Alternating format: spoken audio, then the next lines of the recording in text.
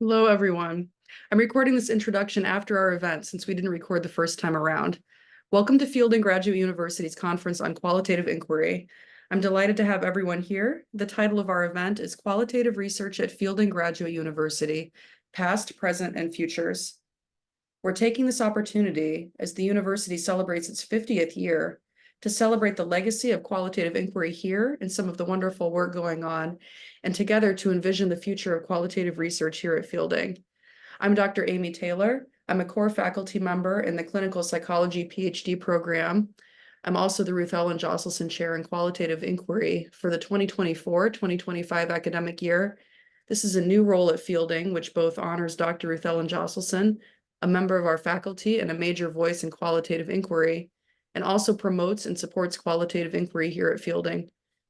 And to that end, many Fielding students, as well as alumni, prospective students, and others interested in fielding and qualitative research have been involved over the last year.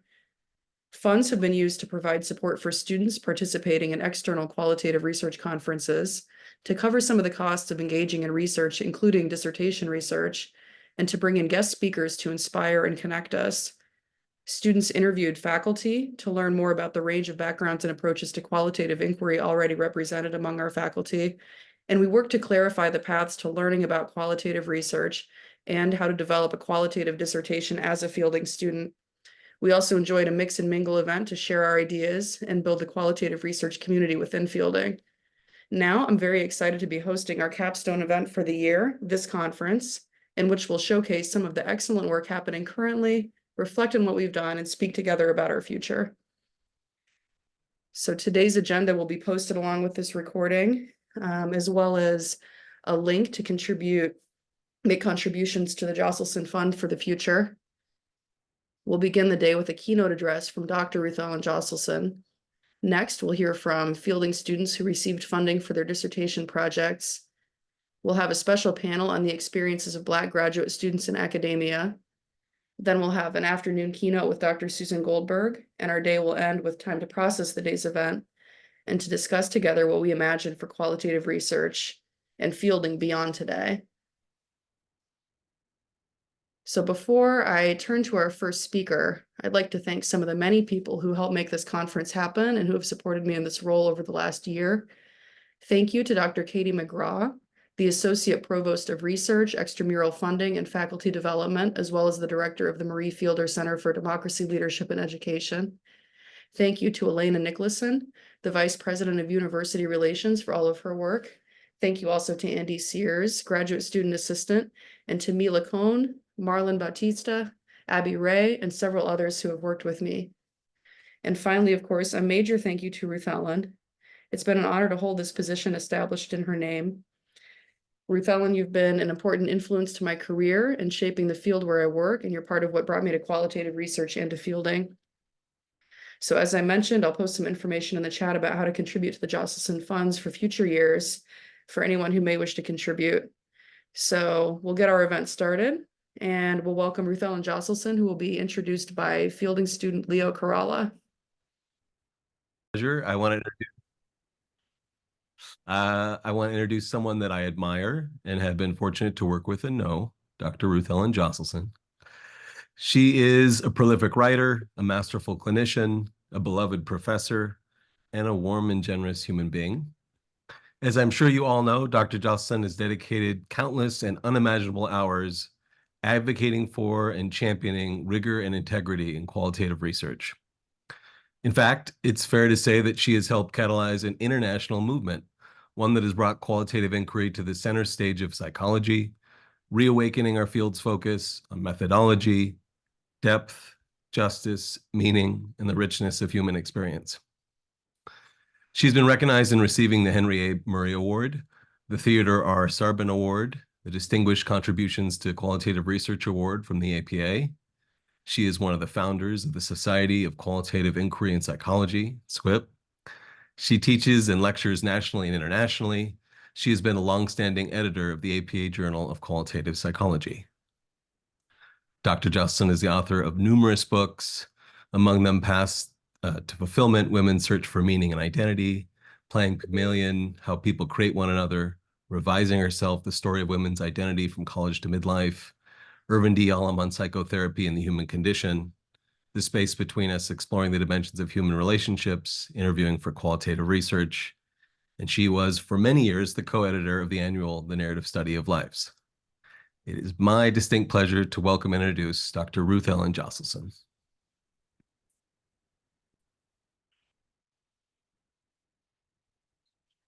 Thank you, Leo, for that lovely and generous introduction. I really appreciate it.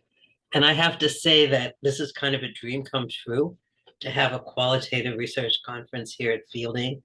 It's very much a capstone for me because I have longed for something like this at Fielding for a long time. And Amy, I thank you so much for your efforts this year as the first person to hold this chair that was created in my name, and for putting this together, to bringing this community together. I see a number of familiar faces here, and I'm delighted to see you again. And I also see a number of unfamiliar faces, so I'm happy to meet you. And what I want to do today is talk for maybe about a half an hour and then leave a lot of time for questions to hear where you are in your development and how I might be able to respond to any questions that you're still having about qualitative research and what it means to you. So, talking about dream come true, I want to say something about the larger dream that has come true here, which is that, as Leo alluded to, my research throughout my career has been focused on narrative, focused on understanding what people experience and say about their lives, and using this to try to further conceptualization about identity, about relationship within psychology. Because it seemed to me from the very beginning that what we needed in psychology was representing what I think of as the truth that lies in experience. And that seemed to me absent from psychology. When I began my career back in the 70s, um, there simply was none of that. It wasn't represented except in clinical psychology, which was at the time somewhat denigrated by the larger field as not really scientific. So I was raised with this idea that science was essentially positivistic, and that simply went against what I felt that I intuitively knew about what psychology should be. And this may be because I had had a literature background, and a lot of people who actually formed the qualitative movement were people with similar kinds of backgrounds. That is, that we learned from literature about human experience rather than from psychology.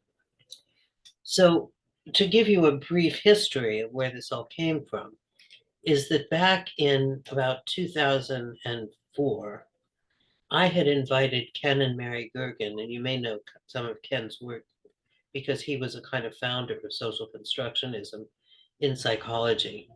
And I had invited him to come and present to a cluster meeting, actually within Fielding. And he came, and then afterwards we went out to dinner. And as we were wont to do, we were bemoaning the status of social constructionism and narrative within psychology, and how we were not even denigrated others, we just kind of didn't exist. And that we had to be bumping our heads against this all the time. If we wanted to publish, we largely had to do it in book form because journals would not accept this work. And it just seemed hopeless to us. And so the only thing to do was to drink more wine. And as we drank more wine at dinner, one of us, we still don't know who, came up with an idea. Well, why don't we try to form a division in APA around qualitative research? And with the first glass of wine, that seemed completely impossible. But by the time we polished off the bottle, we thought, well, maybe we should try. So at the 2005 APA convention, we began collecting signatures, which is what you had to do to petition APA to have a new division. And we found out we had to have 860 members or fellows sign this petition in order for it to go before council, in order to have a new division. So we began this effort. We began recruiting people to run around, just grabbing people at the convention saying, will you sign our petition? Well, we didn't get enough people at that meeting, and so we then had another couple of years in which we had to hunt people down, and we found out that APA checked every last signature to make sure that the person was a member or a fellow, and some of them weren't, and so then we had to go get more. So it took another couple of years till we could get this petition in. So we were invited to, and then all of the divisions, existing divisions, of which there were then 56, got to comment on our petition to have a new division of qualitative inquiry, qualitative research. And many of them were completely against us. We did have some that were in favor, but many of them were just repeating the party line about how we were soft-headed and non-scientific and we would destroy psychology and all the usual prejudices that happen with any kind of minority or marginalized group, that we were dangerous and not part of the tribe. So we were nevertheless invited to come to the council meeting, which was in March of 2008. And I have to say, I don't think I have ever been so intimidated in my whole life then or since. There was this huge room of people, each person with a computer. There were hundreds of people there. And then there were four microphones. Two of them had a big sign on it saying no, and two of them had big signs on them saying yes. And Ken and I were invited to present. I was too scared to talk, so Ken got up and he did just a beautiful presentation about the importance of qualitative inquiry. He talked about his own pedigree, having been president of a number of divisions. He had much more standing in the field at the time than I did. And he just did a wonderful job. And then I said a little bit, I don't know what I said, nothing useful, I don't think, but nothing destructive. And then people got to line up at the yes or no microphones and speak their piece. And so they did that. And what we learned, or what I learned, is the importance of politics. And I had not been much of a politician at the time. I thought that if you spoke truth, now we know, if you speak truth, people will listen to you. But it's not like that at all. It's the horse trading behind the scenes that really counts. And so we lost the vote. And we did not become a division. But right after the vote, the person who was then president of Division 5, which was then called Evaluation, Measurement, and Statistics, and a division that had written a very negative evaluation of us about why we should not be admitted to APA, came to me and said, would you like to join our division? And I said, why on earth would we join a division called Evaluation, Measurement, and Statistics, which is everything that we are opposed to? And he said, well, we could change the name. So I said, what are you going to change it to? He said, well, we could call it Quantitative and Qualitative Research. I said, I don't think so. So that was 2008.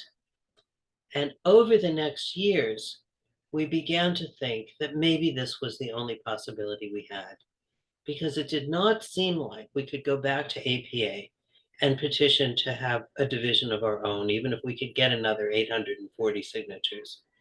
So we told Division 5 that we would work with them.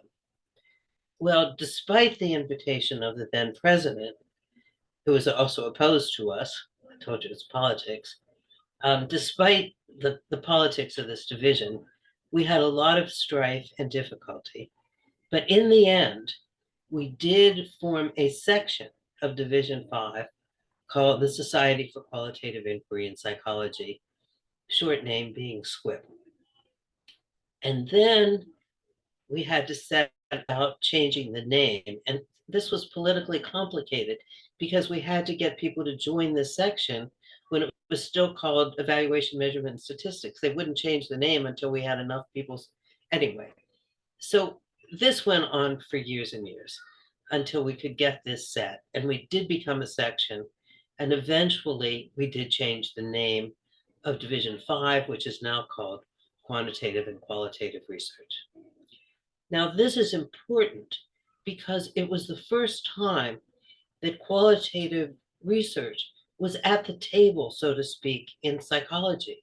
Up till then, you couldn't find anything official that suggested that qualitative research was a part of psychology.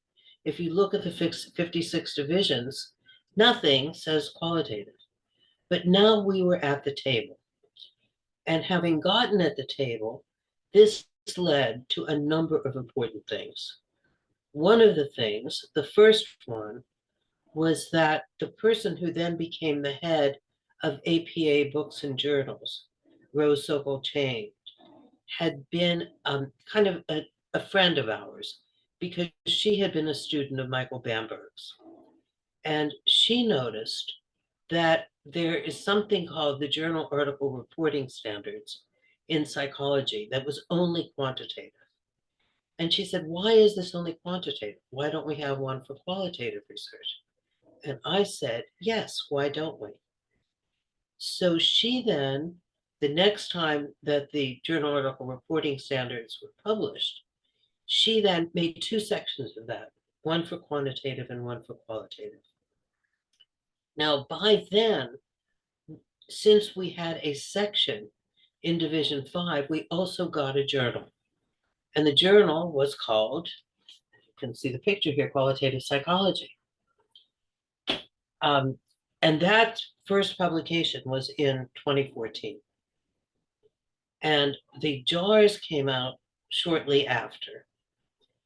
And also shortly after, we had a paper in the American Psychologist called The Promises of Qualitative Inquiry that Ken Gergen, Mark Freeman, and I wrote, in which we talked about what qualitative inquiry could do for the field of psychology. And with a fair amount of back and forth with the reviewers, we had that published in 2015, I think. Meanwhile, the journal came out, the JARS came out, and then we also published a very important paper in the journal called Standards for Reviews of Qualitative Research, and an article on rigor and methodology in qualitative research. Because one thing that was important here was persuading the field that we were scientific, even though we worked from a somewhat different epistemological stance, that it was a form of hermeneutic science and had its own promise. And the journal article reporting standards set out a form of rigor so that it was no longer just a seat of your pants operation. We weren't doing journalism. And this has, for me, been a shibboleth in qualitative research, that what we're doing is psychology. We're doing an understanding, conceptual understanding of human experience from a qualitative perspective. Now, after the JARS was published, then it came time to redo the style manual in psychology. And if you look at the style manual up until about 4 years ago, again, it's all quantitative. It's all about reporting variables and statistics and this kind of stuff. And so what we were able to do, again, with the help of Rose Sokol-Chain, is we revised the style manual. So if you now look at that style manual, you will see that there are standards for style in qualitative research. This is amazing. I mean, this is not just being at the table. This is being part of the integral touchstone document of the field. We count now.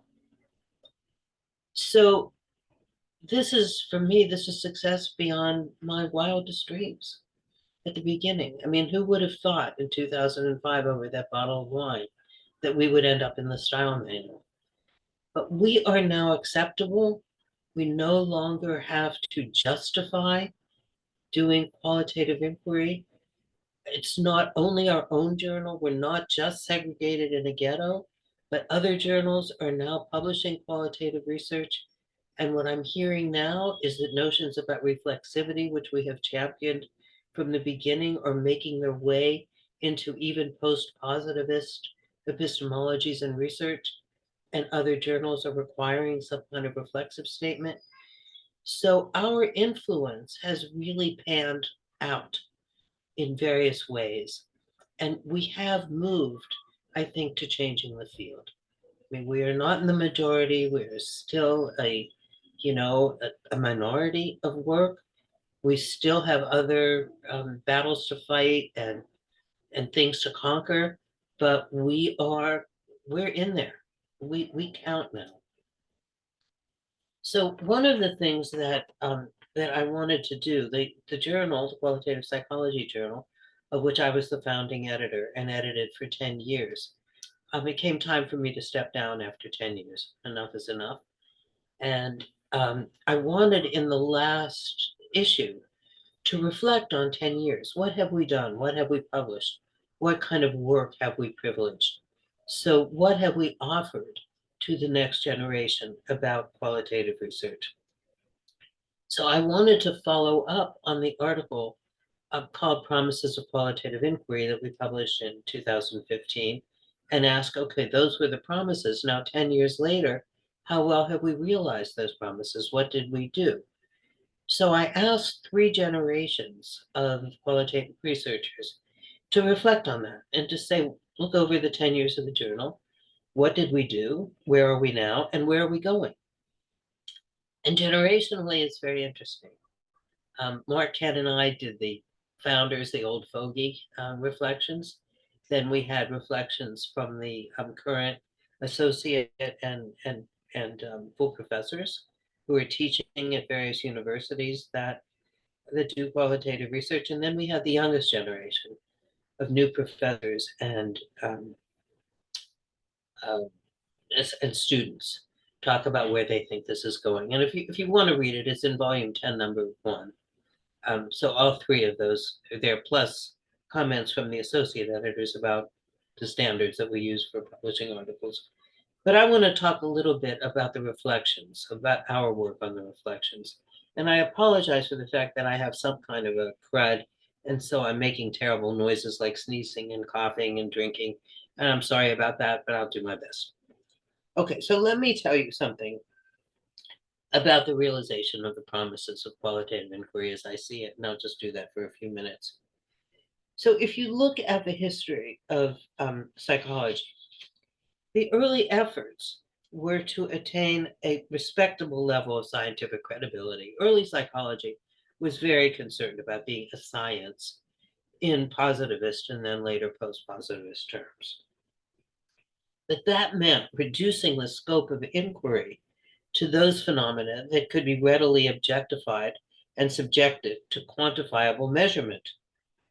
So in line with this basic approach, it privileged prediction and control as the focus of inquiry. And although there were some significant results from this mode of inquiry, other modes of inquiry, epistemological perspectives, and ontological landscapes were essentially negated or relegated to other disciplines.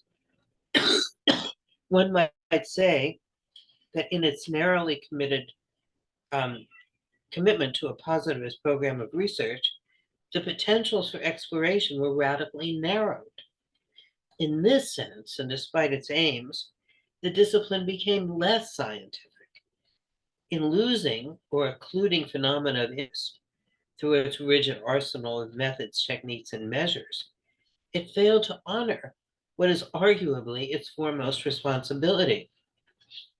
That is, to devise modes of inquiry truly adequate to the challenges of reflecting human experience and contributing to meaningful social change.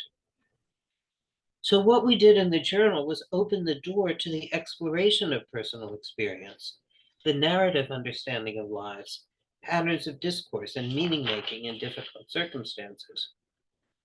And as an alternative to the context-stripping effects of normothetic research, such studies have attended carefully to the lives of people within specific conditions of life.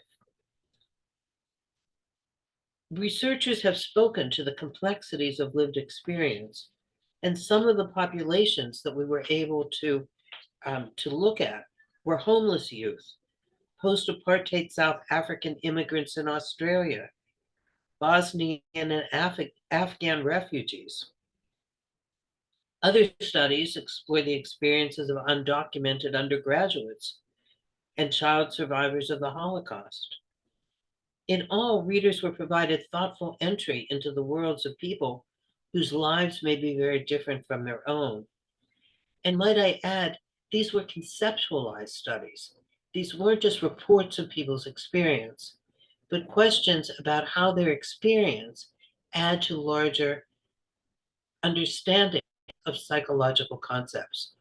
Again, my anti-journalist views come in. We're not just writing experience.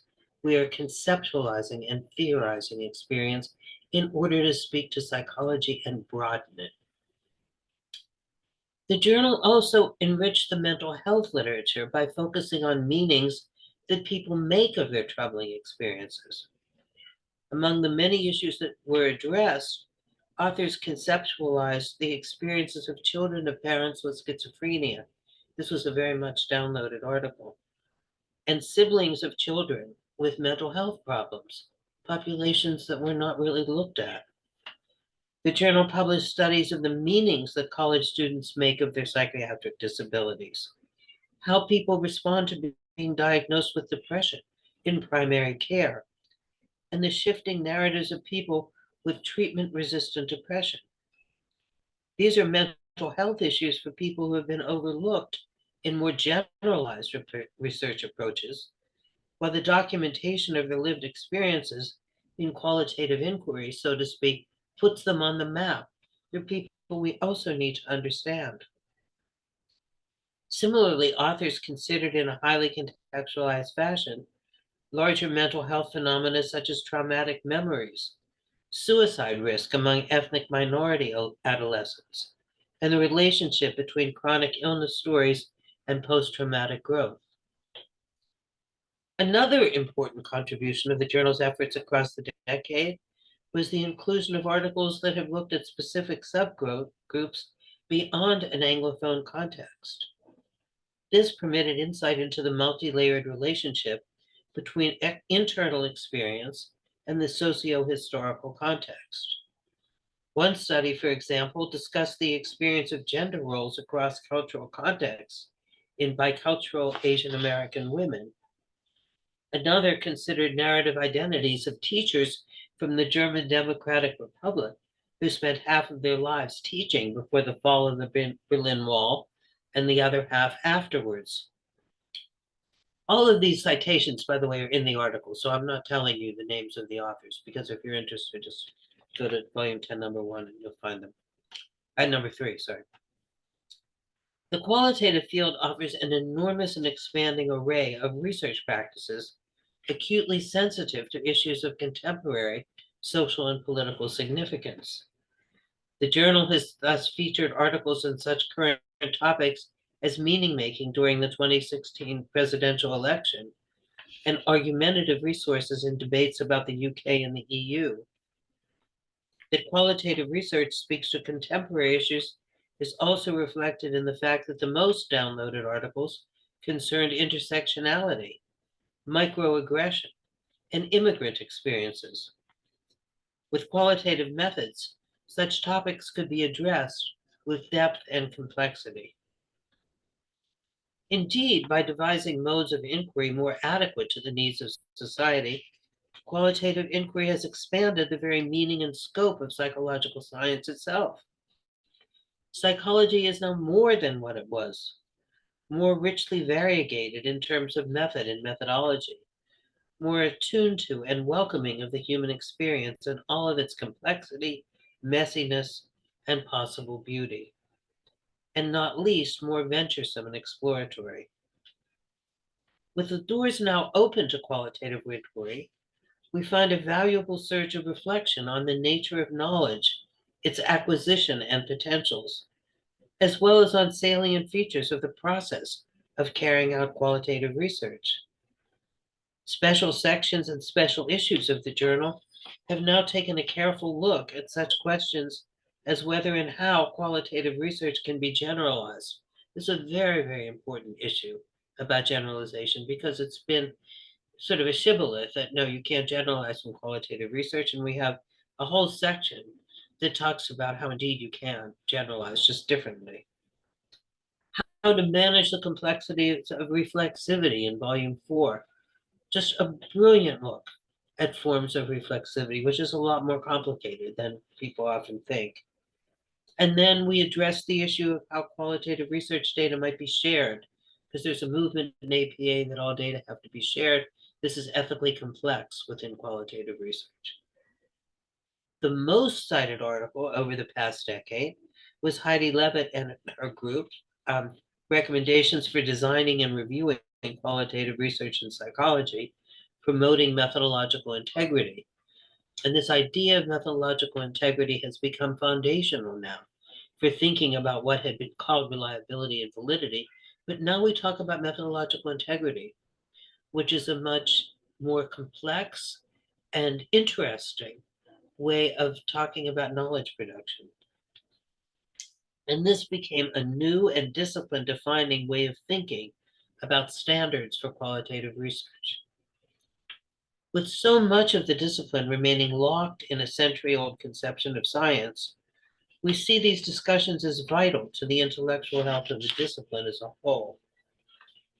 At the time that I wrote this article, the impact factor of the journal was 8.5, which is one of the highest among APA journals and the highest among all the new journals. This is pretty amazing because we're not just publishing, but we are being read and we are being cited. There's another, a related dimension of much qualitative research that deserves attention. Subtle but noteworthy, and I would actually like to write more about this, is the prevailing sense of care in so much of this work. Unlike traditional methods of research, attempting to maintain an antiseptic distance between scientist and subject, most qualitative researchers seem to understand the impossibility of value-free knowledge. Thus, many of the journal's contributions carry with them an empathic concern for those they represent. There is sensitivity to those who are suffering or struggling, treated unjustly, oppressed, marginalized, or who are caught up in social conflict. One might say that an ethic of care forms an underlying subtext across the qualitative domain. It is in this context that Liat Granick considers the often profound emotional aspects of conducting qualitative research in psychology and discusses the implications of writing in a way that reveals what she calls the messy realities of our research. The aim of the qualitative movement was to place qualitative inquiry on equal footing with more standard quantitative approaches. We wanted a place at the table, and with the advent of the placement of the Society for Qualitative Inquiry in Division 5, this was achieved. But that's not all that at least some of us want. We want to change the table and to continue to usher in new, innovative means of exploring, creating, and contributing to the world's future. Where will this lead? How will the journal and the qualitative subfield evolve? We can't predict. And in our view, that's a good thing. The discipline of psychology, not unlike the human beings it seems to understand, is an open and ever-opening work. The implications of this view are daunting, challenging, and tremendously exciting. In parallel to this effort has been the establishment of rigorous training in qualitative research at Fielding. Up until, I don't know, about 10 or more years ago, people just did qualitative work because they were afraid of statistics, and a lot of people just talked to people and wrote down what they said. There wasn't rigor, but now we have it. One of the things that we did, and this was not without a fight, was to have a parallel course to the advanced course in research. So in the past, there was the introductory research course and then the advanced course, and the advanced course was all quantitative. And now there's a choice. You can either do a quantitative track or qualitative track. And that is a huge difference in fielding. And now we have an advanced course with different approaches to qualitative inquiry. So we have a real track at fielding, as well as a lot of RSSs on qualitative research. So it's very much possible to get very good training in qualitative inquiry in fielding. And I think that that's just terrific. The I think this has been validated by the fact that we have 2 fielding students who received qualitative dissertation awards, which we also have in Division 5. There's a qualitative award, and 2 of our students in different years received the qualitative dissertation award, and those were then published in the journal. And one of them has been among the most downloaded. So this, again, we're having impact here. Leo, who introduced me, is presenting this year for the second time at the SQUIP annual conference. And I have to tell you, he just turned in a draft of a dissertation, which is absolutely astonishing. Maybe one of the best dissertations I have ever seen. And we're just trying to figure out how to really get it out in the field, even though he hasn't gotten his degree yet. But I mean, that's a given. It's just an amazing work. We also have 2 other presenters, lots more presenters at the SQUIP annual conference, which will be 2 weeks in Boston. Amy Taylor and Susan Goldberg, and some of their students are coming to SQUIP and presenting. So fielding is now gaining a presence in the field. And I encourage all of you who are fielding students to join SQUIP. It's not very expensive, and to take active roles in it. We need people from the next generation to be coming in and reshaping it. And they're going in all kinds of directions that I could never have envisioned. If you look at the program for the SQUIP conference, there's just all kinds of contemporary stuff that's very exciting and very interesting. And we're not part of what we imagined back in 2005. So this is all to the good. People are moving it along. So I think that that's my time, and that's what I wanted to say. And so I just want to take the next period for whatever questions people want to raise, and I'll try to answer them as best I can. Ruth Ellen, would you prefer people jump in or put questions in the chat? I jump in. Okay. Yeah. Unless people are too I have hesitant a to jump in. question. Yeah, go ahead. Hi, Hi, I'm Denise. Denise. It's so good to see you again. Lovely. How's your work going? It's going great. I'm in the middle of my full study interviews of women who work in corporate in Latin America, and I'm studying flourishing in their lives. So what does it mean for them? And I have some questions about, the first one has to do with a mix of quality. I'm doing narrative research, so following, your inspiration for me. And I'm having doubts about the dissertation process in terms of how lonely it is when, like, I'm only one person making sense of all these wonderful women experience, and it feels like I'm not being just or fair enough. And so I came up with ideas. So I have a research assistant, so we're making sense of this together. And then yesterday I thought, why don't I bring all these women to code or analyze things together? Like, I just feel like, how can I be as close to them as to represent them in the most fair way I can, because I'm not them.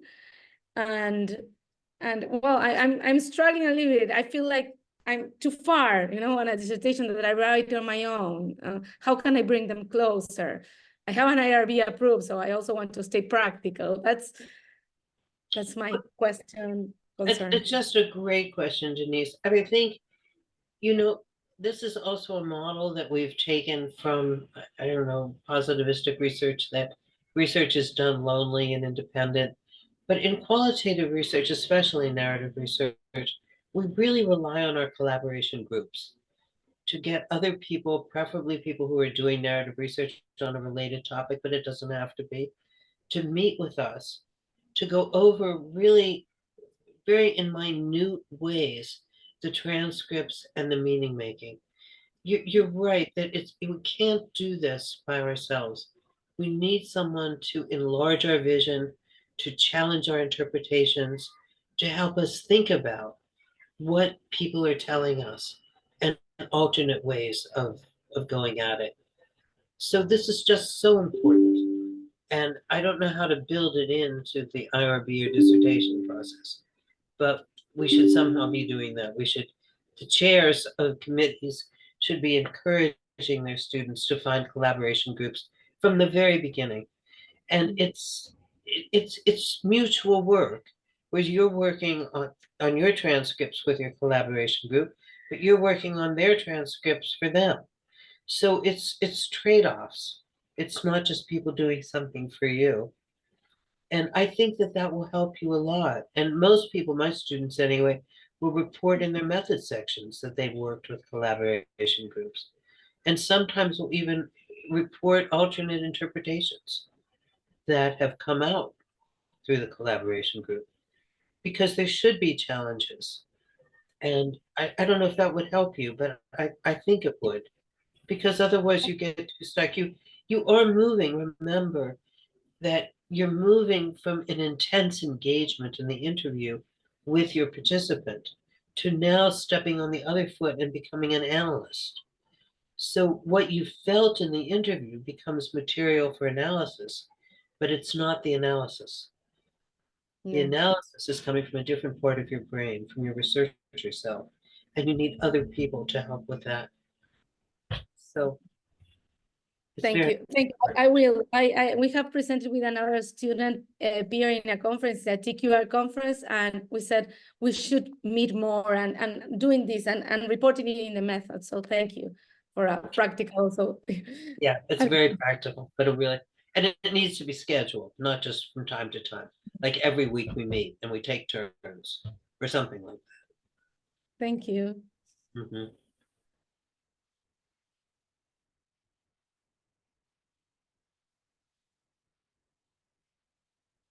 Hey, April. April and someone else. Hi, Ruth Ellen, I have a question.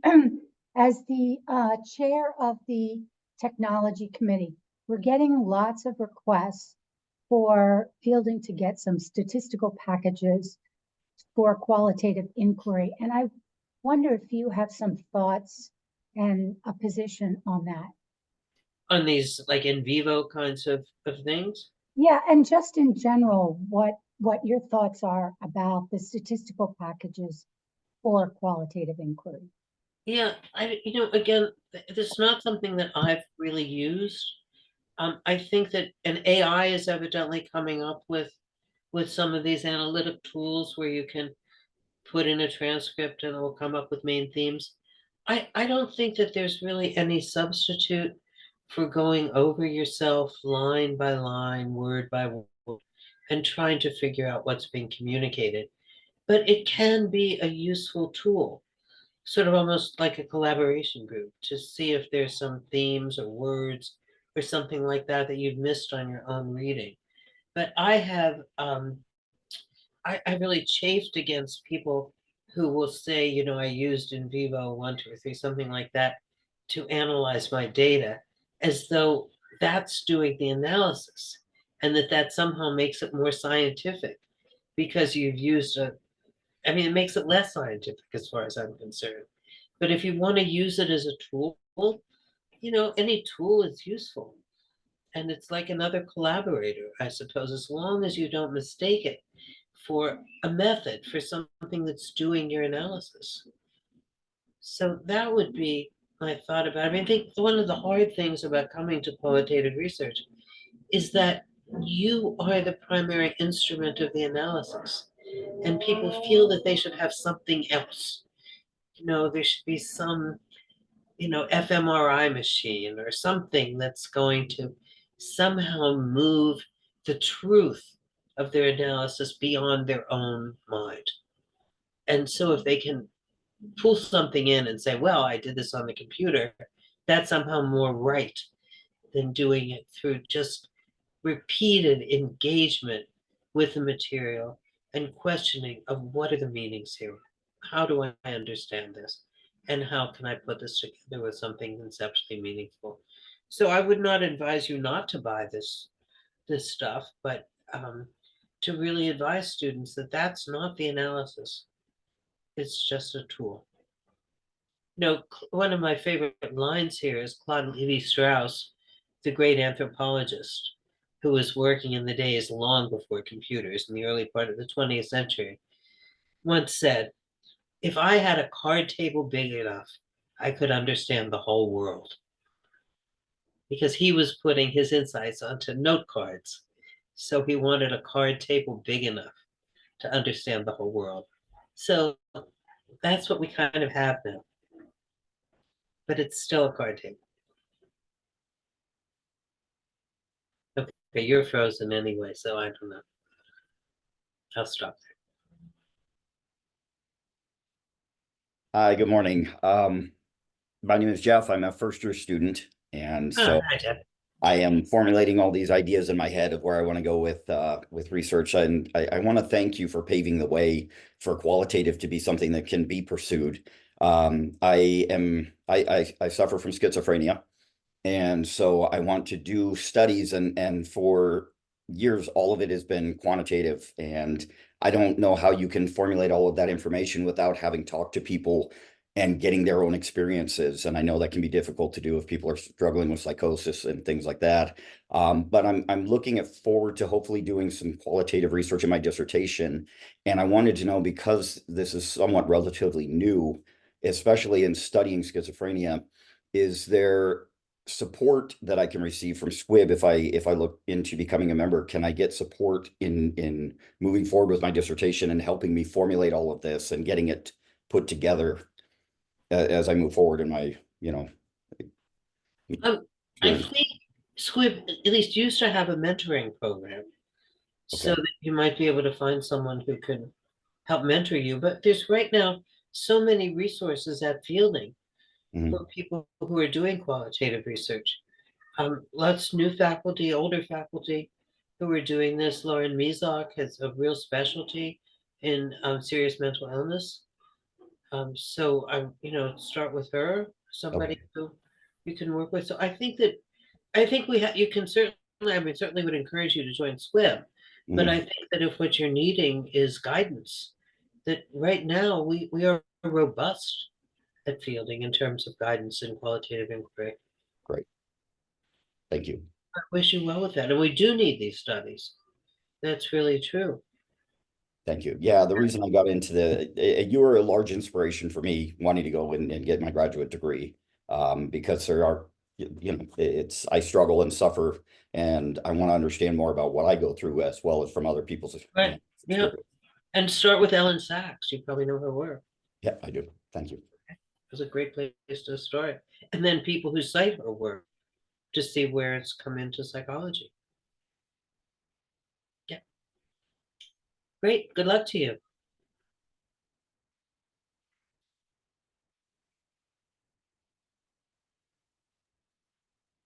April, did you have more you wanted to add? I think you got cut off by the internet. Yeah, my students does. Go ahead. Hello, this is Maria Munoz Ramirez. I am first year student, clinical psychology PhD. And Dr. Joselson, do you hear me? Yeah, I do. I want to ask you, because you are there from the beginning. So over the decades, if you have any impression of how it has evolved, or we have evolved in the way of conceptualizing what is experience. Like I am thinking, can you notice that there have been any trends, for instance, being more focused on the cognitive aspects first and progressively giving more importance to emotion or embodiment or contact with nature? Or, I mean, when we inquire into the different groups and different experience of human beings in different contexts. But in the qualitative research, do you have any reflections about if there is such an evolution, or it just occurred to me this question?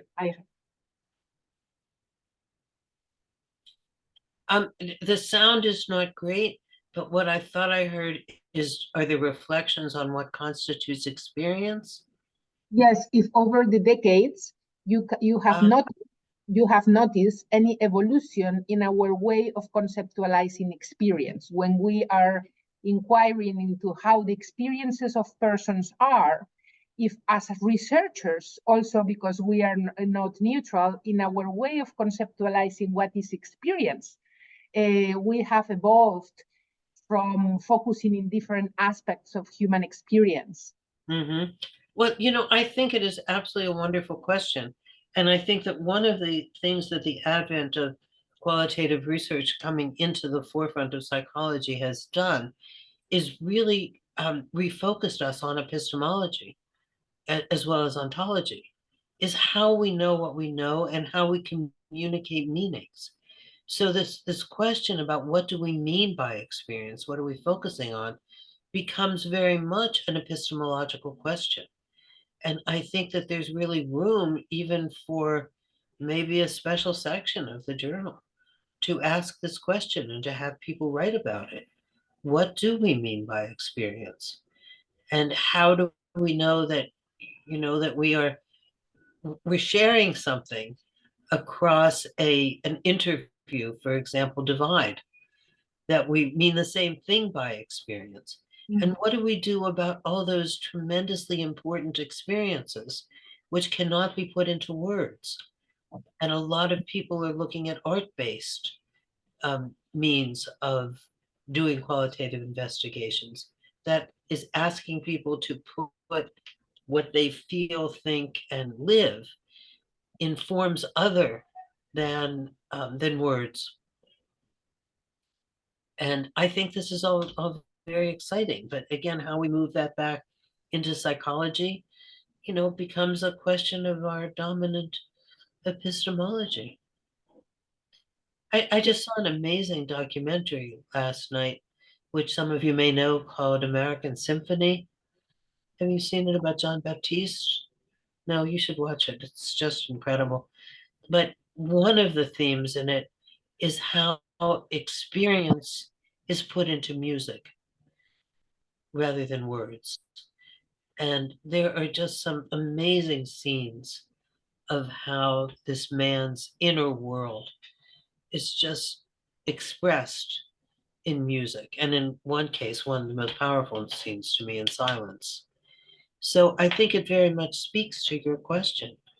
And there's quite a lot to be said here. So Yes. the answer is, I think we've opened that question rather than answered it. This question comes from my reflection about how in epistemology we are moving.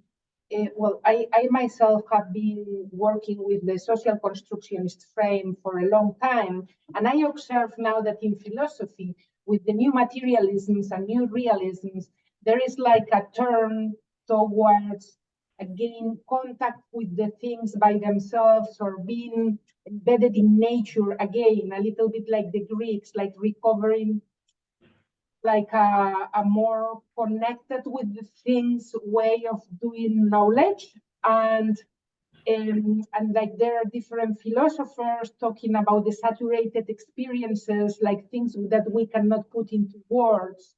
And I was wondering, how that affects our epistemology, like a social constructionism that at the same time acknowledges that we are embedded in something else than humans, no? Mm-hmm. Mm-hmm. And how would that translate in our way of doing qualitative inquiry? Again, wonderful questions, really cutting edge questions. And I certainly encourage you to pursue them. Yep. We are at a time boundary. I mean, I don't know, Amy, how you're holding your boundaries, but you said till 12 o'clock? So 12 o'clock, yeah, so we should stop there. While I get us set up for the next large panel. But Ruth Ellen, thank you so much. Well, thank you for doing this, Amy. I'm just thrilled, and I'm very much looking forward to whatever everyone else is going to present. And hope to hear from you. And if some people still want to come to Squib, it's 2 weeks from now in Boston. So, still can come. See you there. Mhm. Right. Thank you. Thank you. I'll be around.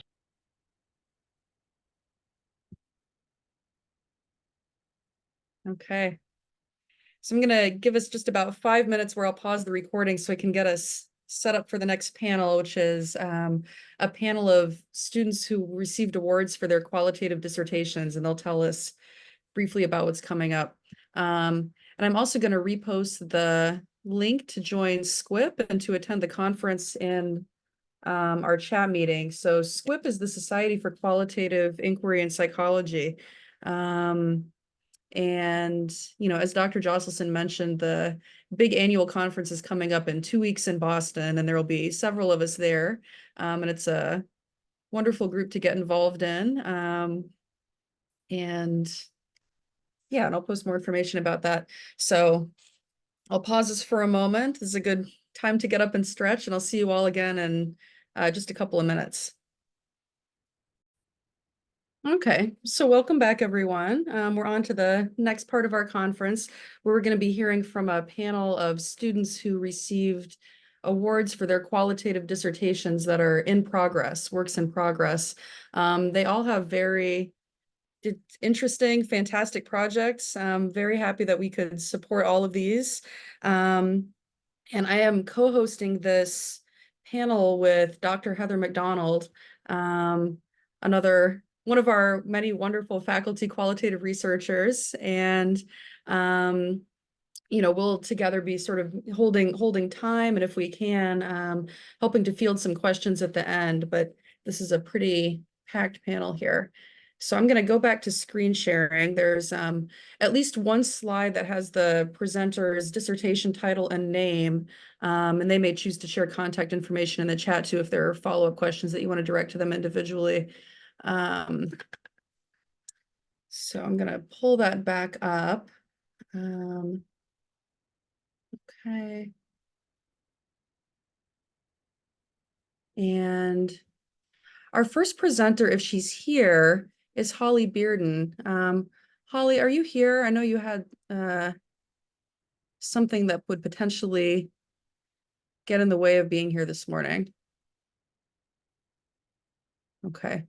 So Holly's not here, but she had a fantastic project. So I hope you get to hear about it at some point. Just a really interesting application of qualitative inquiry. But I will just jump ahead to our next presenter. Okay. Let's see. Gary, I'm going to spotlight you.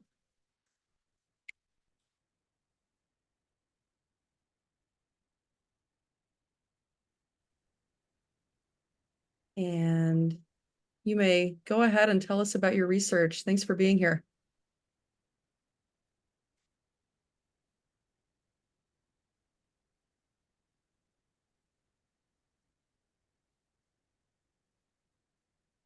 How about now?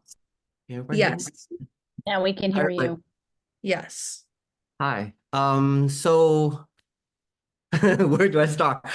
Okay. So my dissertation is on consensual non-monogamous relationships for gay men in middle adulthood. So middle age gay men who are in long-term C and M relationships.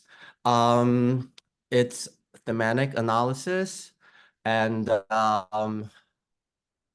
it's a population that there's a lot of LGBTQIA studies, but as far as I see and M between gay male couples are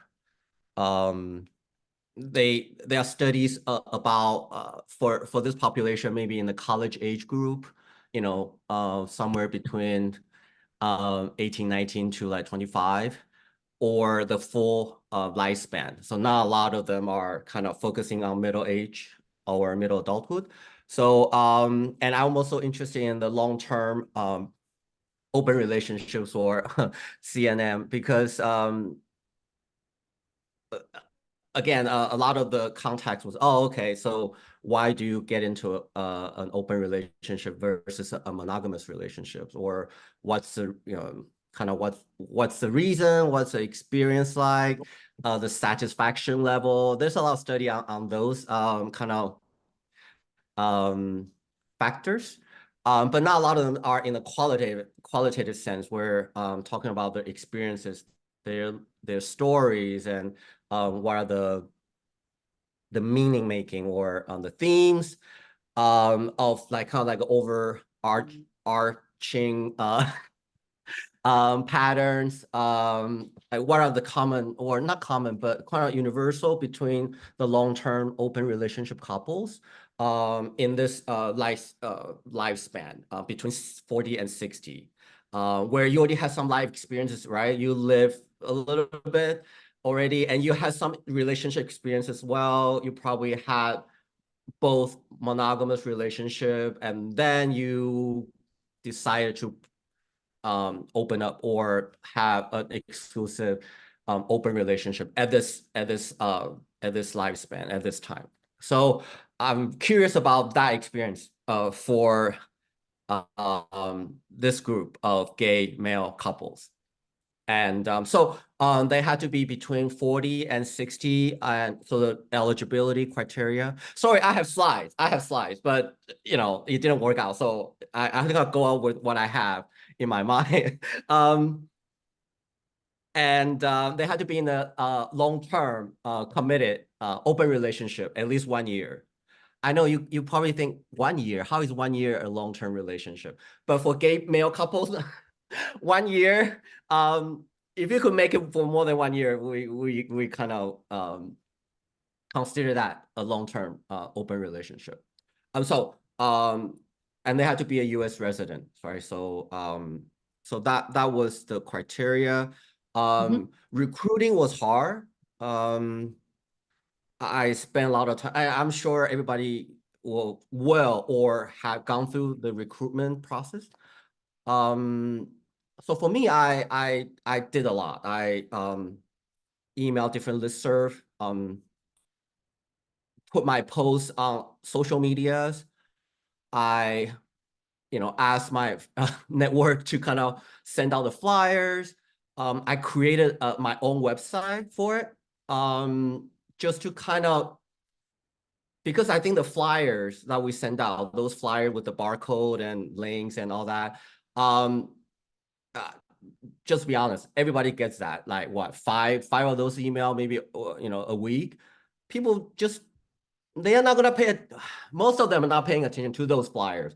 But if you have like a website to kind of advertise or promote your own research, and then kind of introduce yourself and about the reason why you're doing this research, and kind of let the people kind of get to know you a little bit. Or even when people are trying to kind of spread that information for you, if they could kind of see the person behind the research, even just like introducing yourself, like your kind of your thinking, or like who you are, I think it kind of help solidify or kind of make this project a little bit more relatable for people.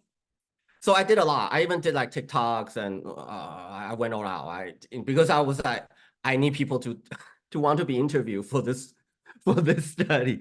So I did a lot, and fortunately, I did recruit 10 people within about 6 months. But yeah, that recruitment was probably one of the most challenging part of the dissertation. Okay, so the findings, I have, you know, do a lot of codings, and I work with my committee, Dr. Krensberg, Dr. Waters, and thank you, Tiffany.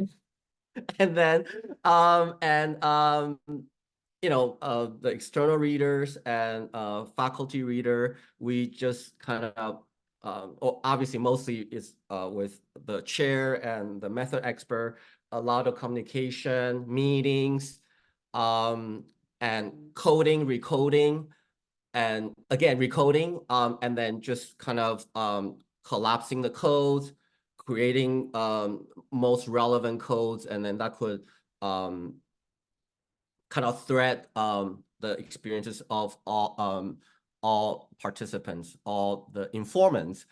And so I came up with 4 themes, and they are centrality,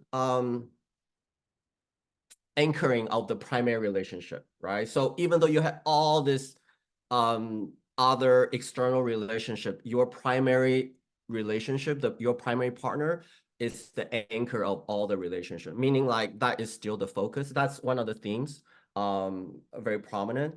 Second theme, freedom. Obviously, you're an open relationship. You have freedom to explore sexually, also intimacy as well. Yeah, you could have physical connections with other, but it's also not uncommon for one of the primary partners have multiple like boyfriends, but the husband is still the husband, but they could have boyfriends, and those boyfriends may have other boyfriends too. So that's the freedom, right? Freedom, and that's very understandable, right? Third theme, I think is unique for this population, middle-aged gay male couples, it's legacy. Because they had lived their life a bit, right? So they had experiences in different types of relationship. They have some more stability in their lives, financial security, or just their own awareness of what they like sexually, their preferences, and or kinks. Kinks also was kind of like a theme there because they done some exploration with different types of more adventurous or experimental sex acts, and they kind of have more awareness of what they like, and sometimes the partner are compatible with their preferences, sometimes they are not. So the legacy, the lessons learned, the experience that they built all these years help them kind of define who they are sexually. Okay, 2 minutes. And the last theme is contentment. So this is also more specific with this age population. They are very satisfied with where they are. I talked about finance. I talked about like kind of where they are in life, and they are kind of looking at their relationship and their kind of network of relationship partners. They're able to kind of see themselves, okay, this is what we like, and we feel satisfied. We are content with where we are in our relationships, with goals. And they still set goals, but it's very different from the people that say college age open relationship couples. So those are 4 things, and under 4 things, there are a lot of different codes. And so I try to interconnect them and build them, and they become sub themes, right? So they're no longer just codes; they become sub themes. Okay, how much time do I have left? So those are the 1 minute. Okay, so codes, sub themes, and then I build up kind of like looking at how my study is different from all the review literature out there. What my research, what my finding could kind of supplement the gap, right? Kind of add to the gap, add to the research body. That's it. Thank you. I don't know if I did a good job, but thank you so much for having me. I appreciate it. Fantastic. Thank you so much, Gary. Thanks for sharing your work with us and for being a part of all of this. Let's see. I think we'll have we'll try to get through all the dissertations, and then if we've got some time at the end, we'll have room for questions, but you're also welcome to use the chat to direct some questions to the presenters if you'd like. So our next presenter is Nuria Felix. So let me just find her here. I'm right here. Okay, there you are. All right, I'm going to spotlight you here. All right, welcome. Hey, thank you for having me. Yeah, it's an honor, and thank you so much for granting me with this with the scholarship. I've been working on my research over the last few years, and this is the title: an IPA analysis of BIPOC individuals' experiences of relational ruptures and repairs in therapy. And so my main question is, what is the experience that BIPOC individuals have within the therapeutic realm, and what do they perceive or experience as being a relational rupture? And I'm specifically focusing in on discrimination in relation to ethnicity and culture. So what got me interested in this specific question is that I do work as a psychotherapist, and a lot of people of color tend to seek me out because I am a woman of color, and they tend to share their experiences of experiencing discrimination within therapy, um, especially with therapists or psychologists where there is a mismatch culturally. So I was curious to know their narrative from beginning to end, in terms of when you first sought out therapy, where how did you perceive your own social location? Like, did you see yourself finding it important to have a therapist of color? Did you not really care to have one? What was it that happened within therapy that made you feel that there was discrimination? And what was the aftermath? So did the therapist notice that there was a rupture? Did they make an attempt to repair it? And how did this then influence your feelings of the mental health field or your level of engagement with the field? So I'm kind of going from beginning to end, and I'm using IPA analysis because it allows for kind of peeling back the layers in terms of their internal and their emotional experiences. And I'm very, very psychodynamic. So for me, it's all about the unconscious communication that happens between the therapist and their client, and how this can then manifest in micro moments in terms of, oh, when you were talking about the story, did the therapist look disapproving? Or did they use language that dismissed your experience of being discriminated against in your life? Or so I'm really trying to hone in on the details in terms of what it means for a client to experience discrimination. And I think primarily because it gives us a lot of information as clinicians. I think racism and discrimination have become buzzwords, I think, and there is always a striving to be inclusive or to be culturally sensitive, but we don't always know what that means when it comes to relating to another person. And I'll admit, I don't even know what that means half the time. So I think this was my experience so far in interviewing participants, is that each person's each person's experience so far is so unique. And I think vulnerability has a big role to play, and attitudes before therapy have a big role to play in that. The more vulnerable someone is, the more sensitive they are to kind of those micro moments, whether it's like the tone of voice, the language use, the level of eye contact, the level of attunement, as well. And I think it's been interesting to see that even though some clients so far who, some participants who were clients who experienced racism and discrimination, for some of them, it actually didn't turn them away from therapy or from wanting to seek out further support, but they place an emphasis on finding people who can relate to them culturally, whether that's being from the same background or having like a similar skin tone or a similar worldview. And I know that's something we struggle with in this field where representation is quite low. There just aren't a lot of people of color who are psychologists. So that raises a whole other kind of question in terms of kind of ethical treatment and care of people who come from these diverse backgrounds as well. So far it's felt very fulfilling, and I feel very yeah, excited and very honored that the participants have trusted me so much with their stories. And I think this specific scholarship will definitely help with paying the participants, in addition to helping with the qualitative tool that I use, which is Delve, which is a lifesaver.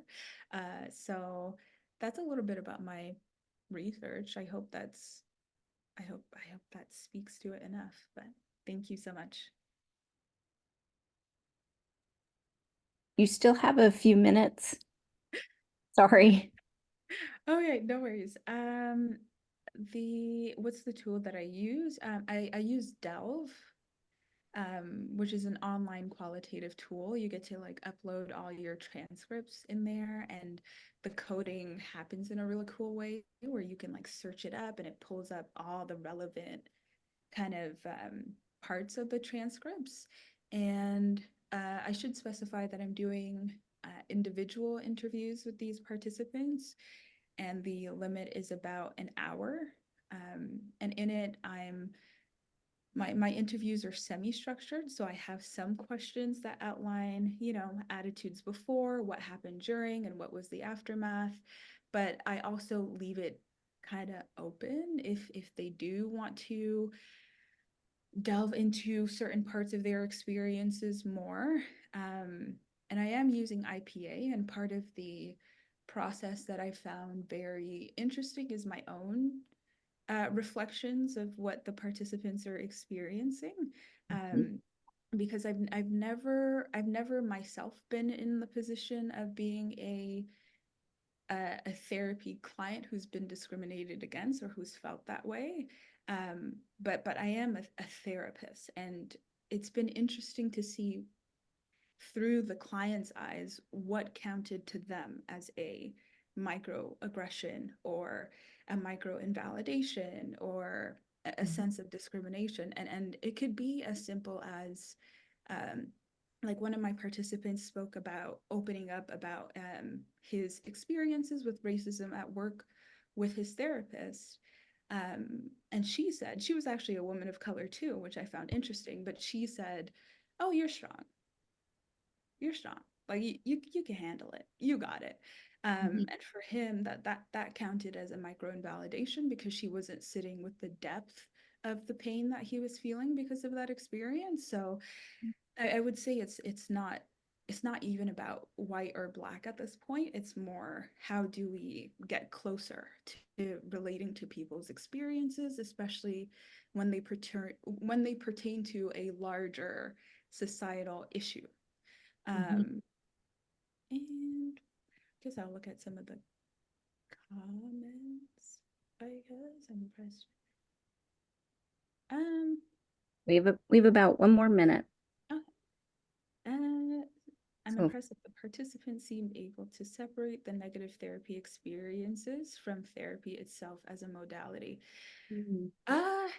Yeah, and this was the case for some participants where they were able to separate. And I think that also has to do with the level of like mentalization or their capacity to do that. Like just because one therapist is kind of off doesn't mean that all of them are bad, but we have to be aware that not all of the clients do have this capacity. So I guess some of them were more prone to kind of projecting fully on the field of therapy, whereas others were able to discriminate that their experience with one therapist wasn't going to be the exact same, or their negative experience led them to identify factors that were important to seek out in their next therapy experience or their next therapist.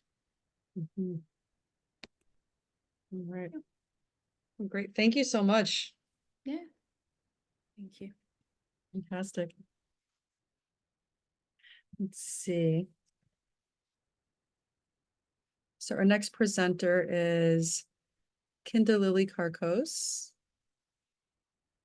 Let's see, Kinda, I'll get you set up here. Thank you.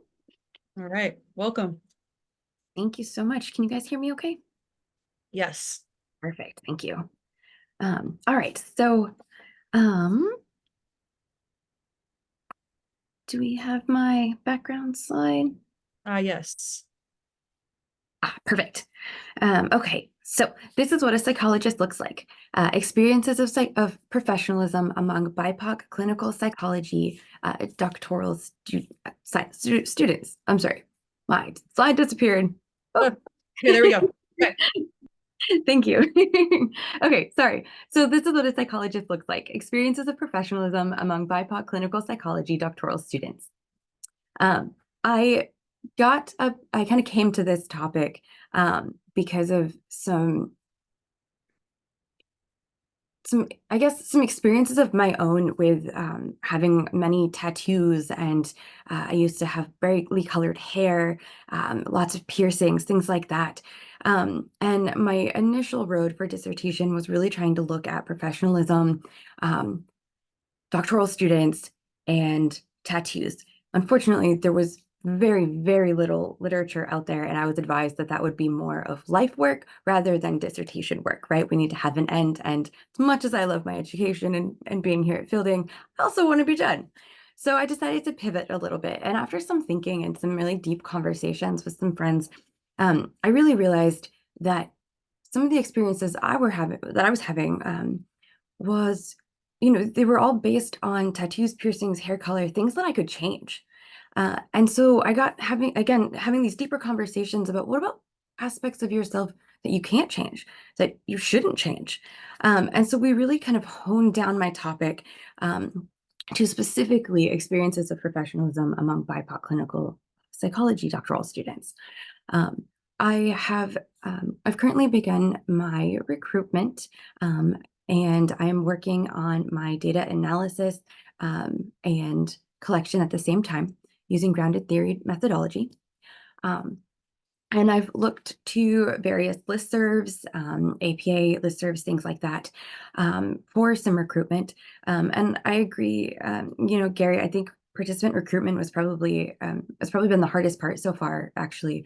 I've been fortunate so far to I've about 10 participants, looking for 20 to 30, and I have a few more scheduled. And so basically what that looks like is I've posted out to all the different listservs, word of mouth, some flyers, things like that. They follow a link to Qualtrics, where participants verify that they're eligible to participate in the study. My requirements are fluent in English, 18 years or older, living in the United States, and identify as BIPOC and in an APA accredited clinical psychology program. If they are eligible, it takes them to the consent form, some basic demographics. And then after that, I've been kind of trialing Zoom Scheduler, which allows them to pick from available appointment blocks. And I've actually found that to be really helpful, and also HIPAA compliant. So that's been fabulous. So using that, and then at our appointment time, we're doing I conduct a semi-structured interview, and really I'm looking at key questions of how do you define professionalism? How does your school define professionalism? All within sort of the context of, academia, doctoral programs. And then I ask a few other questions, tell me about a time when you experienced professionalism. And I leave it very open, because part of grounded theory, right, is that you don't have expectations. And so I'm leaving that completely open to the participant to tell me whatever they want to tell me about. one of the questions I follow up with is, why did you tell me about this particular experience of professionalism?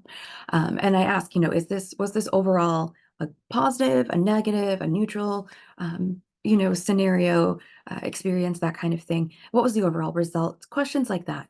And then I go on to ask other questions in terms of, how do you represent professionalism?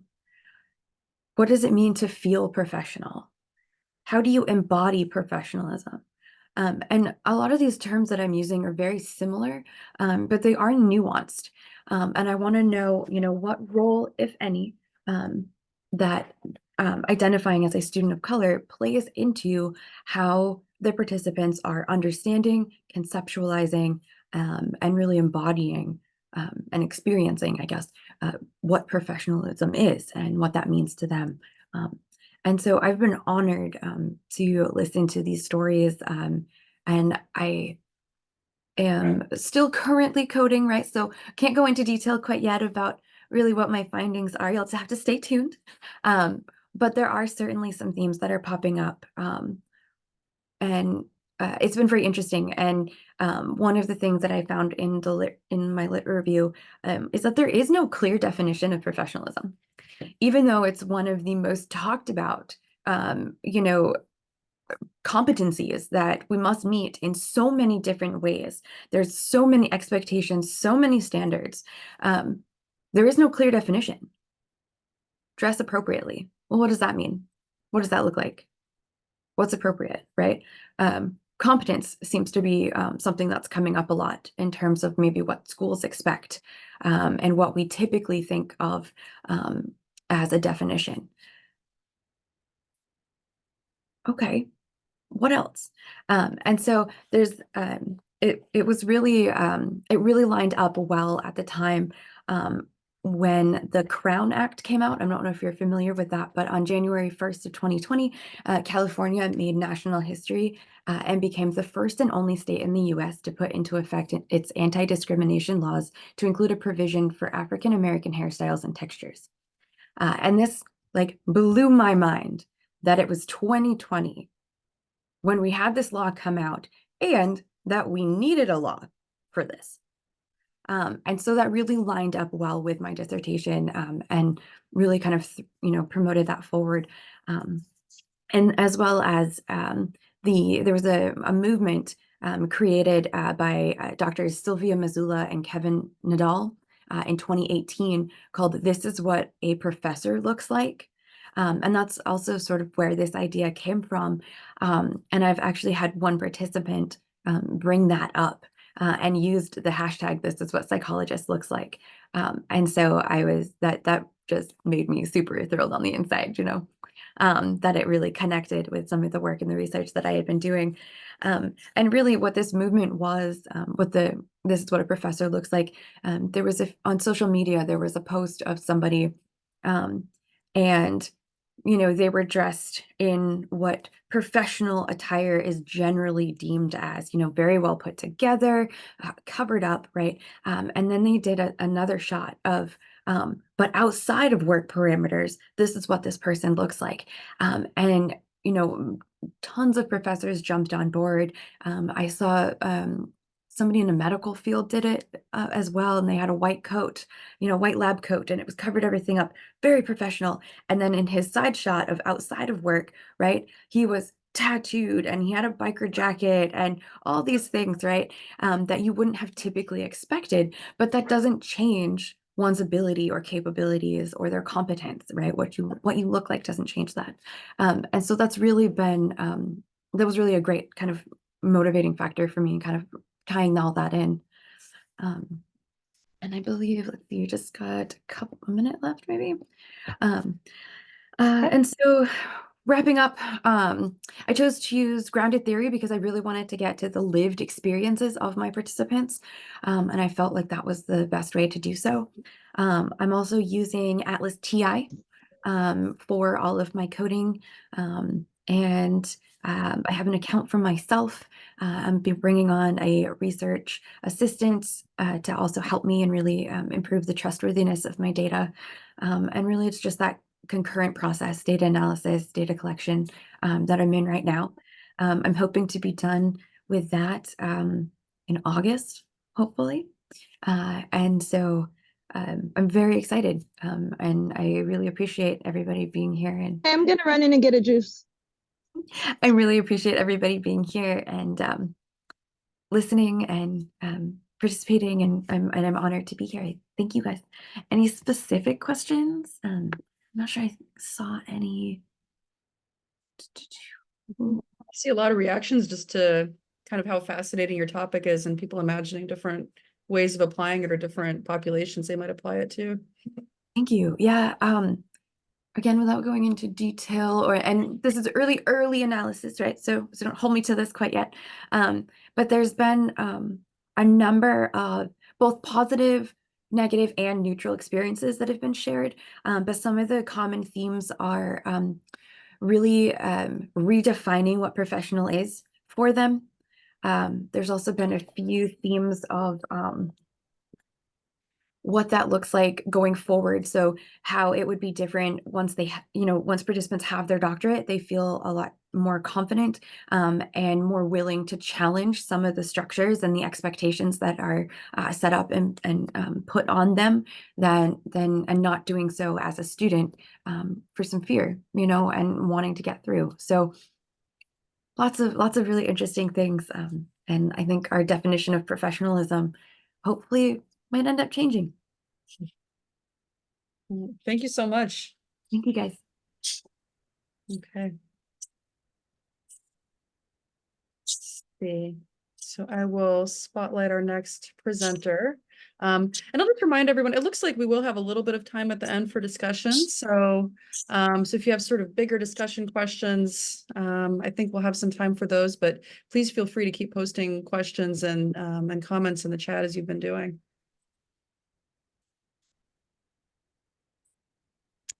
Okay, do I have sound? Yes. Everyone can hear me? Okay, excellent.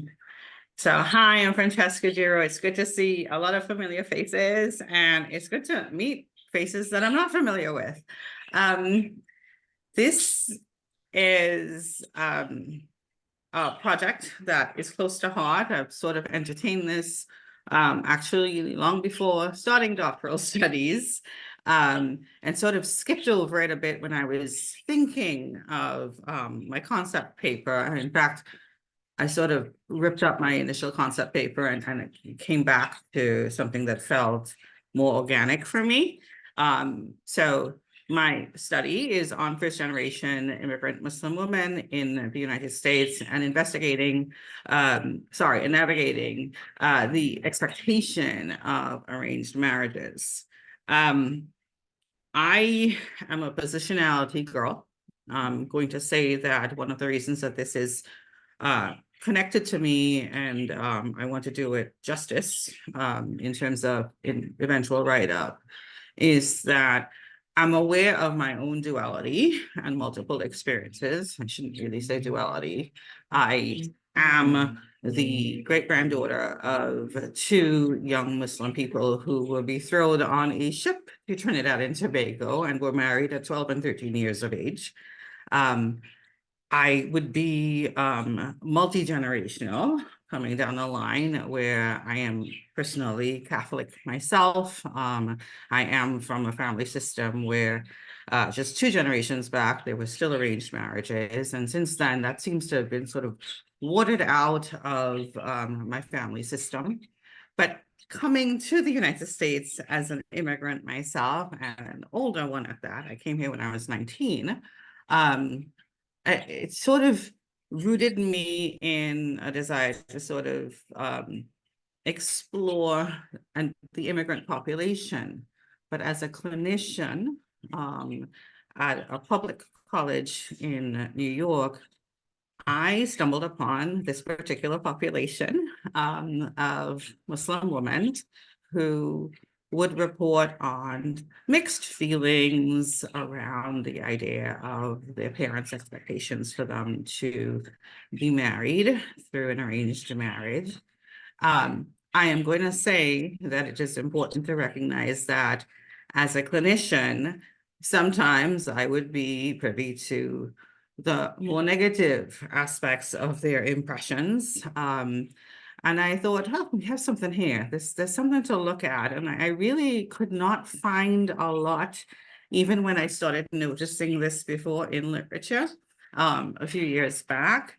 And going through into the literary review at this point, still not a lot in terms of looking at arranged marriages and how young women and men navigate this stateside in North America, in the United States of America.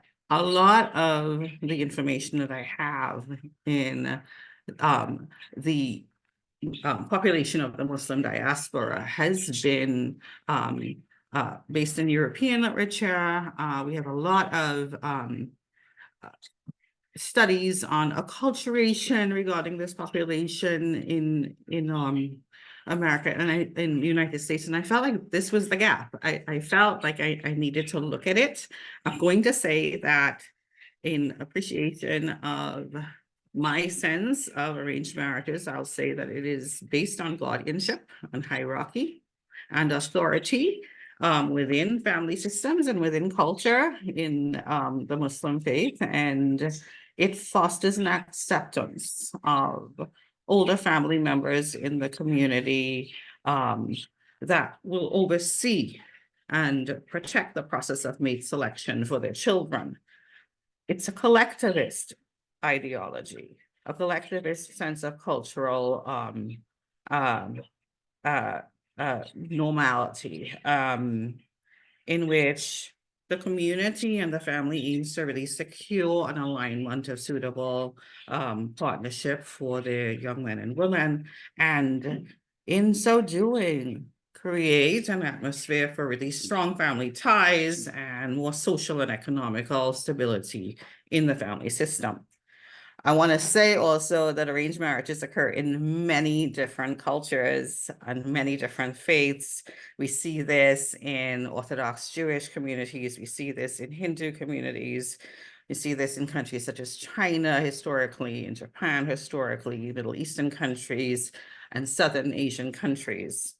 My study and research so far has led me to really focus on how migration really influences this and how it may impact young men and women. But I've chosen to focus on young women because of the fact that it seems like they tend to bear the burden of more of the challenges that go into the process of arranged partnership. So what I have noticed is that there are several social implications from Muslim immigrant families and female youth in this country around acculturation, stigmatization, identity confusion, transnational marriages, forced marriages and domestic violence, and generation change and modernization. What these really speak to are quite interesting. You see a lot of stigmatization occurred during 9/11, and I will say because of recent social events in the world, there's been a little uptick in terms of how they feel about how they are viewed by others. This is, I believe, one of the most difficult things in recruitment for me right now. I'm walking into it with my eyes wide open, and I will say that I started recruiting about 6 weeks ago. It's been 6 weeks, and I have been able to peel away 4 participants so far, and it is quite a journey. So I do agree with a lot of my counterparts in here, and this being recruitment is something that is edgy, and we have to take it very seriously and be prepared to have patience and resilience in this process as researchers, and for some of us as clinicians as well as we go through it. I am looking at women between ages 18 to 35. These women may be born in the United States to parents who migrated to the United States from other countries. They may also have come here with their parents at very young ages. I am looking at them being at least fluent in English. One reason being my own ignorance. This is the only language that I speak, and that is part of the watering down effect of colonialization that I akin to. Thank you, Professor McDonald. I see that transnational marriages have been something that's really talked about in European literature. And this is where Muslim families who've migrated to new countries who find a very small population of similar family members or individuals who have similar cultural affinity and practices, they go back to their home countries, to their places of origin to find partners for their children. This process actually is something that is very prevalent in the United States, and I want to sort of spotlight that. The few people that I've interviewed, that has come up a lot for them. With that, sometimes there's an effect of forced engagements and marriages that I differentiate. Forced marriages are not part of, should not be part of an arranged marriage system, but sometimes this occurs. And just about every individual that I've spoken to already has made a distinction for me, like they're teaching me what they feel we need to know. Domestic violence is something that comes up a lot as a result of transnational marriages, because you can imagine someone from another country having to start all over here. There are adjustments. It's not just they matched culturally and spoke the same language. It's also that here we are trying to learn who we are personality-wise as a couple. And one may be planted in an Americanized perspective and another not. And there's a lot that gets unrooted as a result of that and necessarily needs to be worked through. When those things are not, DV is one of the repercussions that can occur. We also have some changes that have occurred in terms of generational changes and modernization, where proposals are placed online in different forums. And this has been fascinating because I'm getting a lot of that shared with me, and it certainly starts changing the landscape in terms of how empowered some young women feel as they grow up and come into the marriage market, so to speak, where they have this expectation that they need to find a partner, and their families in some way want to orchestrate that with them. They now have a choice. They now get to see. They now can sort of take part in this and feel it feels more of a comfortable experience for them. So my questions that I'm looking at are: what possible concerns and personal needs might influence first-generation Muslim women as they navigate expectations of arranged marriages and agree to a match with a marital partner? And secondly, how might first-generation Muslim American women's perceptions of arranged marriage practice differ from or are similar to their families and inform choice and psychological well-being? I am in the beginning stages of this, so no coding has occurred, but I do aim to do a reflective thematic analysis, and I am particularly excited to be here with all of you. And hopefully, if you have questions at the end of this, I will be right here to sort of to participate in that too. All right, fantastic. Thanks so much for sharing your work with us.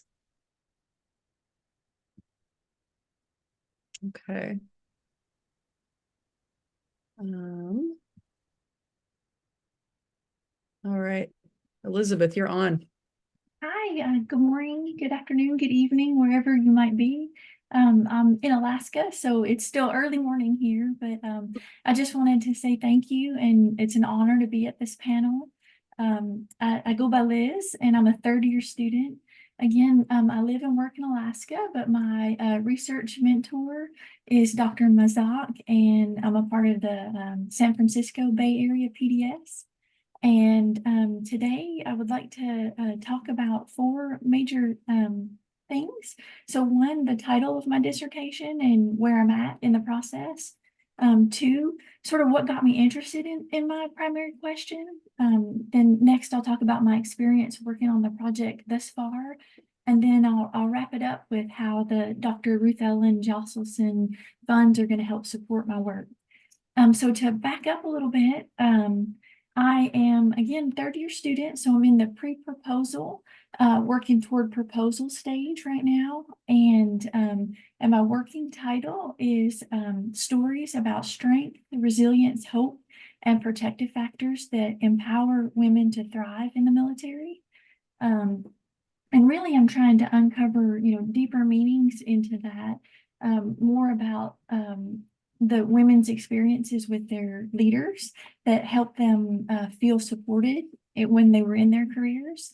And so, a follow-up question is, describe a time in your military career where you felt completely supported and you were able to thrive. And I want to, hear their narratives. And then also the opposite of that question, describe a time in your career when you did not feel supported by your leaders and you weren't able to thrive. And so really what got me interested in this question is I work at the University of Alaska in Fairbanks, and I'm on a team of researchers, and we got a congressional funding because suicide in the military, especially in Alaska, is really, really, really high. In Alaska, suicide among military members is 4 times that of the average normal population in America, but it's the highest base prevalence of anywhere in the military. And so the larger study is really looking at a primary prevention approach. So, going way upstream and not even really mentioning suicide, but looking at what protective factors can help military members serve with honor and dignity and then thrive. And so some of the research that we've uncovered so far is it really is centered not in the clinical intervention, but more in a leader intervention. And in terms of suicide prevention, that's something that is new to the field. Really, what's out in the literature is, in the military culture is once you identify risk, then you take that soldier or military member and you escort them to care. And so that's just really risk centric. And then you're sort of taking that person out of the military population and you're putting them into a clinical intervention. And so our approach is novel in that we're trying to look at how leaders can influence behavior, again, in a primary prevention way. And so it's really interesting, some of the themes that we're picking up in the larger study. And as I'm a woman in the military currently still serving, and here in Alaska and seeing, some of this work, I'm really realizing that a lot of times the narratives of women get left out. I don't think it's on purpose. I think it's a lot, there's a smaller number of women that serve. And I think it's just hard to get their voices elevated and take, center stage. And so that's, part of the reason that I want to explore this further. And I want to see if some of the themes that are coming up in our work translate into the women's narrative as well. And so yeah, and then just real personally, like that, I've been in the military going on 20 years now, and I've served from being a young officer all the way up now to I'm a colonel in the Alaska Air National Guard. And I would tell you, just personally, my leaders that I've had, it has made a direct impact on, my own mental health. And that leader, they really have ability to shape your entire framework, your social ecological framework at the individual level, at the community level, and even at the society level. And so leaders have a huge impact in shaping that your environment. And so, yeah, I'm super excited that I get to do this and that fielding is allowing me to explore this question that is really at the center of my own identity. And so I'm getting to explore larger questions. My experience working on the project so far, So far, so good, but it's a work in progress. And again, I'm on the beginning stages of this project. So I imagine that as I seek mentorship from, Dr. Mazak and others that are on my committee, it'll shape up and look perhaps a little bit different than what it does look right now. But yeah, so far, so good. And what I've realized is that there is a want for this narrative to be shared. I was a part of a women's history panel on base at JBER, the Joint Base Elmendorf Richardson Hospital. And I sort of introduced this topic, and I was like, hey, I think I'm going to be studying this my thesis year. And if anybody would like to talk to me after this panel, I'm happy to talk about it.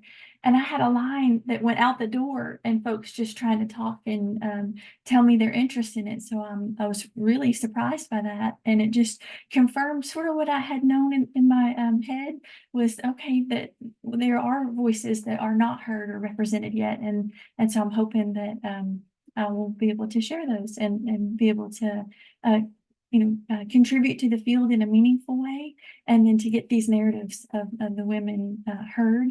And then also perhaps I will design follow-up studies based on the feasibility of getting a women-centric intervention into the field and others.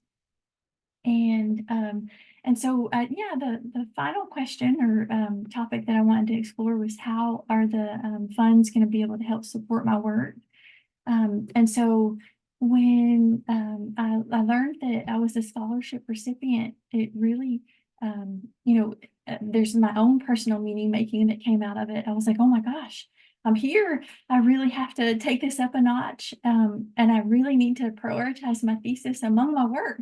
And so I was like, wow, I can't let Dr. Ruth Ellen Josselson down. I can't let my mentors down that are supporting me.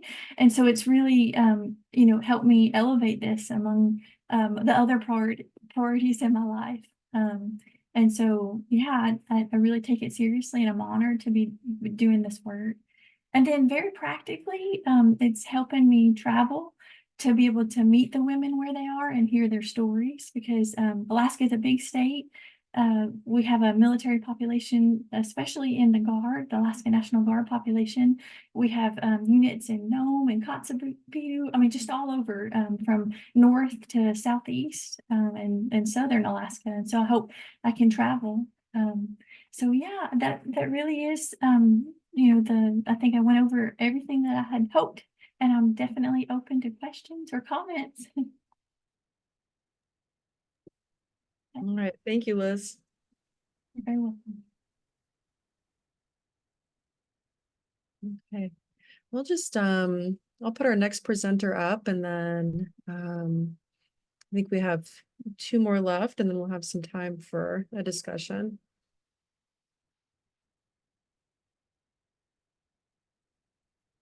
All right. Nathan, welcome. All right, thanks so much.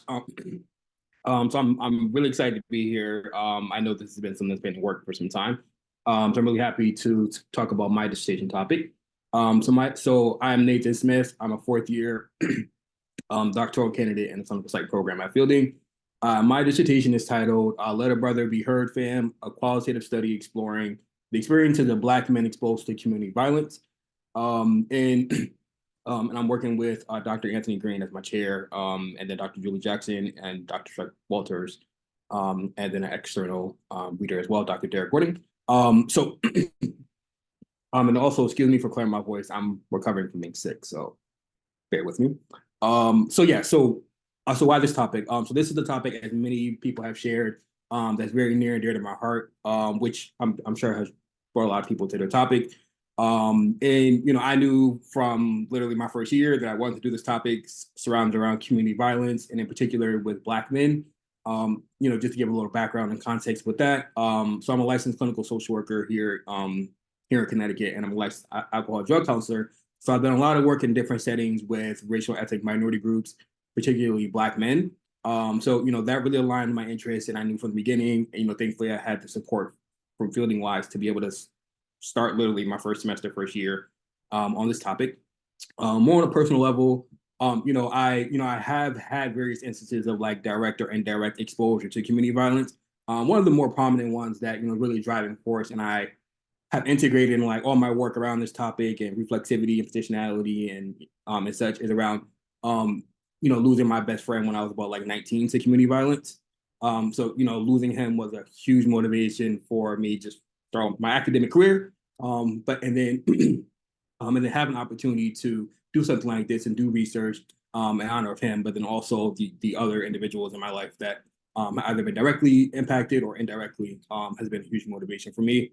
But then also just kind of tying to my previous clinical work and then my interest clinically and research wise, centered around violence exposure and working with Black men clinically around those issues and the impact of that. So that ultimately led to I'm sorry, next slide. So that ultimately led to the pursuit of the question, research question, how does the nature of trauma resulting from community violence exposure affect Black men's construction of their masculinity? Community violence exposure is a significant social issue impacting Black men's physical, emotional, and financial well-being in the United States. Disproportionate exposure to physical violence, weapon-inflicted violence, police brutality, gang violence can ultimately elevate Black men's risk of developing severe physical and mental health issues. These health challenges are often inadequately treated due to factors such as cultural mistrust and lack of culturally competent practitioners and culturally sensitive assessment measures for treating Black men. So my hopes is that this particular study can work towards filling the void for the need for additional research to highlight the unspoken truths of these Black men. Emphasis on the title of Letting a Brother Be Heard, fam, and just really voicing these experiences of Black men that have been exposed to community violence. My hopes are that the study will also support previous findings on community violence exposure impact. And particularly, like there is a pretty decent amount of literature surrounding Black boys' experiences with community violence exposure. But I haven't seen a whole lot around like Black men that are over the age 18. Also, I hope that the findings will also add to the literature surrounding masculinity and how that shapes Black men's experiences with exposure to direct and indirect community violence. Also considering themes around theories of masculinity, hoping that these findings can also support Black men who feel like they don't necessarily perfectly align with current masculinity definitions to ultimately define their masculine identities. And as I mentioned with my clinical interests, that's another huge motivation with this work and then future studies to follow. Just the clinical implications of the study to be able to support establishing culturally and trauma-informed clinical interventions to support counseling Black men that have been exposed to community violence.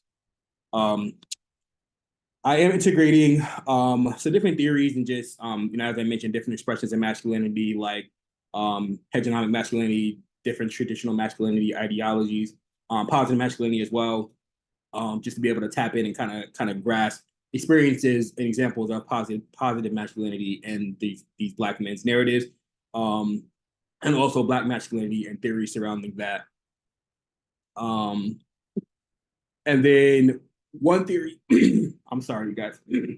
One theory, and particularly related to this topic, is the pathologic adaptation model of community violence exposure, which proposes that moral disengagement influences the relationship between community violence exposure, aggression, and depressive symptoms, and the distress and normalization pathways. This model in particular has been applied more so to youth, but there is a growing pool of literature that are starting to explore this particular model to help understand why people engage in violent behaviors and then also considering moral disengagement, ultimately instances when people put their morals aside to justify engaging in violent behavior. So I have questions surrounding that to be able to pull for that, which has been interesting when I've kind of asked that question of the men. And then also I am utilizing Black racial identity theory to just further support and emphasize the role and the importance of looking at racial identity for Black men in these particular instances. Procedures wise, so I'm looking for Black men between the ages of 18 and 34, which is consistent with some recent stats from the CDC and then some of the literature that I've been exploring. And I actually completed data collection and interviews. I did semi-structured interviews via Zoom. And right now I'm in the phase of just cleaning up transcripts, which is been rewarding, but it's very tedious, but rewarding in the sense of like really, really getting in there, really having to look through, really having to clean things up. But then also just being able to maintain the authenticity of these Black men's narratives as well. Participants were offered a gift card incentive, but something which I discussed in my chair as well. We're offering a e-gift card, but it was to a Black-owned online business that supported Black entrepreneurs. So the gift card was unique to that particular website. So that was something that I'm actually glad that we integrated into the particular study, seeing how it's centered around Black men. I did want to touch on methodological integrity really quick, because I have several things integrated in my study to be able to support that. So I am working with some colleagues as well who are doing qualitative studies, just more for collaboration groups, slash collaborative coding. So once we get to that phase, we are meeting and working to support each other. And then also once I finish transcriptions, we'll be returning transcripts to each participant, just for the sense of then to be able to check to ensure just accuracy of the transcription. And then also with member checking, which will pretty much just be once I have a synopsis of the themes, to be able to send back that synopsis to participants, just to ensure that they feel like their story is being told and that summary of themes. I am doing thematic analysis, and when I get to data analysis, I will be utilizing reflective thematic analysis, and particularly Braun and Clark's method. What else? Reflexive journaling as well. That's a huge piece. Which, for me, I think the reflexivity piece has been huge. I just want to make sure I'm being mindful of time. I'm not really looking at the chat, but 2 minutes. Okay. Yes, I just want to emphasize the reflexivity piece, because for me, it's really been interesting after each interview, and because I'm so passionate about the topic, just reflecting on, how I'm feeling during the interviews and, things that people bringing up, which, resonate with me. So being able to journal and put my thoughts down, and just, especially in particular when I'm pretty much all my participants have, shared how grateful they were for having space to be able to talk for an hour to 90 minutes, about their experiences. Some of the men came in and, had a lot to say and had all these examples. And, some men said they didn't have anything to really provide at first, but then, ultimately 30 minutes in, several examples are coming up and they're providing all these relevant things to the topic surrounding just their general experiences, their perception of masculinity, and how their exposure to community violence kind of intersects with that. So there are a lot of interesting things, even though I'm still in transcription phase and I'm not necessarily encoding. Some of the interesting things that are coming up, which might shift, and it was actually a little surprising for me. So most of the men that participate in the study actually have a bachelor's degree or higher, and many of the men talked about how seeking education and professionalism role actually was a way for them to escape these communities. So that was pretty common across most of the participants. And then also a lot of the men talked about the influence of their maternal figures and just kind of serving as a way to protect them from these violent communities, seeing how their parents had experienced violence previously. So parents putting things in place to try to serve as safeguards. And yeah, so I think I ended there. And Jocelyn funds helped pay for the gift cards. I think that's time. All right. Thank you so much. Thank you.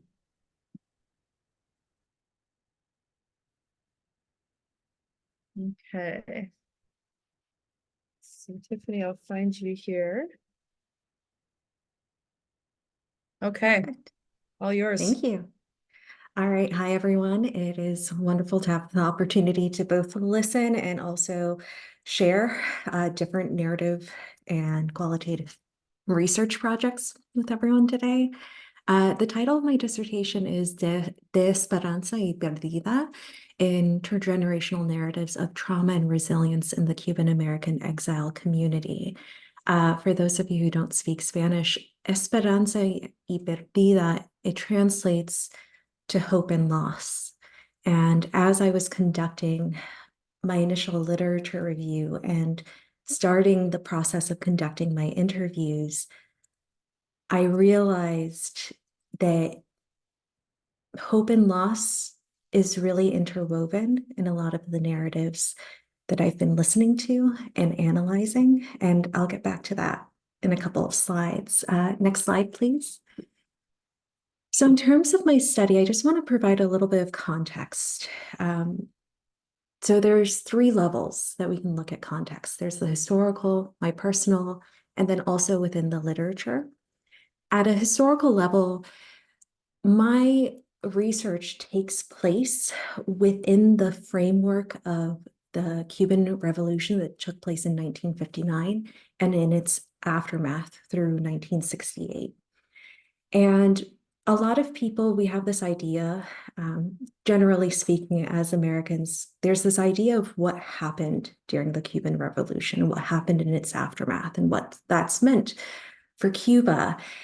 And one of the things that has been interesting is to think about what were the experiences of people who lived through that and how Cuban Americans who fled Cuba in the aftermath have made sense of that experience as well. Another historical piece is to realize that between 1959 and 1976, over 750,000 Cuban refugees were admitted to the United States. And since then, those numbers have grown substantially. So we're talking about a diaspora that was incredibly large. And with that, is this concept of ambiguous loss. So my external reader, Dr. Rose Perez, her research as a Cuban American focuses on this idea of ambiguous loss, of leaving a homeland that you know still exists in some form, and there's no actual closure because you want to return, you're not able to return, and you're left in this limbo of not fully feeling like you can mourn what was lost. So for me, at a personal level, I am Cuban American. My grandfather fled Cuba in 1961, and I grew up hearing the stories of his family, his experience in Cuba, him and my mother's experience of coming to the for him coming to the United States, my mom being born in Miami, and the different forms of discrimination that they underwent, the things that they had to turn to in order to make a living, because Miami at that time wasn't diverse and they weren't giving jobs to Cubans. So I grew up from a young age, having heard the story of my grandfather getting on a boat in the evening, having to pay guards to be able to use the boat, and that trajectory over time. And as I grew up, as I matured, as I started doing that more reflexive piece, particularly in starting this degree, I started realizing the ripples and, in many ways, the fault lines of trauma and resilience that existed within my family. And when I started talking with other Cuban Americans from my generation, I'm second generation born here, I started seeing that those themes echoed in their experiences as well.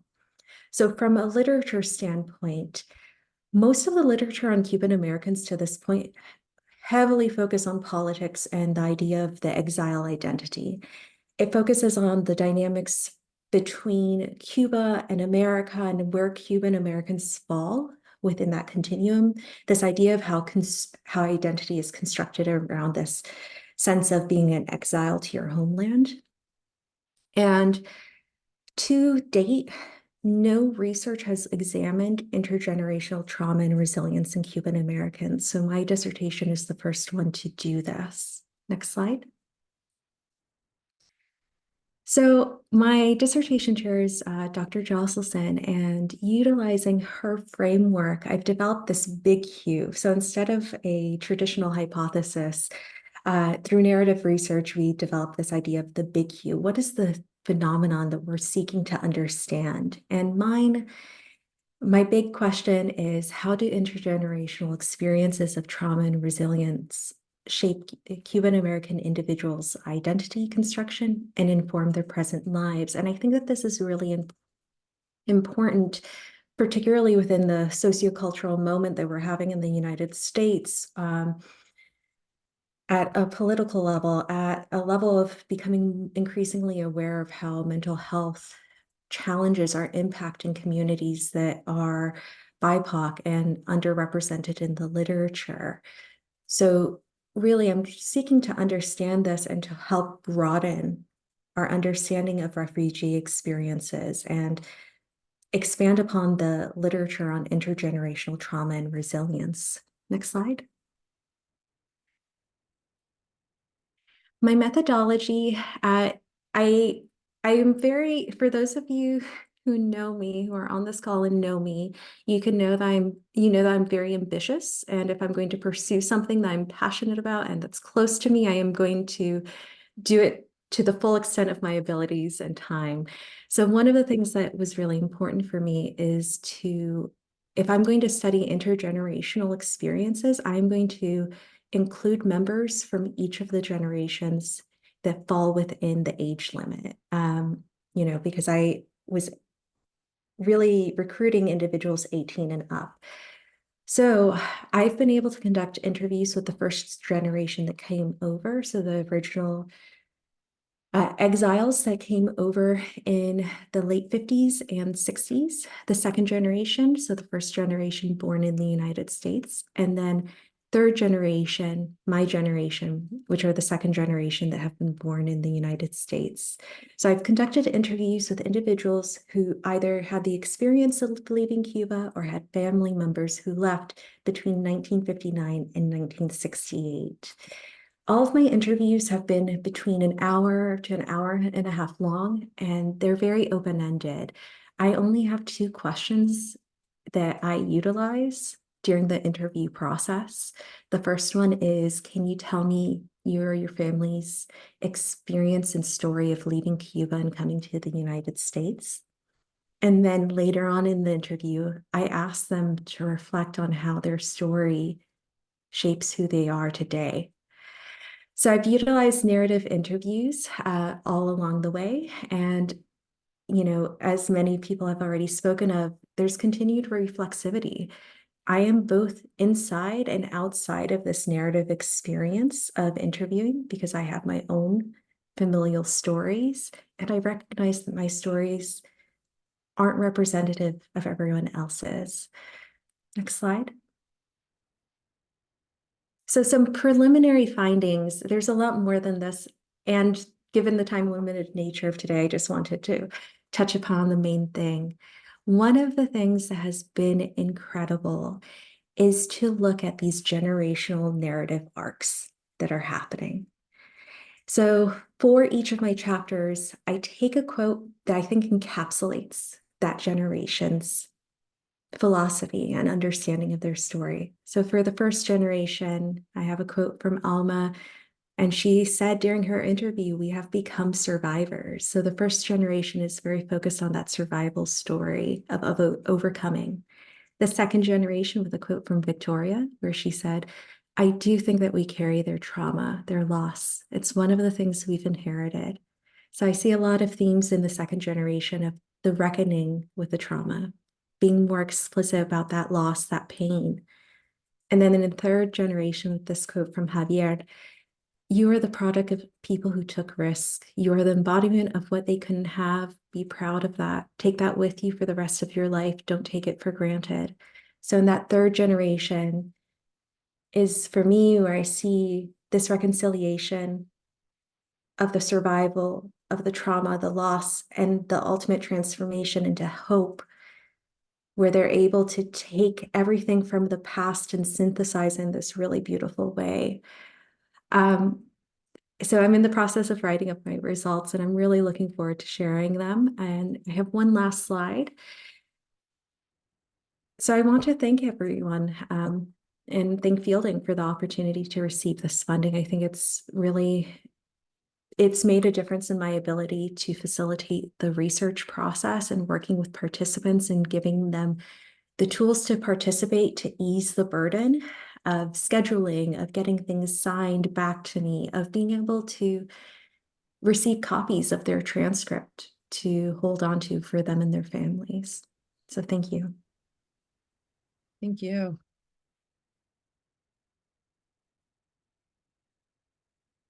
Okay. See, so we have some time for questions and discussion. I just want to say first, what a fantastic group of dissertations. I really appreciate all of you bringing your work here, and I'm glad that the university can support and provide a space for what you're doing.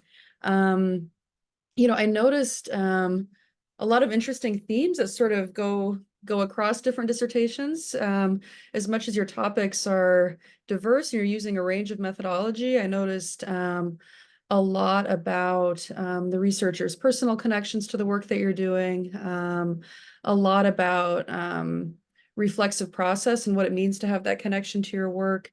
And a lot of just real relevance to the broader social context. So just wonderful to hear all of this. So, so I suppose for a discussion, people can just jump right in. I see someone with their hand raised already. Go ahead. Hi there. My name is Edwin Woodley, and I'd like to say a couple of things first. Thank you for this conference. This was great. I'm really, really appreciating it. And number two, I'm really thankful for those that have just presented. It's just given me a greater insight to qualitative study and how that can look in my own study. I do have a question because as I've listened, there are a few of you who have personal connections to your study.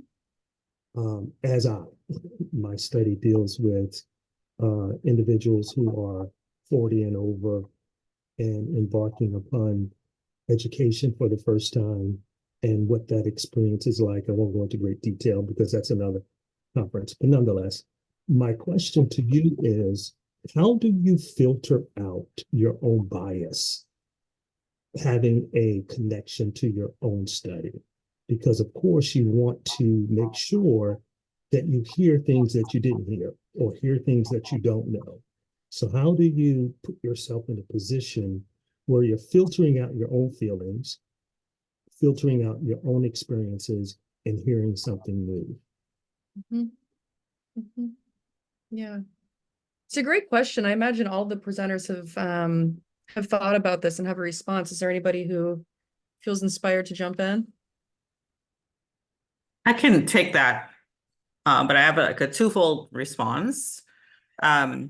I think there's been practice for me as a clinician coming into this where I've looked at research and in the position of listening to a participant, there is this natural instinct as a clinician. So this is my clinical hat on, where I would want to manage or take care of or address a certain thing that might be said, or a certain emotion that I'm perceiving in the moment is being experienced by said participant.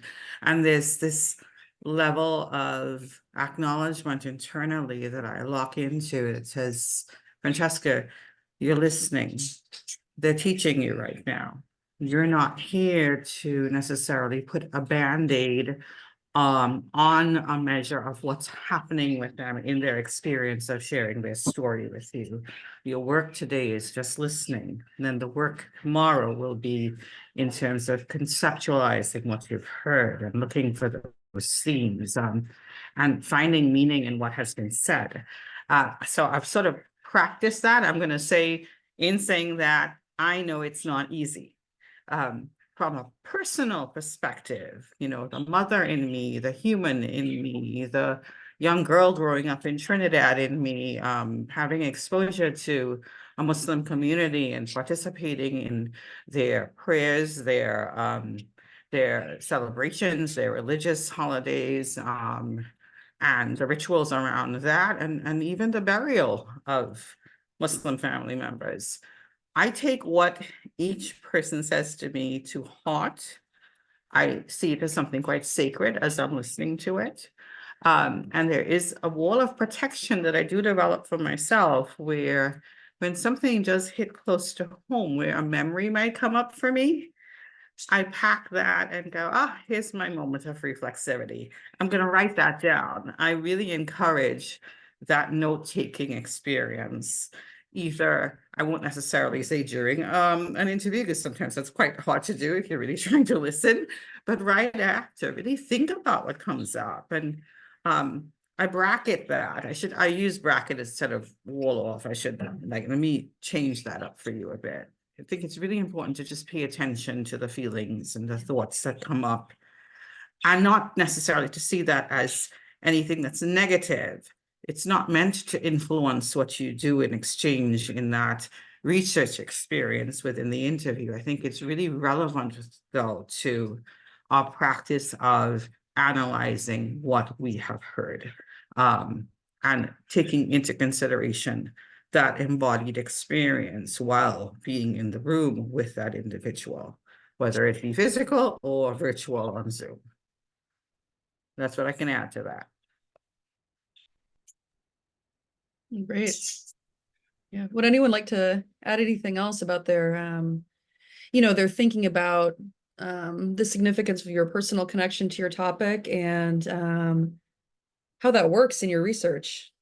How that works in a way that, in more quantitative research, we might think about trying to be objective and not have our own subjectivity sort of influence our listening, which I think is there in a different way in qualitative research. And I wonder if anybody has a way to speak about that. Yeah, Susan, go ahead.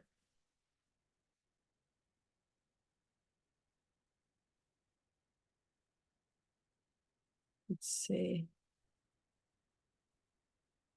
Muted. Sorry. Hi, Edwin. I really like your question. I'm Dr. Goldberg, and I used to be a student of Ruth Ellen Jocelyn. And this came up when I was a student, and it's actually in my comments when I speak a little while, but I'll say it in advance. One of the other students had gone to Africa to do some service work, and when she came back, she had an intense experience of reverse culture shock. And whenever she talked about the project, and so she decided to do her dissertation on Peace Corps volunteers and reverse culture shock. But every time she started to talk about it, she would talk about herself first. As not the way you all did in terms of positionality, she would start to talk as if those were the findings. I had a hard time, so these people must have a hard time. And Dr. Jocelyn was always reminding her, your experience is really important, but you have to bracket it. Put it so when Husserl talked about a philosopher in the 19th century, 20th century, when Husserl talked about bracketing, he didn't mean like get rid of it. He talked about just put it over here, hold it over here, so that you can then be clean and experience what comes to you. I love that notion. Thank you. Tiffany and then Denise. Yeah, I just want to build on this a little bit more. And one of the things I've sat with over the years of doing qualitative-based research is the illusion of objectivity that exists. Because even with traditional quantitative research, what people choose to highlight, what they choose to speak to in their studies is selective, right? How they present the research, that is subjective as well. So when I think about qualitative research, yes, it is this identification of where am I within the story, and using a therapeutic term, where are you, where are I, where are we in this space? And that exists when I do qualitative research. And one of the things I have as a background as an anthropologist, and in that field, I was trained to center my biases up front. Before I even do my analyses, I speak to them and I name them. And I bring that to my qualitative research that I do in psychology because it's another point of reference. It's another point of understanding why am I interpreting something a certain way? What do I bring to the table? And our personal biases, we can't escape them completely. And they are still powerful in the work that we do. So that would be something that I would just add. Think of it as another point of reference that is valuable, that is meaningful within the work that you do, and don't hide it.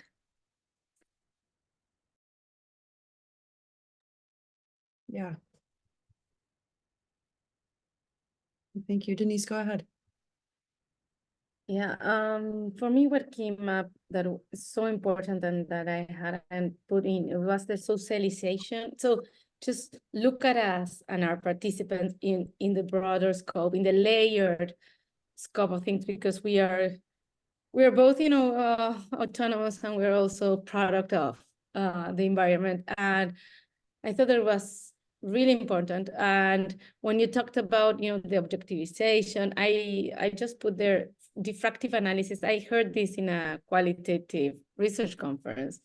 I thought it was very interesting because the researchers said it's not only reflexivity, but also, this comes from physics, but it's where do you get entangled with the data or the participant? And so when I'm interviewing, I was interviewing yesterday, I said, I got entangled, like this idea of, I'm entangled here because I know that participant from someplace else that has no connection with the research, and I was not going to ask more. And so I said, okay, let me bracket the entanglement and let me ask. So I thought that these ways of looking at how we get pulled into and be able to bracket, it helps. And so just that.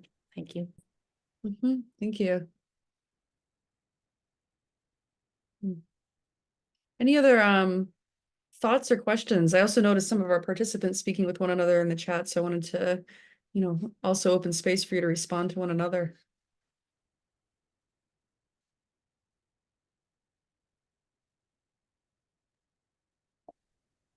I would like to say something about what I heard.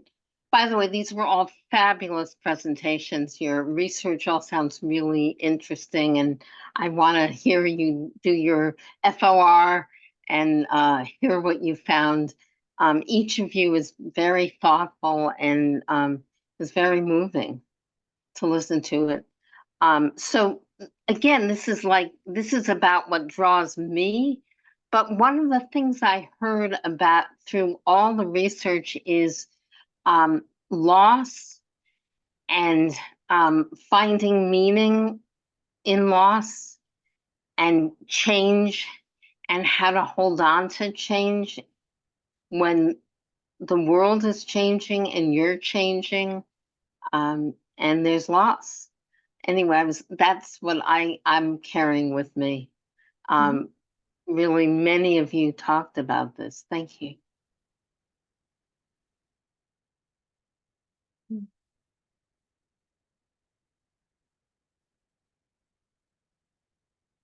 Yeah, absolutely.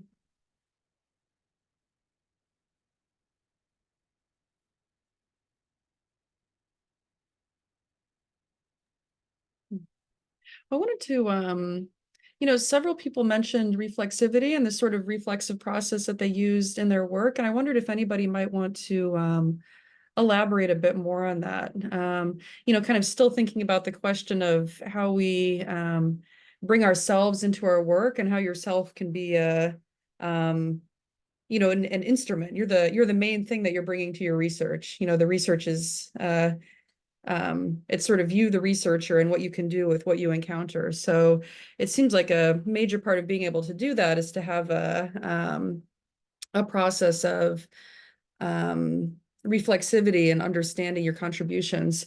So if anybody would like to say more about that or feels inspired to elaborate on what they began to say in your short presentation, it'd be fantastic to hear more.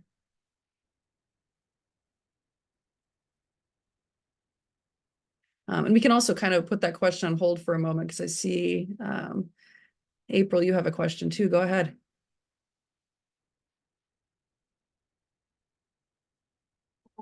I am new into the qualitative research lab with Goldberg and Taylor and Nathan. And I have this question of, because listening to the project about the ruptures in psychotherapy, and my imagination goes like to how beautiful would it be later on do a clinic for ruptures between therapists and clients, a place where we could go and work on our ruptures kind of in a supervision mode. And my question is like, how often out of these projects of reflexivity, follow-up projects that are still research, but that become some kind of action research that is some kind of doing something with the communities we are working to address the problems.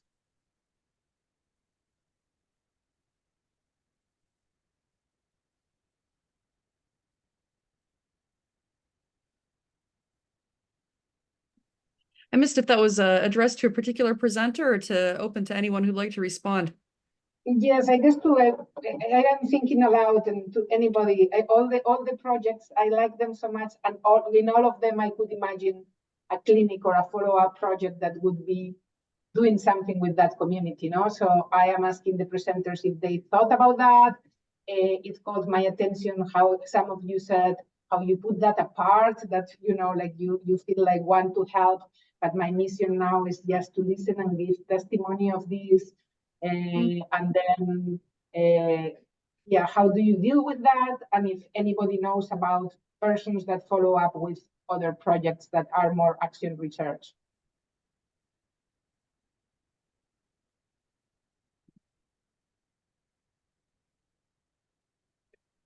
I have a thought. I don't know if it addresses your question perfectly, but one of the things that kind of came up in the chat a little bit was the research that I'm doing working with professionalism was also, somebody mentioned being related to disability.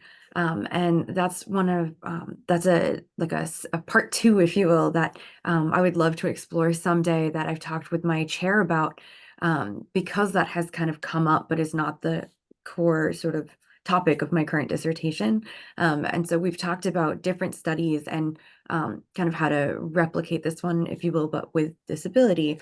And we've also talked about what the implications of all of it means, and not necessarily in terms of like starting a specific like practice or something, but for me, I would love to take my research and bring it to like ideally, right, in my ideal world, to like APA even, and looking for, this idea that professionalism is a core competency. It's supposed to be this standard competency as well, and yet there is no clear definition, and that allows for so much variation in terms of interpretation and being assessed as a student, right? And when we're like being evaluated on are we professional or not, and being such an important construct, yet having no standard definition, and really just bringing like that idea to the APA and saying, what do we do with this, right? There's so many variations and interpretations, and who's right, who's wrong, who determines what is the proper definition? Is there a proper definition? How do we encompass a definition that includes everyone? And is that possible, and how, and all of that? And I feel like it's really like a systemic question. And so my like ideal, right, dream goal would be to really kind of get that implicated at some of the higher levels. So not necessarily practice specific, but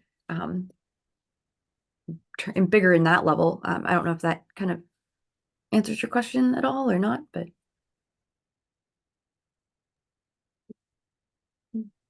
Definitely. Ruth Ellen, go ahead. These comments have just been wonderful.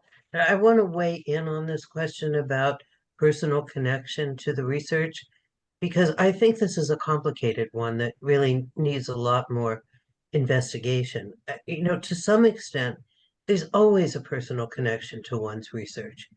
In whatever research you're doing, there have been studies even of biologists and how they have a personal connection to the biological research. But what we try to do is make that explicit rather than implicit. And that's the idea of reflexivity. On the other side of that, though, is I think that a lot of people who come to their question in qualitative inquiry is that they expect to see their own experience reflected in what they find, because that's their experience. And what's important in this work is to be surprised. Because if you're just finding yourself in your work, you're writing autobiography, you're not doing research. And yet one's own experience is important. So what I always advise my students to do is that once you come up with your interview question, get somebody else to interview you with your own question. So you get your own story out there. You've had your chance to tell your story. And that makes it a little bit less likely that you will keep trying to find your own story in other people. Your story has now been told. So now you open a space to listen to other people's stories. And after an interview, you should be asking yourself, what surprised me in this interview? What did I not expect? Because that's the entry point for discovering something new. So that's my current take on how we deal with personal experience. I just wanted to share that. Thank you. Thank you. That was great advice. Thank you. It seems like the importance of being able to be surprised is something we can really hold on to, being sure that you can be surprised by your research.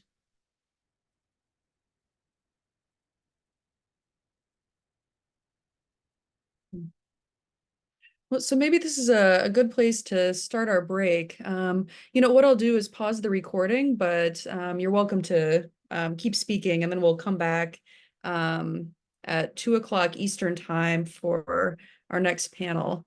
So thank you very much, everybody, and I'll see you again in a little over 10 minutes.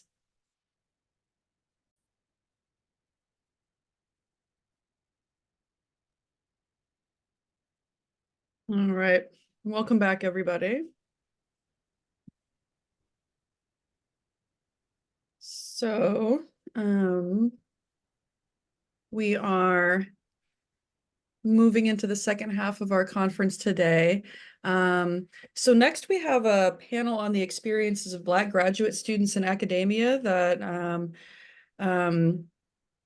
we'll share some qualitative research done locally. So I'll keep admitting people as they come in, and Nathan, I'll give the floor to you and your panel. Awesome. So yeah, I'm sure people are just joining now, but I did share abstract in the chat. Just to give a little overview of kind of the premise of the next, I think you have like an hour and a half. So there's a couple of things kind of within that hour and a half. So the idea being that that I will start this time frame by priming the discussion with some research that we conducted in Fielding's Qualitative Research Lab. Present some themes which will ultimately prime the panel discussion. I'm gonna try to stick to like 30 minutes for the presentation, so I can at least leave like 15 minutes for a brief discussion after all this content. And then around like 2:45 Eastern time, we'll segue into like the actual panel with two Fielding students, where I'll pose some questions centered around the themes and just the topic of racial battle fatigue as well. And then I'll try to save another like 15 minutes for more questions, if that makes sense. If you add questions to the chat, I'm probably not going to see them, just for the sake of trying to like stay on track. But if you can, put them in the chat and then save it for the time frames where we'll open up for questions, that'd be great. All right. So again, welcome for those of you who were here earlier. And if not, I'll reintroduce myself. My name is Nathan Smith. I am a fourth-year doctoral candidate in the clinical psychology program at Fielding Graduate University. And I'm here presenting on behalf of the Fielding's Qualitative Research Lab, which has about 20 plus students, I want to say. We're constantly growing. I've been in the lab since 2020. We've been growing every year, but that speaks to the significance of the lab. But we recently conducted a study surrounding the experiences of different affinity groups around social justice issues. But this particular presentation will center around a focus analysis of one particular focus group, which was the African diaspora. The work that myself, some colleagues did around analyzing that and the themes that came up for that, and just the importance of the topic in general. And of course, a huge thank you to our faculty advisor for the Qualitative Research Lab, this study and previous studies, Dr. Susan Goldberg, who's here, and then, of course, Dr. Amy Taylor.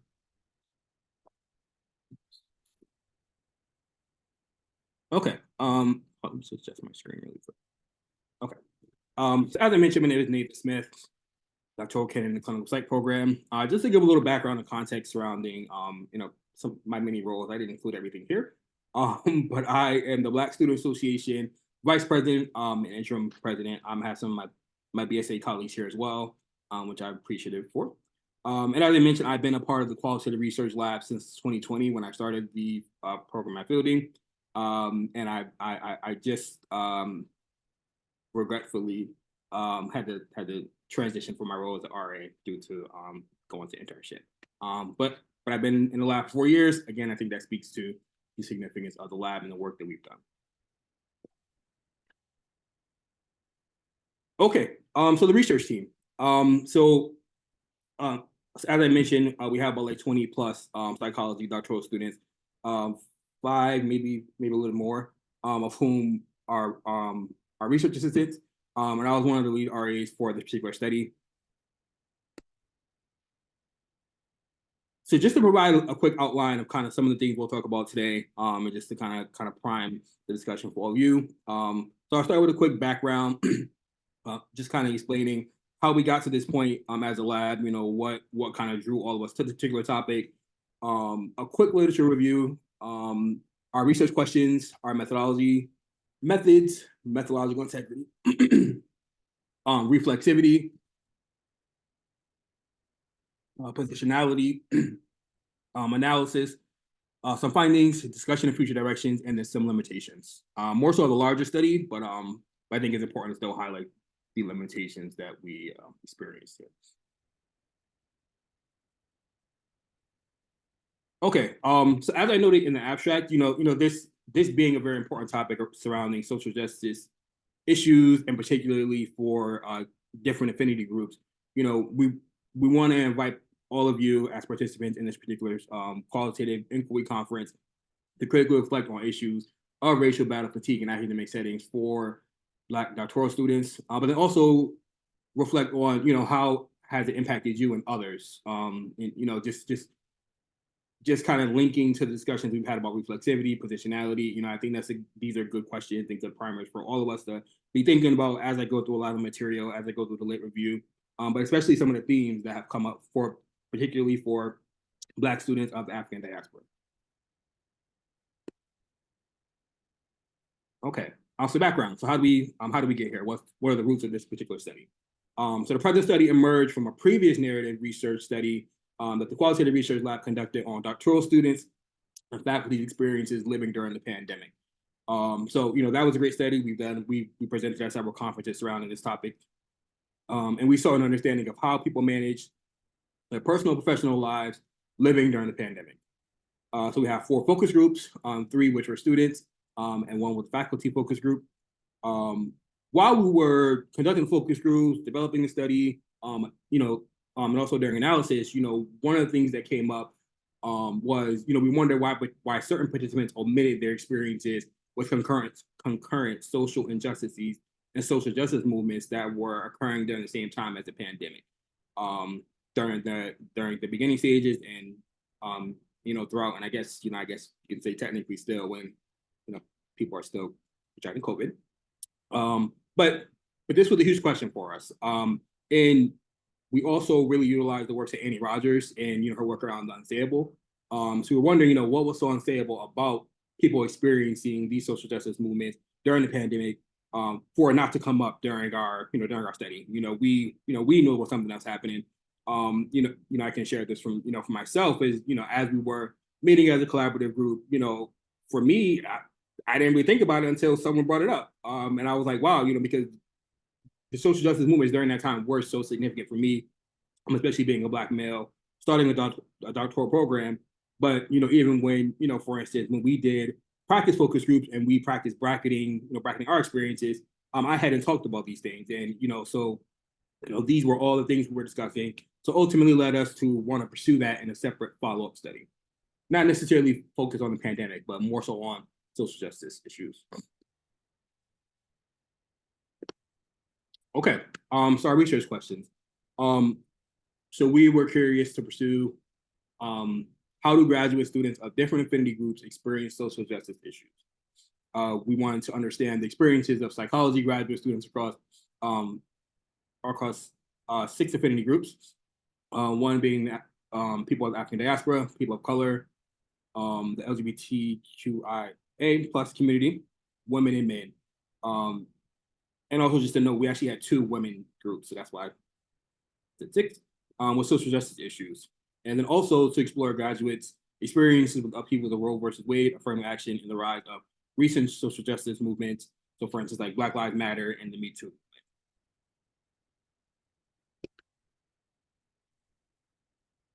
So before I go into the literature review section, I want to note that like us going into this study, we really didn't have like a particular like theory or particular like framework to follow, just in the sense of like like fully exploring these social justice issues.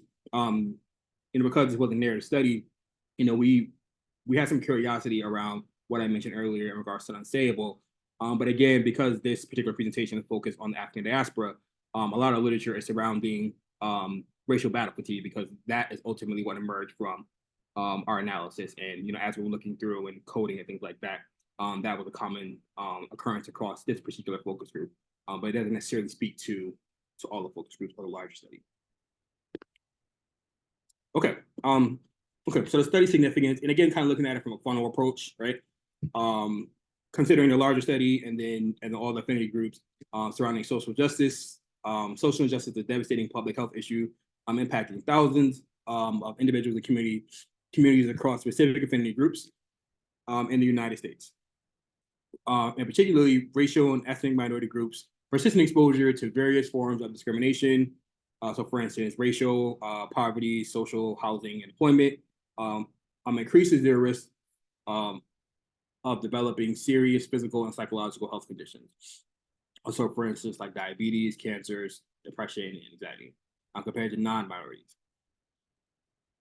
Academic membership requires excessive energy to overcome social justice issues of discrimination, microaggressions, and being silenced and ignored while working toward academic achievements.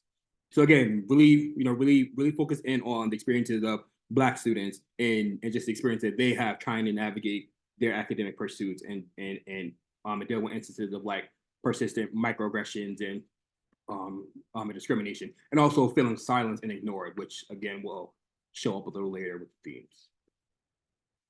Okay, so racial battle fatigue theoretical framework. So again, stemming from the data and stemming from our analysis, we ultimately look back in literature to really focus in on this particular theoretical framework. It's defined as a framework to understand psychosocial stress responses, racially oppressed groups in society, and racial undertones of historically white academia for people of color. Racial battle fatigue stems from exerting excessive energy to cope with the stressors of dealing with racism. Racial battle fatigue can also affect the well-being of Black student affairs workers who support students of color dealing with the cumulative impact of racism. So I didn't really get too deep into that particular study and small piece of literature that I found, but I thought it was really fascinating that that there were a couple of studies that looked at not only the experiences of Black students with racial battle fatigue, but the staff and the Black faculty that were supporting these students, right? So just kind of imagine the stress and the impact on Black students and faculty as a whole, and just the cumulative impact that ultimately trickles down from not only the students but going all the way up to faculty and student affairs workers. So I think that would be a great area for like a follow-up study. And then also, even if it's not student affairs workers, possibly like Black faculty, I think that that would be a great area to further explore. Focusing in a little bit more on psychosocial stressors and racial battle fatigue and well-being, Black students are often more exposed to racial microaggressions. So for instance, things like micro-insults, micro-invalidations, micro-assaults in academic spaces at PWIs compared to white students. So for example, things like being talked down to, being ignored, overlooked for promotions, or being singled out. And also some things that were consistent across the literature were experiences of having low self-esteem and feeling like an imposter, right? So I'm not going to get too much into like imposter syndrome, but that's another relevant area, and particularly for Black students in psychology doctoral programs. One recent study of 57 Black counseling and clinical graduate students found that students endorsed higher racial battle fatigue levels in student in class roles. So whether it be them being a student, a research assistant, a teaching assistant, and so on. Okay, so just some definitions of how we kind of define some important elements of this study. So we define social injustice as the denial or violation of human rights. So for instance, economic, social, cultural, political, or civil rights, specific populations, excuse me, based on perceptions of inferiority by groups with more power or influence. Social justice was defined as equity and fairness grounded on principles of distributive justice, which applies to the assets, privileges, and advantages in society. And it conforms to the idea that all people are equal. And then affinity group. So again, we divided up into 5 different affinity groups, but we had 2 women's groups, so 6 groups total. We really want to emphasize the importance of a safe space, right? So we ultimately define affinity group as a safe space that brings people together with shared identities or interests. Our goal was to create safe spaces that foster supportive dialogue, learning, and empowerment.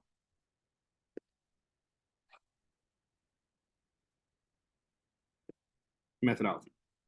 As I mentioned, we utilize narrative inquiry, which we defined quite a bit today, but it's a process of exploring and understanding the unique experiences of individuals through their own worlds and perspectives. So why narrative inquiry for social justice research? So we talked about this quite a bit in our lab, but it provides a lens into the experiences to investigate texts about participants' lives and understand how people position themselves and make sense of their world. This approach ultimately highlighted participants' cultural meaning and described social categories. So for instance, like race, class, gender, sexual identity, these positions were relevant to our focus on special populations and particular issues of social injustice, right? So that was a nice fit in the sense of like, us having different affinity groups and really focusing on social justice issues that have impacted these groups.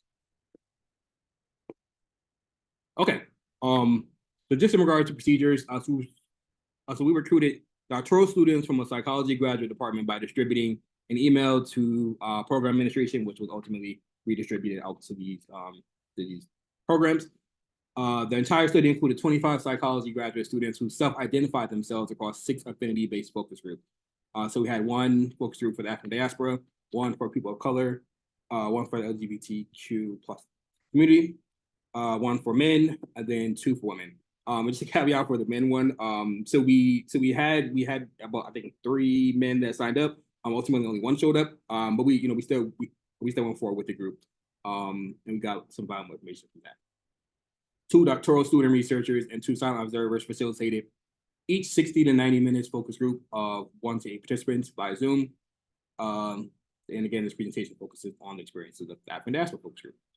And just some data management things that we also considered. Zoom recording and transcript were kept on secure drive with limited access to the primary investigator / faculty. And then we assigned students to change all identifying information to maintain anonymity. And again, the information that I'll go over in regards to the themes was also changed as well. So names were changed. Okay, so methodological integrity. I'm glad we talked about that earlier because that was a huge focal point of our work as well. So we'd like to share how we address methodological integrity to appraise the rigor and trustworthiness of our research. We sought to uphold integrity through our research design and procedures. We consider fidelity to participants through obtaining experiences of different affinity groups related to experiences with social justice issues. We also considered relevant characteristics of the researchers' identities and statuses. So we focus on improving fidelity of our research through perspective management and data collection. So for collaborative analysis, our research team met weekly to discuss the study design and during the analysis phases. As a larger research team, we did multiple readings of the African diaspora transcript, the African diaspora focus group facilitators, completed additional collaborative analysis meetings to finalize themes. Mock focus group slash bracketing, which are all things we talked about earlier. Researchers were able to respond to the study's research question before conducting the focus groups, right? So through sharing our experiences, we were able to work towards bracketing the influence of our lived experiences to ensure we were open to receiving participants' narratives. While we could not wholly bracket our experiences, researchers could also consider how much their position did or would influence the research. And also with the support of our faculty advisors, we had weekly group debriefings. So we ended each week with a debriefing about what students shared during the mock focus groups. And then reflexivity, which was throughout our entire study. We were transparent about the influence of our perspective through ongoing reflexivity, which I will highlight on the next slide.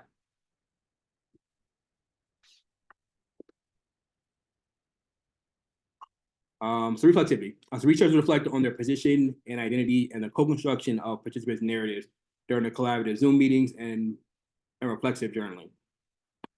So our research team was transparent about their experiences throughout the study.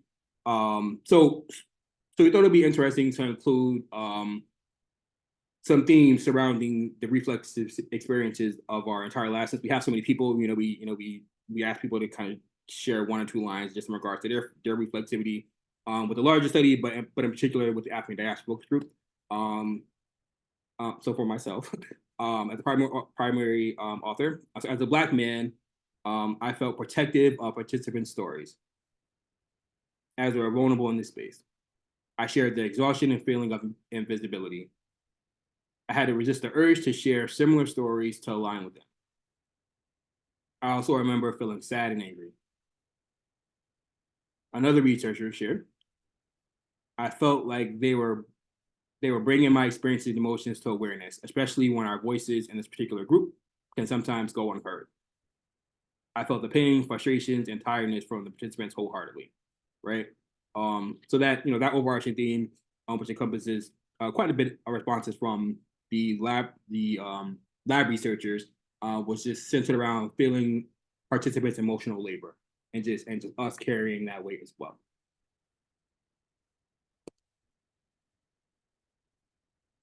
All right. As mentioned, we had a diverse research team. Our engagement and reflexivity also influenced researchers' understanding of their position. Researchers needed to reflect on their position and study design, data collection, and analysis. So this is our positionality statement as a lab.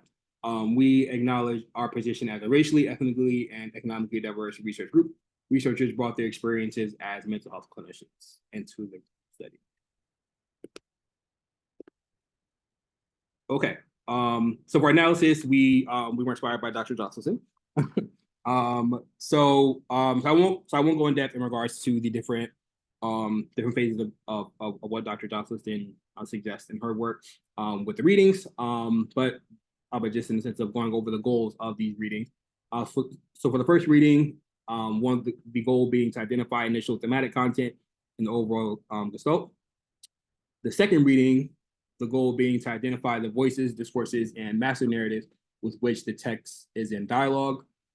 The third reading, to identify patterns in unity and the narrative. Fourth, being to identify links between text and theory. And then the fifth reading, being to situate the narrative in relation to others collected in the study. Okay, so the really good stuff, the findings, right? Okay, so one of the first things that came up was feeling like an invisible Black person, right? So one participant shared, Heather. See, for me, something that comes up is invisibility. It still feels like there isn't much being seen or taken in terms of the realities of what it's like to be a Black person in different contexts. I feel like still a lot of our own behaviors haven't always been interpreted with understanding in academia. It's been more so kind of dismissive of my own realities and what's happening internally and emotionally. I felt a lot of like disinterest on my end and wanting to have those conversations with people who had never lived or experienced anything like police violence. Because for me, it was shocking to see them react as if it was the first time they had ever witnessed or experienced the atrocity. Shay, another participant, shared, they felt like I should have been going out of my way to seek out opportunities that I didn't even know existed. There was not an ounce of empathy or accommodation. I felt like even though you do excel in every other area, they're gonna zoom in on like this one issue. It's like, how much do I have to bleed out? How many wounds do I have to show you for you to actually believe me? So it's definitely frustrating. It's disheartening. Sometimes it feels like a waste of time, to be quite honest. Right. So that was, I'm gonna breathe on that one as well. But this was one of our first themes. So again, I want people to kind of really take all this in, digest it, and ultimately let it inform our next section. Theme 2, the lived experiences of social injustice in academic spaces. Destiny, another participant, shared, I had to find somebody to watch my child while I administered psychological tests in the pandemic in a small town. I was explaining to the department staff that's what was going on. I literally began with my partner works and that they're not really here, to free up my hands so I can work on things or to actually sit for this administration that I need. And the staff goes, "Oh, are you a single mom?" So it's almost as if you heard nothing I said. Why would I be a single mom? Because I'm Black? Shay also shared, but the same. I would say the exact same issues that impact us outside of school is projected in the department a little bit more implicitly. So for example, the financial expectations and having to invest for some people thousands of dollars just to still possibly be dismissed from the department during admission. It just says a lot about what these departments pride themselves on when it comes to social justice or diversity.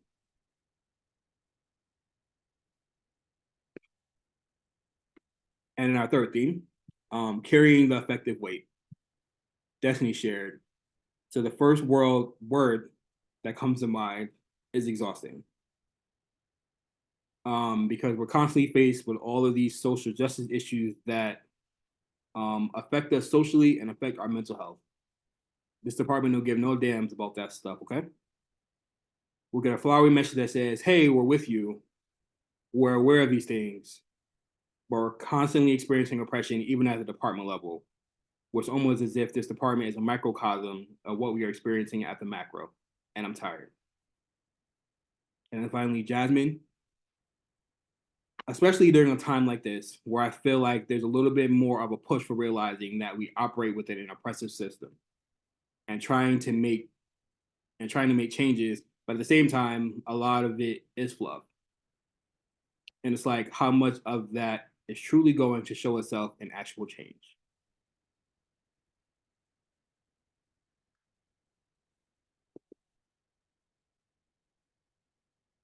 So those were our three main themes. But another area that we want to focus on, again, because our lab was so large and because this was a topic that was so important to many of us, we wanted to also share some particular reflections on their experiences with the affinity-based focus groups. So Destiny shared. So I just wanted to say thank you for doing this work. This is why this is why we need to be here. This is why we're important in this space, that we hold this work that you're doing. It tells our stories by us and for us, instead of some external source coming in and narrating our own experiences for us. Thank you for taking the space and doing that instead. Jasmine shared, I'll say it's been validating. being able to hear different sides and different perspectives. It definitely helped to like kind of gain some additional insight and different perspectives to consider with how I've been feeling, I've already been feeling. And then Heather, it's so heartwarming to know that we can share that with each other and just get it. There's no convincing. There's no like, hey, here's my pain. It's like, yeah, I heard you saying, and I feel so just so nice.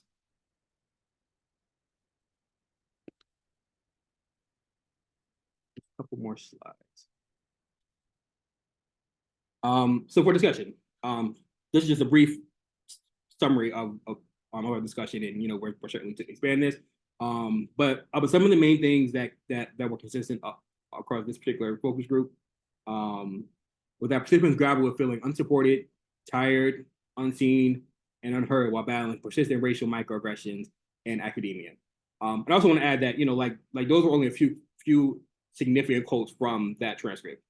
There were several more that really really would have beefed up this particular each theme. Some future directions was to make recommendations to the department administration for common reactions to be aware of and reflect on, as well as ways for Black graduate students to counter these dynamics. So for instance, creating sustainable safe spaces for Black students' voices to be heard. And then also continuing increased funding and access to student resources, so for example, mental health support targeting racial trauma, particularly in psychology doctoral programs. Okay, so just quickly, the limitation of the larger study. Researchers asked participants to assign themselves to only one affinity group. So like for instance, many people identified across different affinity groups.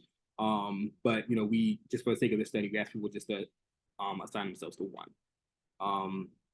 And then we only looked at the experience of the one academic institution, and then in the entire study we only had one male participant, which was only in the men's group, and he was a white male. So we really didn't have the experiences of Black men in this particular focus group for those of African diaspora.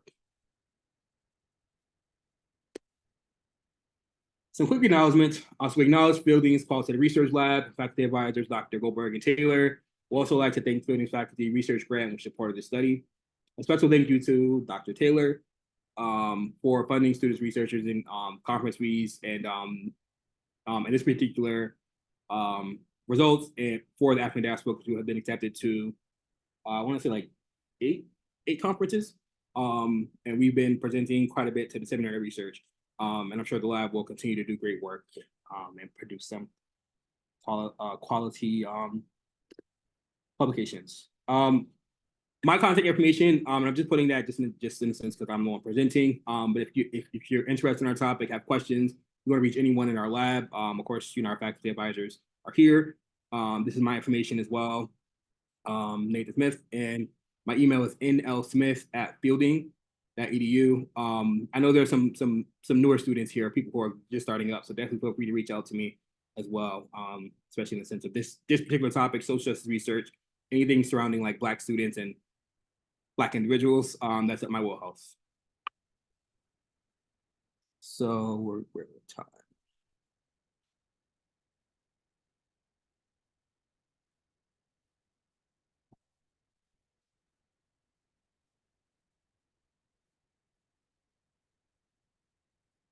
Oh, okay. Right on time, 30 minutes. Okay, so questions, comments. I think I'll stop sharing.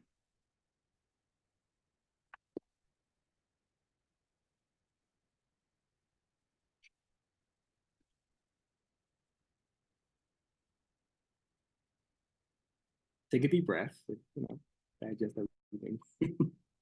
So I know a lot of information, and I just wanted to go over the important pieces. But this was wonderful work. Our faculty were really supportive with empowering us, and speaking for myself, empowering me to really take a leadership role with this study. So yeah, but it's a very important topic. I'm hoping that it provided a lens for people to really take a step back on what they identify with being a part of the African diaspora or not. My colleagues will be doing more presentations on the larger study as well. Edwin, see your hand. All right, thank you. First, Nathan, thank you very much for your time spent and for sharing. Very interesting topic. Very interesting. I do have a question, and I hope this question does not put you on the spot. But I did see somewhere where you mentioned racial microaggression. If you could speak to what that meant as it relates to your topic. I'm not sure I made the connection. Yeah, so the mention of racial microaggression in the sense of like what participants shared, or just like kind of why we consider that. Sorry, I'm trying to make sure I understood you. You're muted if you were responding to that part. Yes, the latter. Why is that important? Yeah. So that what right. So that's a great question. So I can say that, you know, like racial microaggressions wasn't something that was at the forefront of our discussion when we were working on the larger study.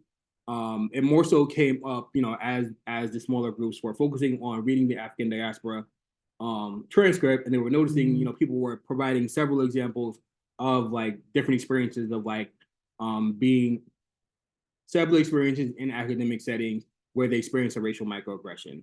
So as we were seeing like these constant examples of like 1, 2, 3, 4, several different examples, you know, that motivated us to really take a look back into the literature surrounding racial microaggressions, but then also with racial battle fatigue. So then once we started seeing those things and themes emerge from the raw data, then we were able to go back into the literature surrounding racial microaggressions to really emphasize that and link that to really go back and further analyze and develop a deeper understanding of what these Black students were experiencing. Hope that answers your question. Yeah, it did. Thank you. And if I'm missing anything from my colleagues, feel free to check in.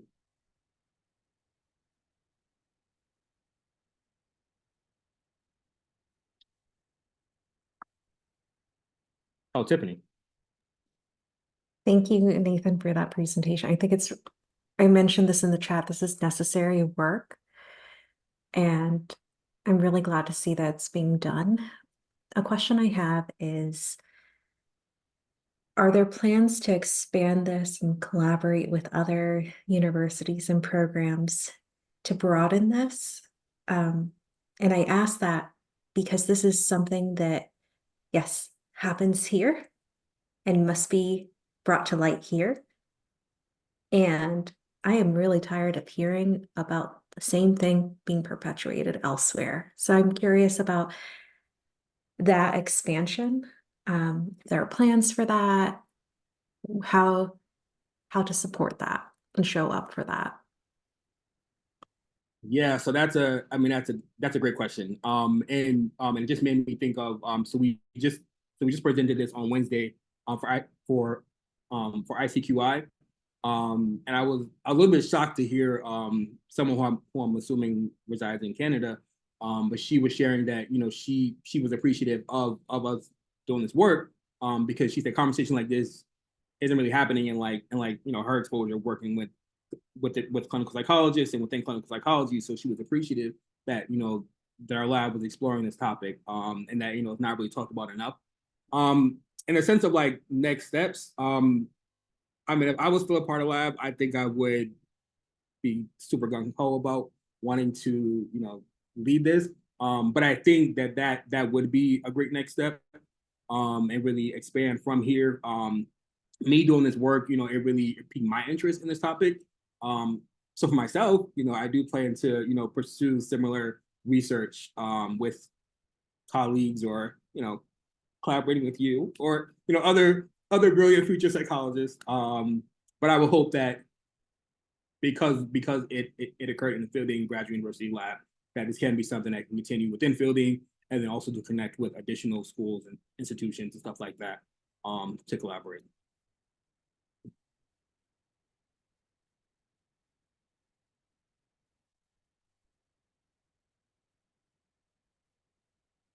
I don't know. This is more. See what the chat.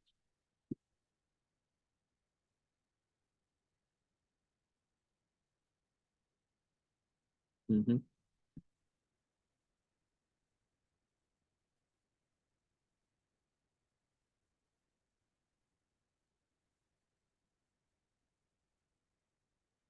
Well, actually, let me ask this. Can we still have a couple minutes? So, kind of going back to what I mentioned about the unstable, right? So, there's some silence here. We have quite a bit of people, and everyone stayed for this presentation, right? So my assumption is that maybe there was some curiosity there. So I'm wondering if maybe anybody wants to speak to that. Denise. Nathan, I'm an extrovert of preference, so I try to step down a bit. If not, I will be too much. I felt resonance with my own story. I wouldn't have called myself a minority until I felt excluded from a conversation within the doctoral studies when someone said, "Oh, but you have such good English." Yeah, because I'm a Spanish speaker, and I'm from Argentina, living in Panama, so I'm not from the US. And even putting she, her, like I saw that someone put she, ella, that is her, she in Spanish. I said, why didn't I ever put that? Like it's my language of origin, but it's like just that distinction of your study is making me, and probably those people that are are participating, seen, as you said, make visible, and even make it visible to ourselves, which is something that is very empowering. I think it's not only making it visible for others to treat us better. No, it is making it visible and to also defy biases. Like why wouldn't I know English, or why would you expect me to write differently, or why would you expect me to look different from your, like just defy biases. I think that's, and it was empowering. So thank you. And again, if you need more participants, let me know. I'll help you recruit the HOD fielding studies. Of course, thank you. Yeah, no, and I mean that was a great point. And like what's coming up for me also was to really emphasize having these conversations, whether people are uncomfortable, whether, there's initial shock. And like if an institution does do this in the future, and, there are collaborations, there might be reactions, and, people might be silent just based off like shock and things like that, or feel some sense of discomfort. But I think that's important to acknowledge, right? To not try to avoid these conversations. Excuse me. To not try to avoid these conversations because it makes people uncomfortable. Because, I just shared about the experience of Black students, right? And like someone might have reaction, because they didn't feel like that was occurring, or just had a shock. But like being able to process that and work through that, and not rely on the black students and others of that affinity group to provide the education, right? So kind of encourage people to do the work, to be able to explore their feelings and reactions to like hearing those lived experiences and the voices that people are sharing. Because kind of going back to what I mentioned about feeling invisible, feeling unheard, how easy that can occur for not only Black students, but various racial and ethnic minority groups, right? Of like saying something like like the comment that you received, or just considerations like of like being the only racial or ethnic minority person in a class or department. Like those are considerations that I think are important for different institutions, especially like doctoral programs as well.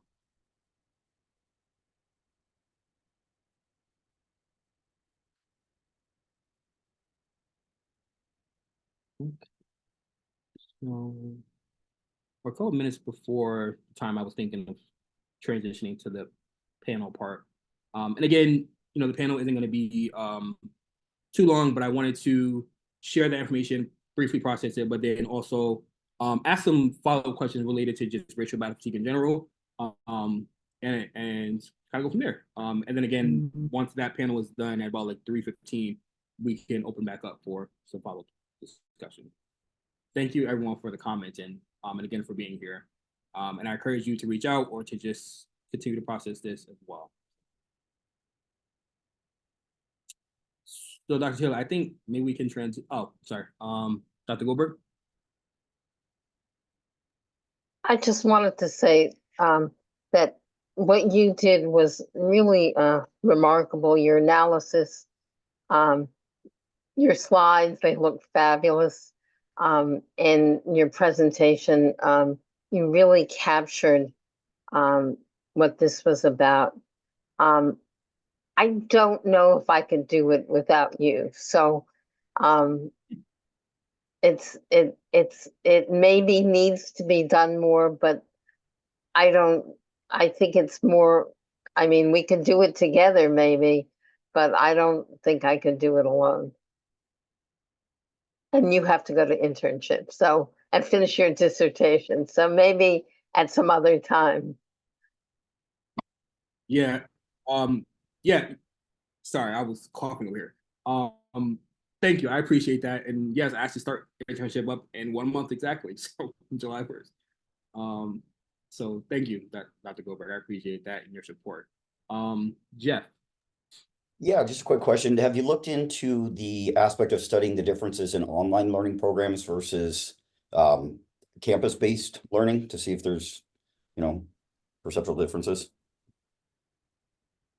Yeah, no, so we didn't necessarily look into that, but I think that's actually a great point. I would assume that there are some differences in the sense of more traditional brick and mortar programs and just experiences of like racial microaggressions and just overarching experiences related to racial battle fatigue compared to more online programs or distributed learning model type of programs. I mean, I can make a little note of that for my future work or maybe others here. Yeah. So thank you, Jeff.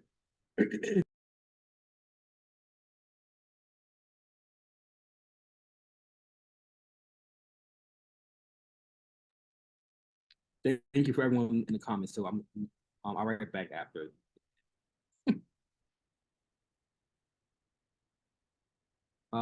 Yeah, I think maybe we can transition to the panel part. Okay. That's okay. So, okay.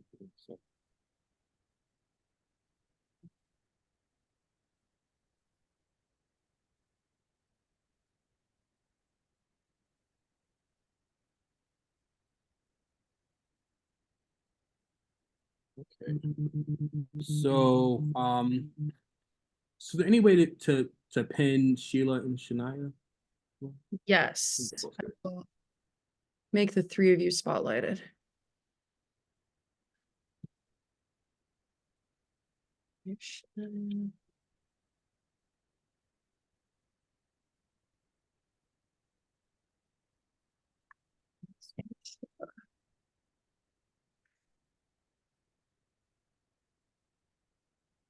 All right. All right. Awesome. So I'm gonna jump straight in. And as I mentioned, I shared the abstract for this particular portion. So I'm not gonna go too in depth for that. But I want to take a moment to just get anyone else joins after I introduce myself. My name is Nathan Smith.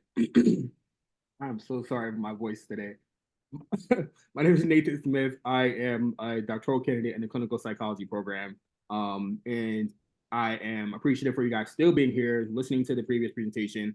But I really wanted to have a good follow-up conversation with some of my colleagues, but in particular, people who have doing a lot of work surrounding this particular topic, who I feel can provide a lot of good insight. But I think, again, to keep the conversation going, to have a small panel discussion, just surrounding the findings, but then also just in generally with Black students' experiences with racial battle fatigue in academia.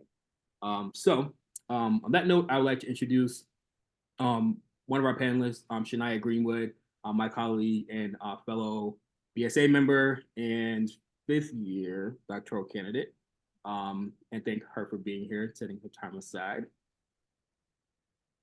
And then also Sheila Turner, who was my other colleague who I've worked with for many years, also BSA colleague, fifth year, doctoral candidate in the general psych program.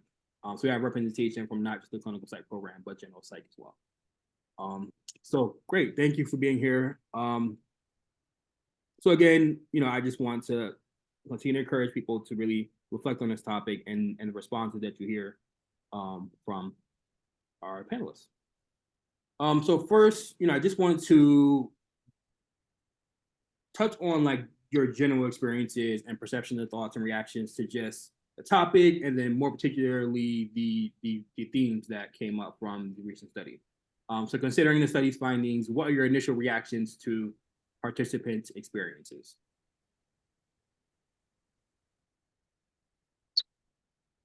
Can you hear me?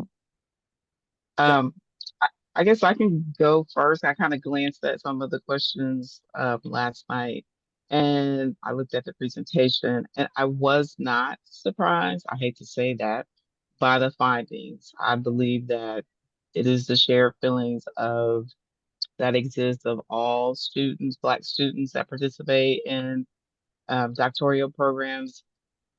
However, I think the level of the feelings may be predicated on whether they attend a PWI versus a HBCU, because in a PWI setting, I think it's easy to be overlooked and feel invisible, and to feel invalidated, because a lot of times, and I'm talking about firsthand experience, but I feel like a lot of our white professors don't necessarily have the relationships or interactions with Black students, and are not appreciative of our feelings, our experiences, and how the things that occur here in the United States especially impact us.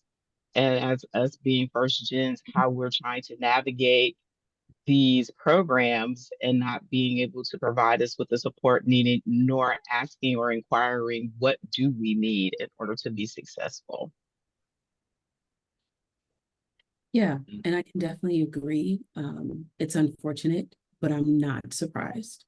I think as a African American student, many of us have to essentially put on display that we are hurt in order for someone to come to our aid, right? There isn't you see what's going on in this country, you see what's going on in this space, and you coming and saying, what do you need from us? Versus I have to show you, I have to tell you, we need to talk about these things. I need to tell you that we need to talk about George Floyd. I need to tell you that we need to talk about Breonna Taylor. And instead of taking the initiative, and I think I can't speak for all of us, but I can speak for myself to say, I would rather you take the initiative and be an accomplice in this process for us to be social justice warriors than to just sit back and wait for Black students to have these conversations and tag along in the process. Yes, absolutely. Really curious about, one of the themes around feeling like an invisible Black person, and just invisibility surrounding this topic, right? I wonder if that brings up anything for you guys, if you have any specific feelings or responses related to like invisibility and being a Black student in a doctoral program, whether just generally or just like a psychology doctoral program.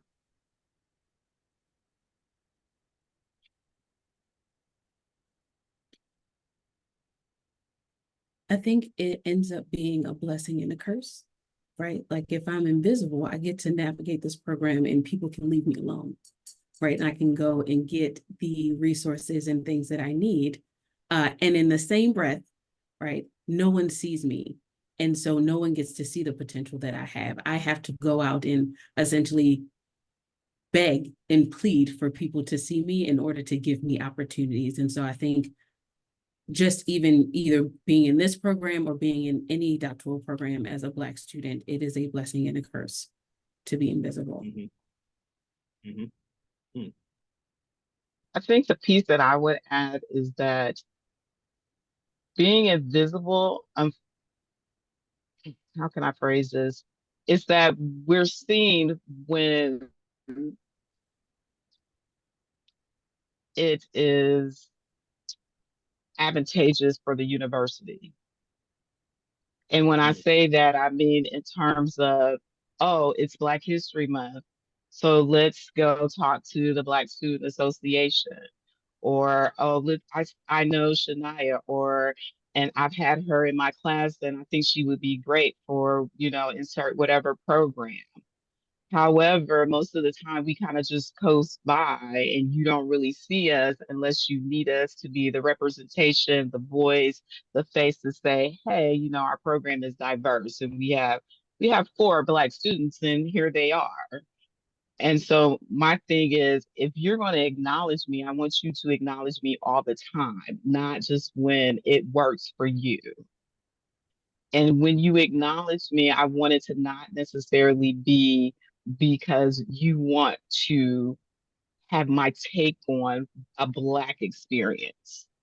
So in terms of being invisible, I feel like we're only seen when it's needed. And unfortunately, we've had the experiences as members of DSA of having to go outside and interact and engage with other Black professors outside to kind of mentor us and help us navigate and get opportunities in terms of research and journals.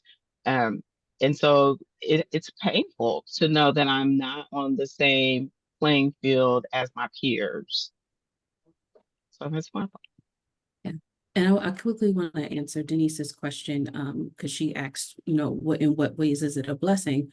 It's a blessing because I don't want to be exploited, right? Very similarly to what Sheila was saying, if people see the work that I can do, it feels exploitative for you to call me when I haven't talked to you, I haven't seen you, I haven't interacted with you to say, hey, can you go and have this talk on any topic during Black History Month, right? Any topic during Black Women's History Month.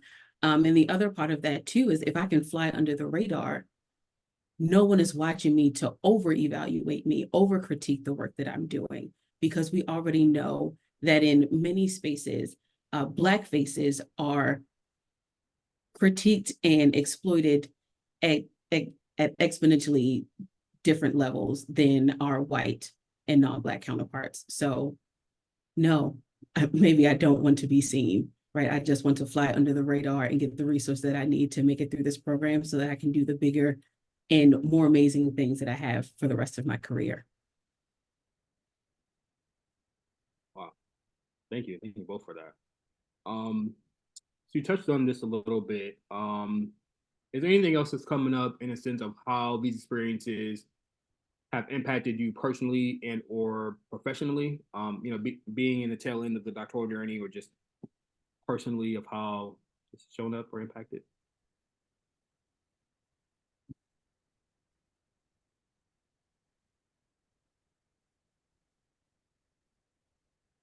I think for me now, as a 5th year about to transition into internship, I've disengaged from the program. I participate in the things that I need to participate in. If I don't need to be there, I'm not coming, because I know that my energy, my light, my resources can be used for other opportunities, like being here and having these kinds of conversations, right? Or, traveling to different spaces to have these kinds of conversations. I can be best used in those spaces and talk about the things that I want to talk about than be invested in things that are not going to be suited or beneficial for me and my mental health.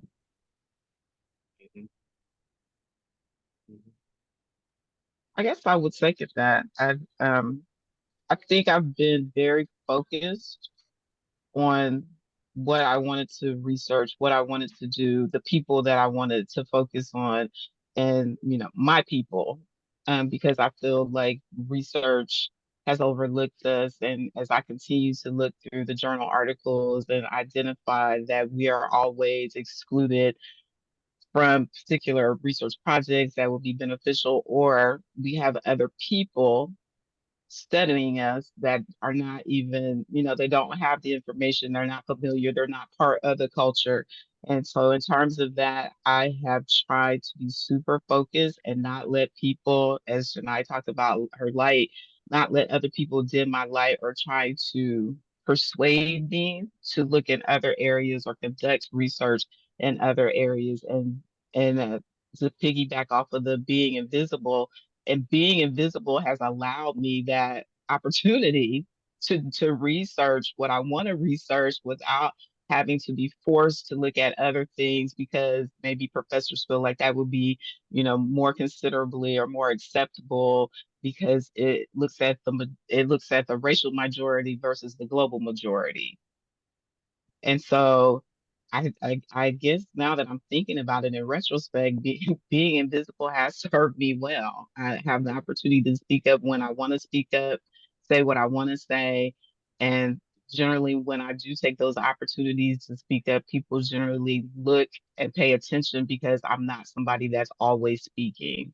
So they know that if I'm saying something, it has to have some weight or some worth to it, and to contribute to those conversations. And honestly, I have to also say that I appreciate the conversation surrounding racial battle fatigue because I had never heard that comment or that phrase or statement until I started working with, I believe Shania brought it up in some conversations that we had, and recognizing how that fatigue shows up in our body and related to a lot of times when I work in, and I could talk about this all day long, but working with other Black women, we're so quick to call ourselves, lazy, but we're really exhausted. We're exhausted with all we, not just in academia, but going through internship process for you all, hearing you talk about that experience and how taking the EPPP and the success rate for African American students, listening to you all talk about and communicate how exhausting that feels to you all. That breaks my heart because I'm not saying that I'm not saying other racial minorities don't experience it, but I know that for our particular group, that weight that you carry is extremely heavy. And so it bothers me. And I know that there are people that are trying to make, changes to ensure that we are successful as graduate students. I mean, we make up what, 4%? And it's not 4% necessarily because we don't want it. It's 4% because we know the challenges that come along with it.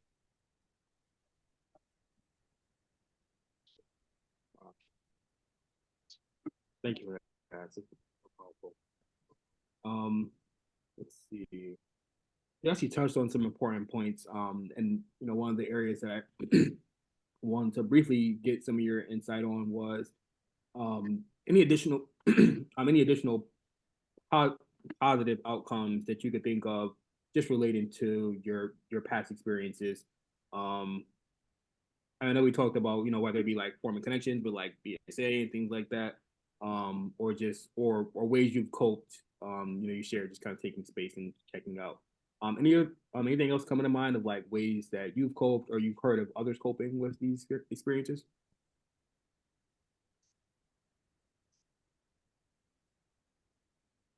I think just being vocal. As Shania said, having these spaces to have these conversations. I also think, and sometimes I can be a little, I guess, tactful, in expressing myself and telling people that I don't feel like this is a safe space, or I'm not comfortable bringing my authentic self because I know that when my authentic self shows up, that there are going to be those looks and questions about whether or not I have the qualifications to be in the program because I don't speak a certain way or I don't look a certain way. So continuing to have these conversations, continuing to be vocal, to continue to impact the system, burn it down and rebuild it so that it works better for all of us involved and not just a particular group of people. I would agree. I always talk about BSA as being one of the safest spaces that I've had to navigate this program. And if it was not for BSA, I think my experience here would be worse. Because I can just go and just be myself, right? However I show up that day, that's what they're going to give, and they're going to accept me with all of the love and all of the light. And we can have these very difficult conversations about, you know, not just the fielding community, but just the world. What is happening in this space and how can we best take care of ourselves? And so, again, BSA has been an amazing space. And I think outside of school, right, having boundaries, knowing when I'm not coming to things because I'm not feeling it. And I'm not going to overexert myself. I'm far beyond that part of my life now. And I'm not going where I'm not wanted. And so that's how I take care and protect myself in my life. There you go. That part. So just for time's sake, thank you again, both of you, for sharing that piece. I wanted to touch a little bit more on like your thoughts on like future directions in the sense of like this topic, some of the things we talked about in the study findings. So what's next? What are your thoughts on some like strategies or resources for academic institutions to kind of consider to better support Black psychology doctoral students or Black doctoral students in general?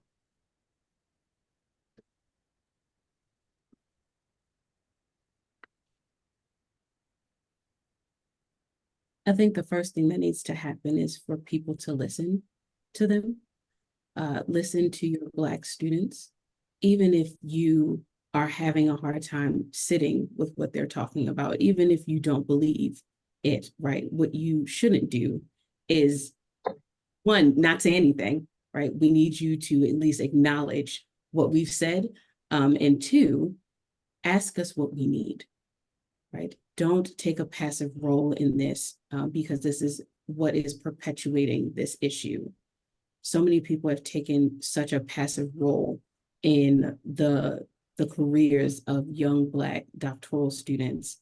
And I can only imagine what would their career look like if someone took a more active role in them, to see them, to hear them, to acknowledge them, to, you know, support them in a way that is beneficial for them, right? Not to just soothe your feelings because you're like checking a box off to say, you know what, I did a great job today for one of my students, right?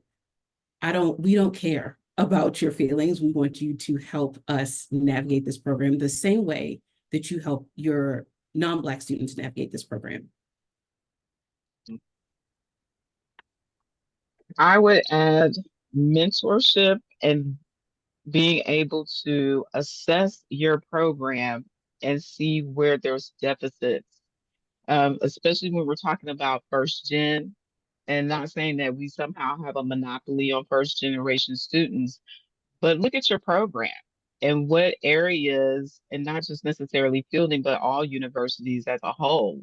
Look at your programs and see where there may be holes or deficits in terms of providing mentorship and exposure for students. If you have a faculty, your faculty is primarily, you know, non-African American, and you only have a handful of African American instructors and professors, perhaps you need to expand one in terms of including some additional um, supports for those individuals because you don't want to tax the ones that are already present, and you need to find perhaps outside, reach out to the community. We attend APA all the time, and there are ways to network with other professors at other universities that can help bring that support in and show you or guide you in the direction that you need to go to provide that mentorship and support for the students that you currently have,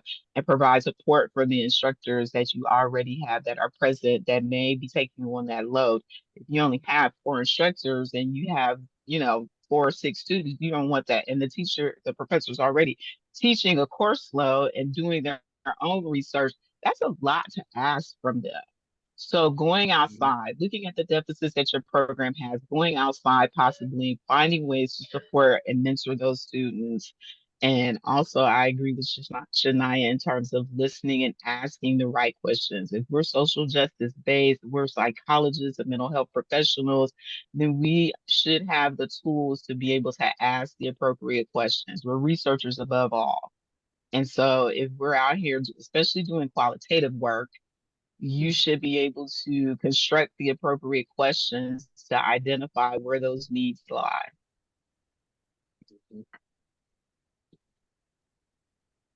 Thank you both. Those are definitely great ideas and definitely good, great recommendations that I hope everyone is receiving and can move forward in their respective spaces. One final question and just things that kind of make you think a little bit. So if you were to reflect back on younger you starting your academic pursuits, or if not, if you could think of like a first year student, what advice would you possibly give them? Even though you gave wonderful examples earlier, just with like the anticipated experience of racial microaggressions or such within academic institutions, like how to address that and cope.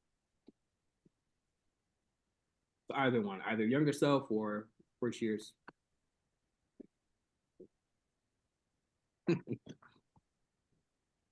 Besides joining BSA.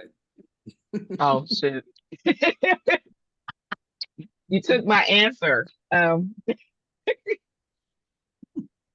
think especially when I'm talking to the post-bac students, if I had to, one of the things that I always say, and it does kind of incorporate BSA, but it also looks at it from also a global perspective, is find your people. Because your people are going to be the ones to help support you and get you through the program. They're going to be the ones to listen to you cry.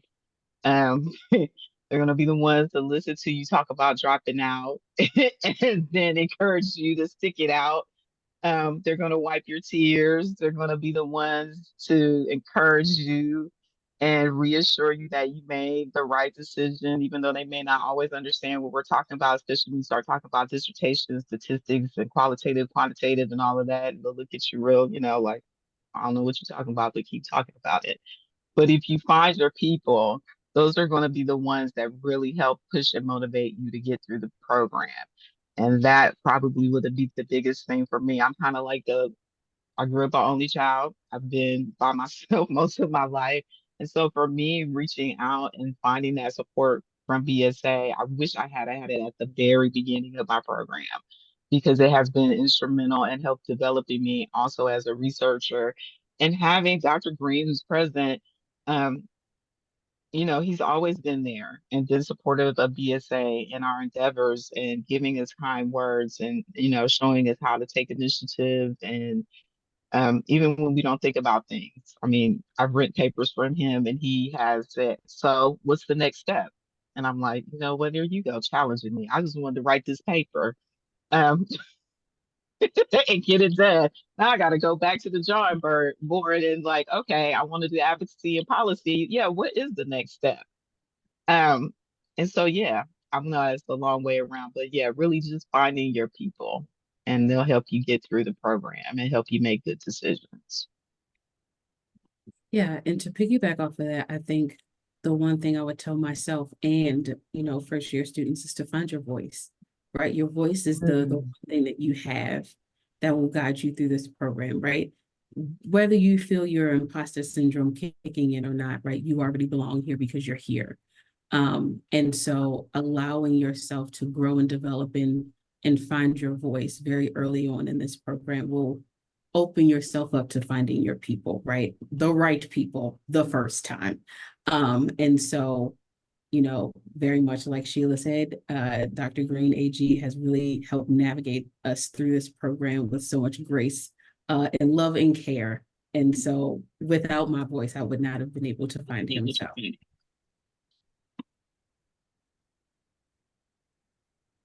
And I actually have to piggyback that piece because I can't help myself with AG. AG's my chair and has been instrumental in just kind of helping me find my voice. As those who know me, I'm not the first person to jump and want to speak in front of the room, but in that sense of like, having that first experience of like a black male in a doctoral program like that, and, through my academic pursuit, that representation was really important for me. And then also, challenging me to come out of my comfort zone because we're presenting at APA this year. If if I didn't get that encouragement, I probably wouldn't have even sent in a proposal. But we got accepted, and we're getting out there, having more conversations. So I just wanted to add that piece. Well, being that I'm not invisible, I'm not shy either. So I want to say thank you to you students for stepping up. I know you may not feel that it's courage, but I know it's a little risky to put yourselves out here like that.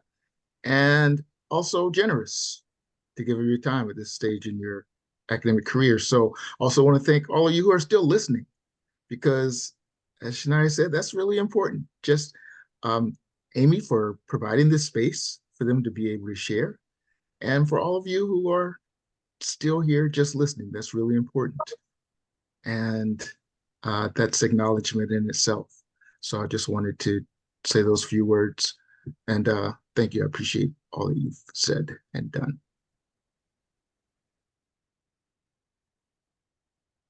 Great, thank you, AJ. Appreciate it.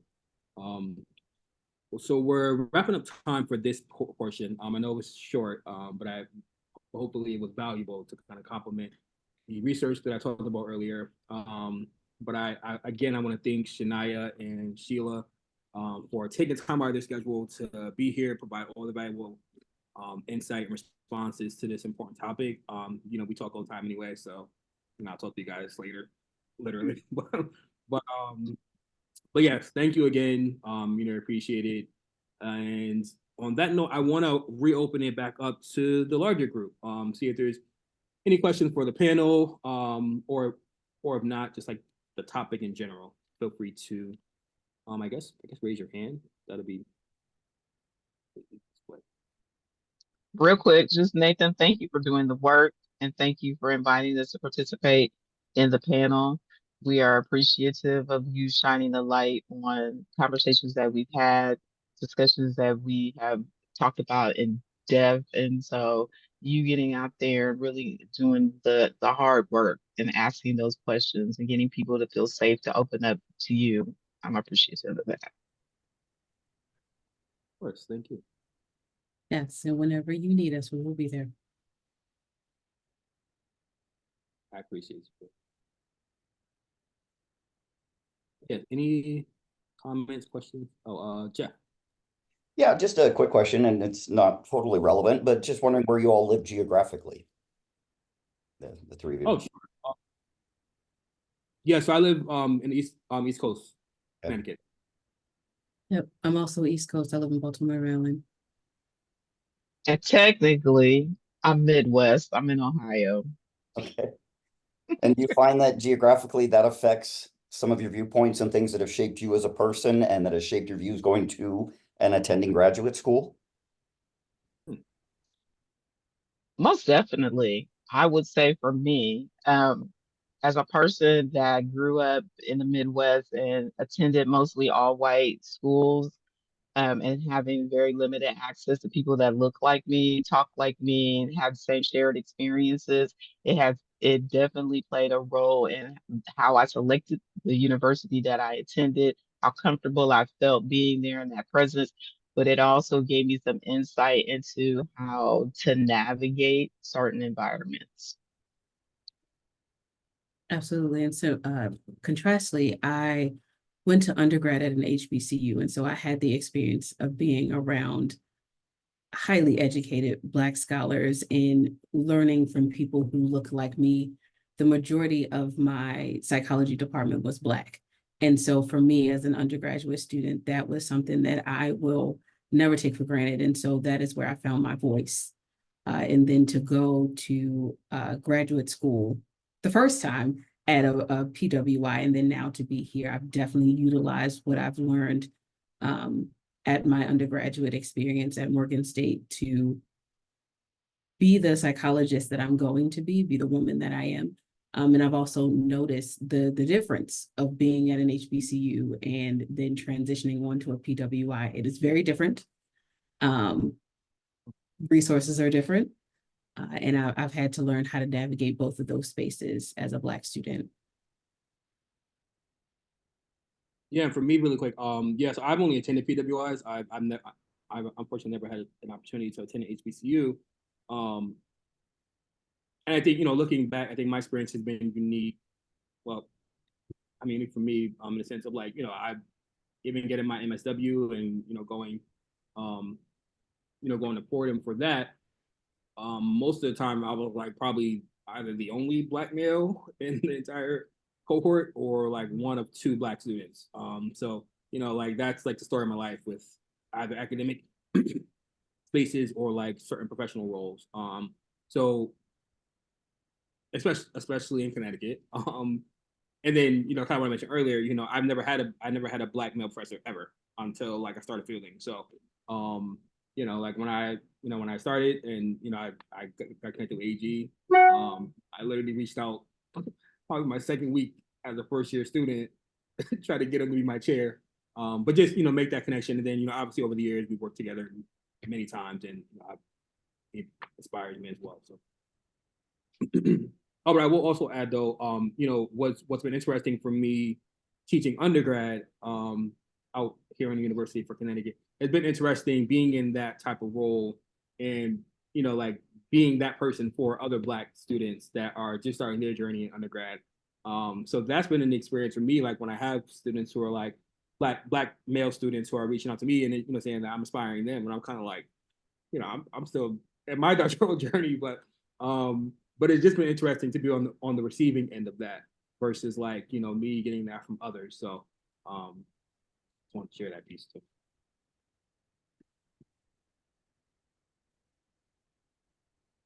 Any other questions, comments?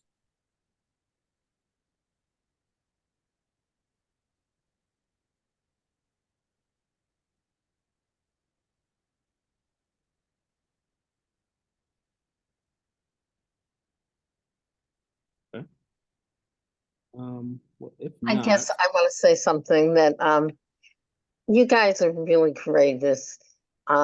And you see our faces and you still came up and said all this, and I'm really moved that you have the courage to do this and to say your truths and talk about finding voices. Wow, you guys have found your voices.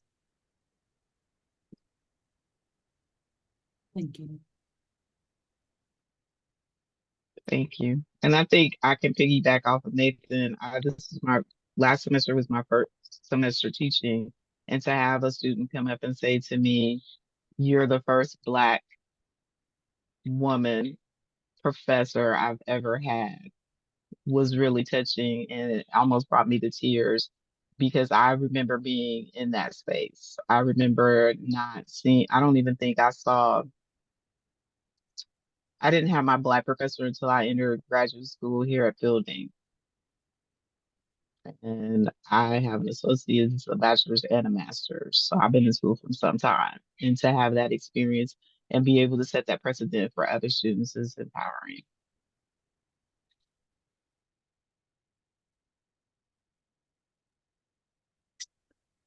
I just want to add, thank you, Susan, for sharing your reactions.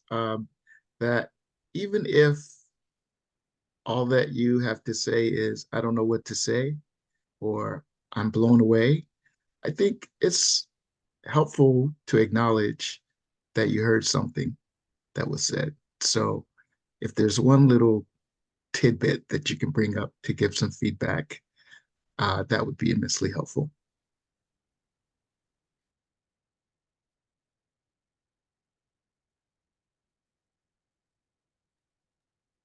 Was that for me or for everybody? That was an open invitation to everybody who is listening. Mm-hmm. Yeah, I was going to take that invitation to say thanks very much for presenting and for, for volunteering to bring your research and your experiences here to this forum. And I appreciate it. And you're also saying things that Nathan, I've heard you talk about your work here before, but haven't, there are new things. There are new things from this presentation that I hadn't understood or thought about before. So thank you very much. of course, thank you again for providing the space.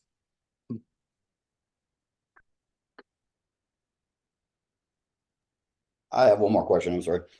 As a former or as a future, hopefully, professor, how can I engage with my Black students? And I ask this because there's a lot of prejudice based upon appearance, and I get a lot of preconceived notions that I must be some white supremacist or something because of my appearance, and I can't help that so much. But I grew up and spent a lot of time in Inglewood in a lot of Black environment, and so not Black, but I can understand being and having been raised and around that culture. But because of my appearance, I don't want to have that standoff. So how can you communicate, and how as a white professor can I effectively reach my Black students?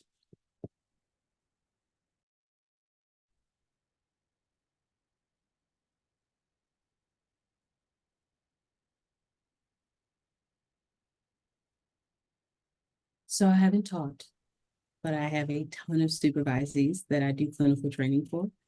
And one of the questions that I ask that I think is really important is how is your experience of me as a white professor teaching you as a Black student? What does this dynamic look like? Forging the question, seeing what comes up, right?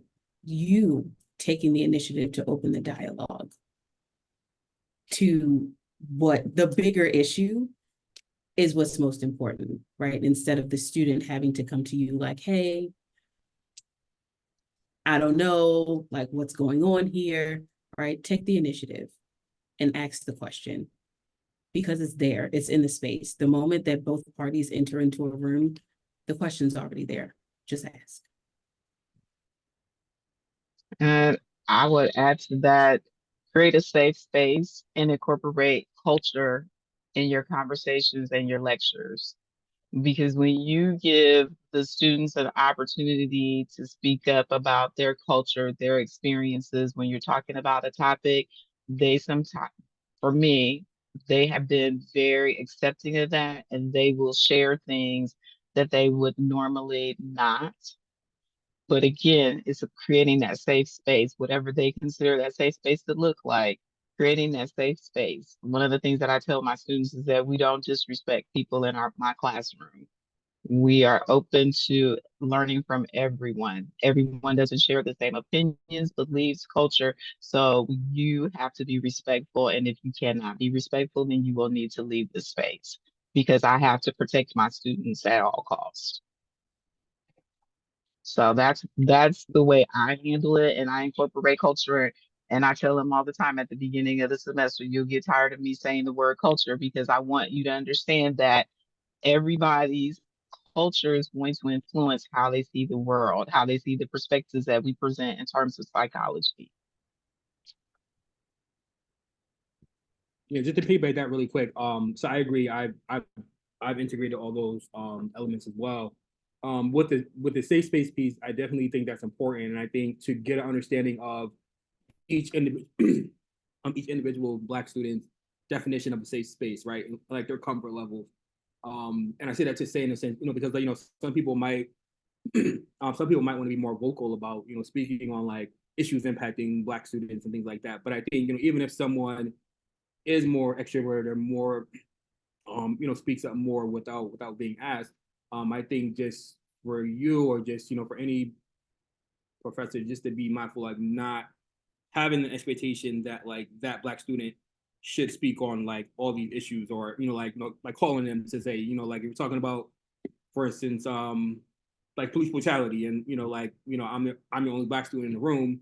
If I didn't volunteer to speak up, it wouldn't be ideal to just like put them on the spot and be like, well, Nathan, what do you think?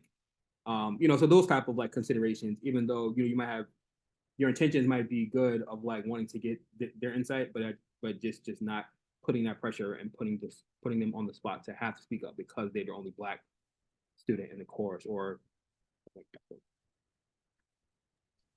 I wanted to, were you going to speak, Sheila? You can go ahead.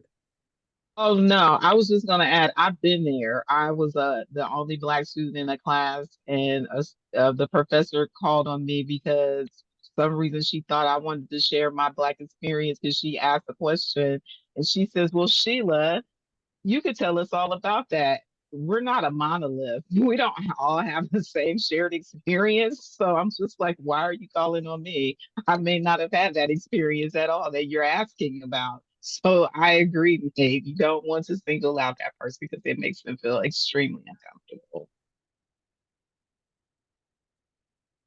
Great, thanks. I was going to add to that excellent question that Shania mentioned, what's your experience of me as a white professor, as a Black student? That only ask that question if you're ready to hear the answer. I think that my experience of mentoring Black students and literature suggests this too, is that trust is one of the essential elements. It's probably true for all students, but particularly Black students.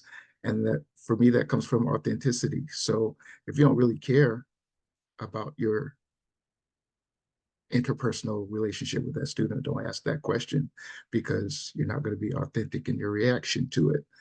But if you are genuine, and to me, that means like bringing myself into the classroom, but people are different in their level of comfort with that. So if you're a more distant and professional teacher, then that might not be a question that's comfortable for you. But if you want to reach them, like you say, then you have to approach them with your authentic self. And so I think developing that trust is bringing yourself to the classroom and being transparent about who you are and what your intentions are.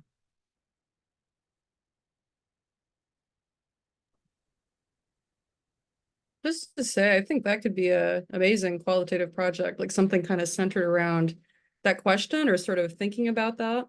So just to put that out there in case anyone is interested or looking for a topic for some future research.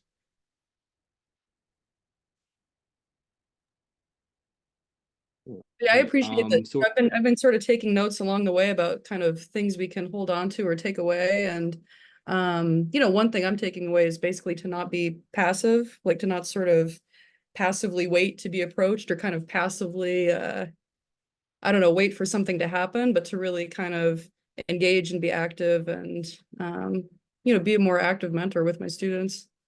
So thank you.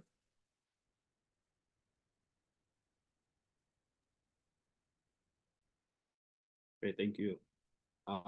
So right at time, and I want to be respectful of that. And of course, everyone being here for the last hour and a half.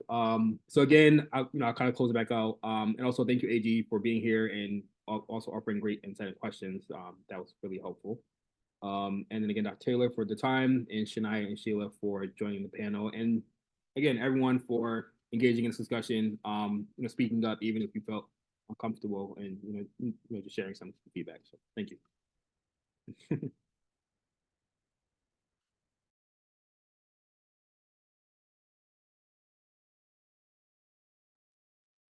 All right, thank you.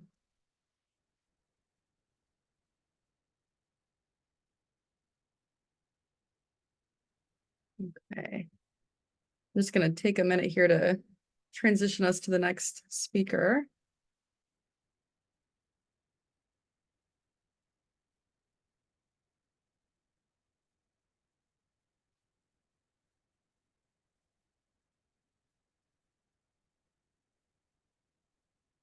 Okay.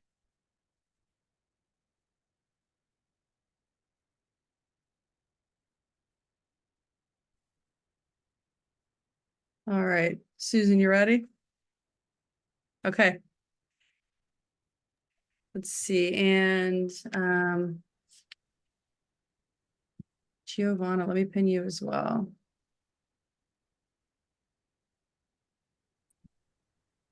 All right, welcome. All righty. Can you guys all hear me? Yes. Perfect. All right, everyone. Well, my name is Giovanna. Feel free to call me Gio. I'm a second year over here at Fielding. I have the great honor and pleasure of introducing Dr. Susan Goldberg. Dr. Susan Goldberg is a clinical psychologist, having graduated from Fielding in 2007. She is a faculty member in Fielding's clinical psychology program. She also taught at Duquesne am I saying that right, Dr. Goldberg? Duquesne University for 10 years before coming to Fielding. She also does qualitative research, and in particular, she likes to study the lived experience, often of people feeling othered. And she also writes about law and ethics. Besides also being a clinical psychologist, she is also an attorney. And so she also mainly engages from a focus of psychodynamic and existential perspectives. So, Dr. Goldberg, we are very excited to hear what you have to say. Thank you. Well, hi, everybody. There's still 48 people here. I'm pretty amazed. It's a long day, so I hope you'll hang in with me. Thank you for still being here. This is a hard act. The last panel was so moving, and it's a hard act to follow, so I'll try to do my best. I am going to share my, Amy, can I share my screen? I think so. You should be able to. Let me know if you run into trouble with it, and then I'll change something. Let's see if it comes up. Okay, there we go. So, oops, let me get this out of the way. So having been a Fielding student, having been a student of Dr. Jocelyn, and now being a Fielding faculty member, I'm going to talk about my qualitative research journey. So this is the topics I'm going to cover in my talk: a little introduction, research projects I've done, theories I've used, methodologies I've used, and then I'm going to talk about the continuing influence in my life of Dr. Jocelyn. So, you know, as Gio noted, I was a lawyer first. And many of you probably don't remember Dr. Nancy Goldberger. She is now passed away. But I started Fielding in the New York, they called it cluster then, before calling it something fancy, professional development seminar. Cluster is so much more sort of warm and cozy. So I was in her cluster, then I switched to Dr. Jocelyn's cluster in this area. Then I graduated from Fielding. I went to Duquesne, and Duquesne, Dr. Taylor graduated from Duquesne. Duquesne's emphasis is on existentialism, theory, philosophy. So I felt like I got a second PhD at Duquesne for the 10 years I was there. Then I came back here. And I do need to say that Dr. Jocelyn helped me go there and helped me come here.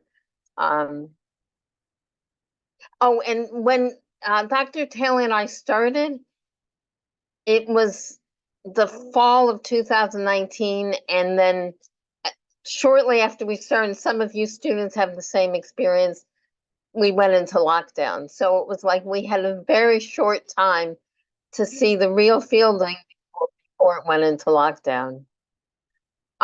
So let me start by talking about my research projects. This isn't the way research is normally presented. Usually you start with lit review, then method, and then finally the findings. But I want to start this way to talk about my research projects and then go to the other parts. So when I was a student in Dr. Goldberger's cluster, I had been a lawyer. I didn't know much what research was. And she said, okay, this is a qualitative research project. Everybody go and interview somebody. Find somebody to interview. I'm going to stop share for the second while I tell this story. Find somebody to interview, and then we can talk about what the experience is like. So I had a friend who lived in another building, and she said, my doorman you can interview. So I interviewed the doorman. He was, I can start crying just thinking about it. And for those of you who don't know me, I cry way too easily. He was a Somali refugee. And he had been tortured before leaving, and he had never told anyone until, and I just, came along. What do I know? I'm a new graduate student. I want to hear the story of your life. And he had been tortured, and he told me about the torture, and that changed my life. I was like, okay, this is what I'm going to be doing. I want to be a qualitative researcher. I didn't yet understand about I didn't yet understand about, bringing it into the larger issues and conceptualizing. All I knew is that hearing this man's story just happened to be somebody who I could interview. I knew that this was what I wanted to do. Um, so while I was still at Fielding, again, that was a different time. For those of you who've been around in the olden days, you could hang out at Fielding for a while and they maybe threatened us that you need to graduate, but it's nothing like it is now. You wouldn't have time for that. But I actually started this research project with another student in my cluster, Mary Colleen, and we were working with a woman who got a huge federal grant for this. And the way they got the grant is by saying we're going to interview 32 people twice. That's really hard to do qualitatively. If I knew more about qualitative research at that time, I would have said you can't interview 32 people and remember it. But it really affected us. So we had several articles, and let me stop here about the study was of recovery from psychiatric disability. And there were 3 of us, and we each wrote about one aspect. So since I was a lawyer and I was still sort of recovering from being a lawyer, I said, I'll write about the ADA and disclosure and recovery from psychiatric disability. When do people disclose? What do they disclose? What is their experience of disclosing? And it was really powerful. And sort of the bottom line thing I found is that lawyers are telling them never disclose, and vocational rehabilitation people are telling them always disclose. And neither of those was correct. People had to develop their own way of disclosing. And each of them had developed it. For example, there was a woman who had a diagnosis of schizophrenia, but she disclosed, I get anxious sometimes, so I need to be in a quiet room, rather than saying I have schizophrenia and being afraid they would freak out. So that was the bottom line of that. I, for a minute, truly, 3 months or so, became the world's expert on disclosure of psychiatric disability. I was on NPR 3 times, the New York Times. I had all this publicity about this because I felt we have to do more than just talk to people and write our little articles that other academics read. It felt really important to me that it has to get out there. So I worked very hard at getting, and I used to go to NAMI and all kinds of organizations to tell them about these findings.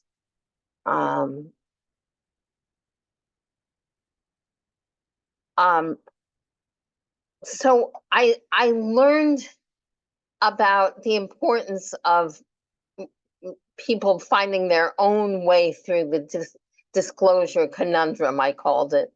What I also learned is I want to keep doing this for a long time.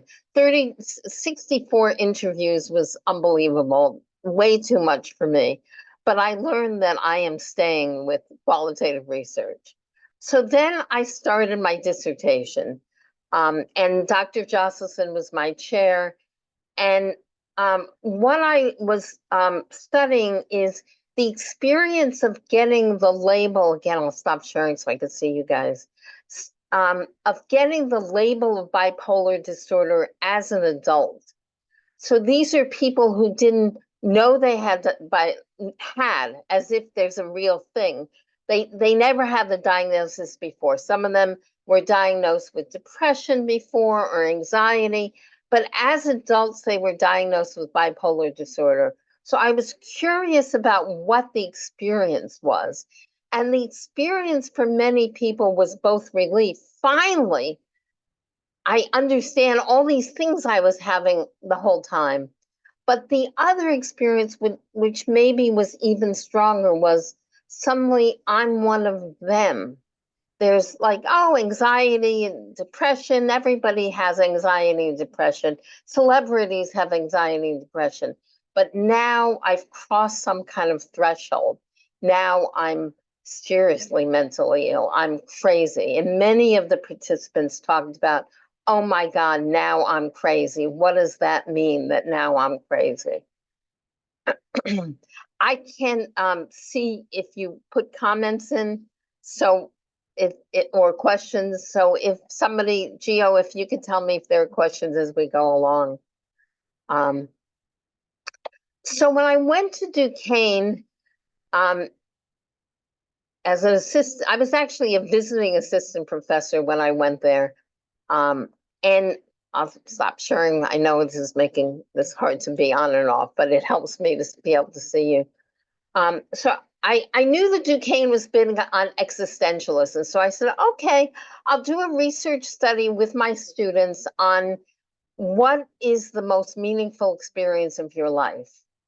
And this is interesting because of what Dr. Jocelyn said before. I assumed I was going to find a kiss, your first partner, getting married, graduating from something, a sunset.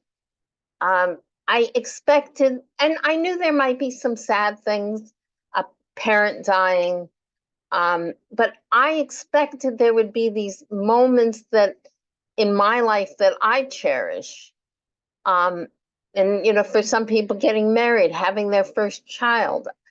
But that isn't what I found. Virtually every person, and over time, I have the number on the next slide, every person told about trauma, unbelievable trauma. The very first, and I did it with students, so it was a teaching community engagement, which I'll talk about more in a minute. So 2 students or 3 students and I would go and interview someone. So the first interview was a young woman, 22. I thought, oh, this is great. The students will identify with her. And she said, the story she told, this is 15 years ago. I still remember the story. She said, I had a small child, like 1 or 2 years old, and my ex-boyfriend kidnapped us and held me at gunpoint for 2 days. And my child was right there. And that was how her life started, her story started. And then she went on through other trauma. So then I had to spend a lot of time afterwards with the students. Let's talk about it. We did a lot of processing. And I realized at that moment, one of the things I learned is your stuff, my stuff was not their stuff. No one talked about graduating. One person talked about giving birth. All they talked about was trauma. And much of it was unprocessed. And one of the things I would talk to the undergraduates is that in American society, in the dominant culture, we have a notion of a narrative. There's a beginning, there's an end. It's slowly increase, and then a denouement, and there's a conflict, and then it gets resolved. These people had never told these stories. They were untold stories. They were unsayable till then. So it was more like a text that Dr. Jocelyn had shared and I shared with my students, listening to Holocaust survivors. Their stories were all over the place. Their stories, there was no narrative. If people had told someone, it was a more organized narrative, but almost all the people we interviewed were people who did not have a narrative. So here's some articles I wrote about it. So it was what was called community engagement. And this goes to some of the issues that we've talked about all day is who the hell am I to come traipse into it? So it was called The Hill. I was at Duquesne, which is on in Pittsburgh, but right next to it is this low income neighborhood that's 99% African American. So a lot of researchers from all over Pittsburgh would traipse in. Oh, I want to do research on health conditions here. And they would give out surveys and walk away. And I knew that I wasn't going to do that. I knew that it had to be community engaged. It had to be the community. So I joined with Father Paul. He had just started Focus Pittsburgh. And he wanted to learn about community trauma. So this is not me saying, oh, I want to know about community trauma. I just wanted to know about meaningful life experiences, not knowing what would emerge as community trauma. So he asked me to research this for the community. And he actually named the project Voices in the Hill. And he told a story of how he had once said to one of his professors, this is Father Paul, he had once said to one of his professors, I want to find out what people's voices are. And his professor said, you want to hear their voices, not your voices. So Voices in the Hill. And then I was also conscious of where I'm a white academic and many of my students were white. And so we are not going to traipse in and traipse out and take advantage of these people. This is the whole positionality issues, the issues of ethics, the issues of reflexivity and qualitative research. So I would spend a lot of time in the community. And then I made the students, it was in the syllabus. You must go 5 times and do this and do that. Father Paul used to have a service every day at noon. I used to go to the services, and I made the students go to the services because I didn't want to do the same thing everybody else did. So we interviewed over 5 people during 9 semesters. And then I felt I wanted to give more back. So I did a focus group. Not a focus group, I'm sorry, a support group for people in the community with the students there. And that was very powerful. And then I decided to do what I called public readings. And actually, I got that from one of a Fielding student, and Dr. Jocelyn, his supervised her dissertation many, many years ago. She had women actors read from the transcripts, and I've never forgotten that. It was really powerful. So I had my mostly white, middle-class white students reading from the transcripts in the community. We would do it at Focus. And then I got publicity all over the place. Post-Gazette wrote all these articles about it. And what was odd is that this is something that hadn't been done before in Pittsburgh. People hadn't brought different communities together. There were people from Focus, there were people from Duquesne, there were people from the suburbs because Post-Gazette advertised it.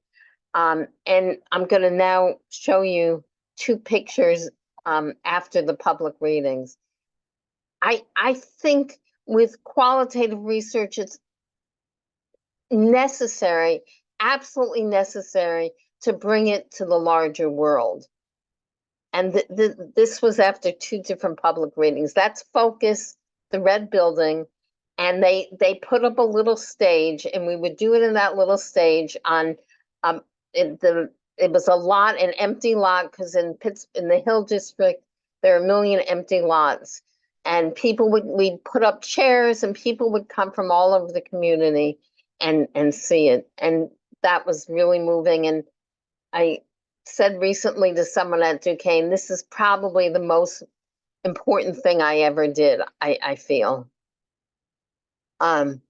Okay, so now I'm segueing into some other research.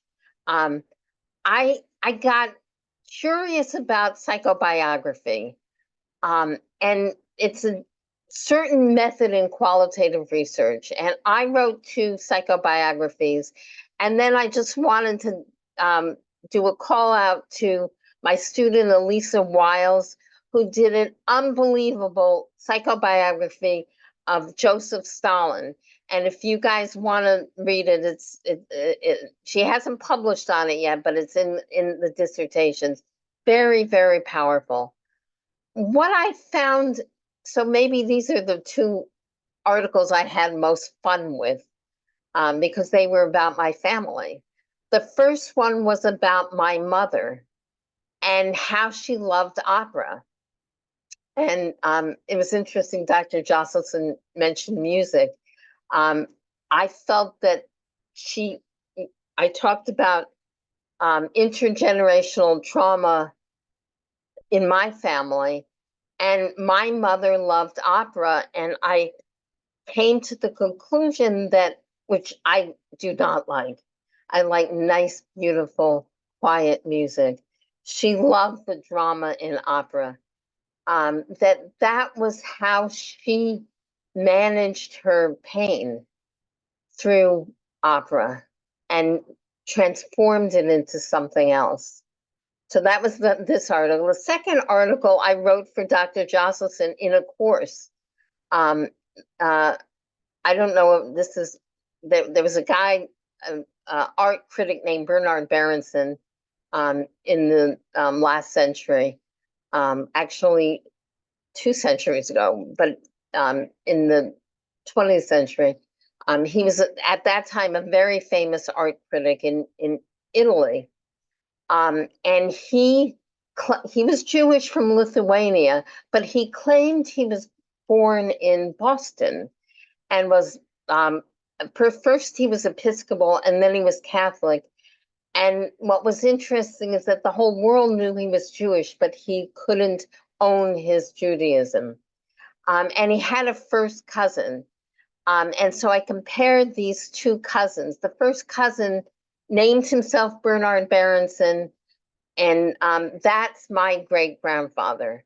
And he was a miserable, lonely, angry man. And so I talked about these 2 Bernard Berensons in the psychobiography, talking about how they were both of them were dealing with issues of narcissism, the opposite, grandiose narcissism and closet narcissism. Okay, so that's my psychobiography period. Then when I came to Fielding, Dr. Taylor, who had come from Duquesne, and I decided we're going to start a lab, qualitative lab, and then we were so grandiose, speaking of narcissism, we're going to call it the Qualitative Lab, even though there are other qualitative researchers who are wonderful at Fielding. Our first study, as Nathan mentioned, was about the experiences of living during COVID. And we did a number of focus groups. And we're still working on 2 manuscripts from that. And then we did this last study, and Nathan so beautifully talked about one aspect of it. But we actually have these 6 focus groups and their experiences.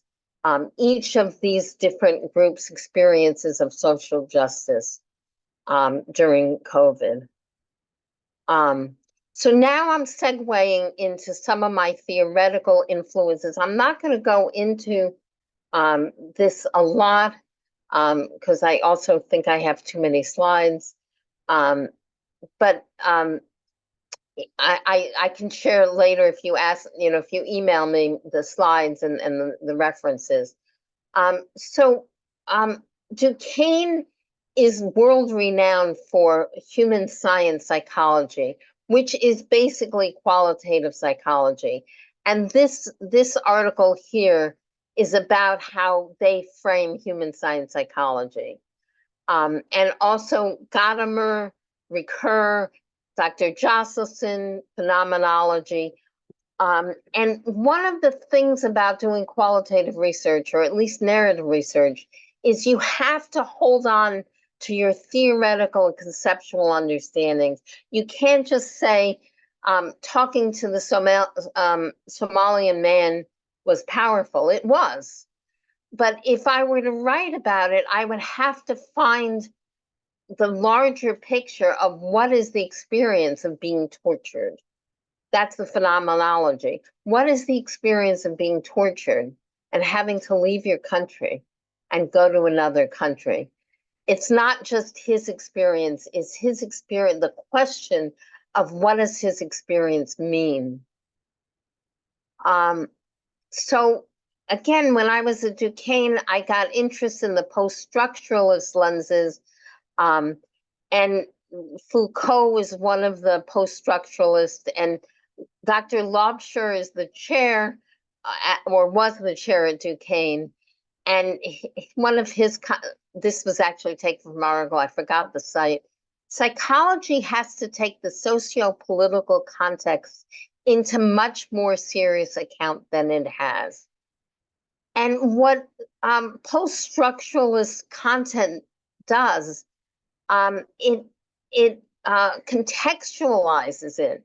And the problem with positivist quantitative research is it doesn't always look at the much larger picture. What's wrong with the society? What needs to be changed? Why is this that way? Often they just say, well, these are the findings, but it's not brought into the larger context. And that's what qualitative research does. And post-structuralism gives a lens for looking at the larger context. Sorry, let me move this down. So Levinas, and Dr. Lobsher was a Levinas researcher, and I don't fully understand Levinas, but what I do understand is his notion, the philosopher, Holocaust survivor, philosopher in the 20th century. Every person has infinite value, and you always have to see the face of the other. And when he was talking about violence, he said, there's no truth or meaning to violence. In fact, if there is a truth to violence, it disturbs all truth, unsettles language, and points out the unspeakable, the unknowable, the uncanny, and the elsewhere of an other and an otherwise. This man is a brilliant writer. The necklacing, so Dr. Lobsher is from South Africa. He was called colored when he was in South Africa, and he was active in Mandela's, when he was in South Africa, he was active with Mandela. And the necklacing case, as many of you know, they would put a tire over somebody's head, a burning tire, and they would die from the fire. They would basically burn to death. And it's a story of necklacing where the people who did the necklacing suddenly threw threw water on the face of the victim. They believed that she was a traitor and they believed she had to die, but they suddenly at some point saw her face, and they saw that she was an other, she was a person, and they threw water on her face. She did ultimately die, but not as quickly. If I'm taking too much time. So another post-structuralist writer is Annie Rogers, who I met through Dr. Josselson. She came to our cluster. And Annie Rogers talks about the unsayable and how to research the unsayable. And she says, this is one quote, every sentence we speak is continually surrounded by what is not said and what may in fact be unsayable. Ironically, you can only hear the unsayable through what is said. So she says, I then began to underline negations. A negation is like, I love my mother. No, I don't. I hate my mother. Negations, evasions. I love my mother, but I wonder what happened. And so evasions is sort of avoiding talking about something. Erasures. This was so important to me. No, it wasn't. It wasn't important to me. And omissions in transcripts, making notes in the margins, listening for another melody within the spoken story. Notice we're back to music. The unsayable is like about music. Oops. So methods I've used or considered in narrative research, I've done interviews. Actually, Dr. Amy, what's your last name? Amy came up with the notion of focus groups when we started the COVID group. And then the latest thing we came up with, which Nathan talked about, is doing our interviews by affinity group. And actually, we're doing a presentation at Squib next week. Amy Taylor, I'm sorry, I forgot Amy's last name. We're doing a presentation Squib next week about affinity groups. We decided, we also had this huge lab with all these really well-trained students. So we broke this into the affinity groups that Nate mentioned, but what he didn't mention, which I think is really important, is they were student-led, and they were students who identified with that particular affinity group. So Nate and other African-American students led the African Diaspora Affinity Group. People of color, I think Francesca, I think you're still here, led the People of Color Affinity Group. So each group was led by a student who identified with that affinity group. And the question that we'll be talking about at Squib is, how did this change it? And I think you could tell from the last session, it did change it. If I were there or a white researcher were there in the African diaspora group, they wouldn't have said what they said. It opens up for a deeper sharing by having the person identify. So that was something that actually it was the provost who came up with this. She suggested doing by affinity group. Now I remember, she suggested it and we followed up with it.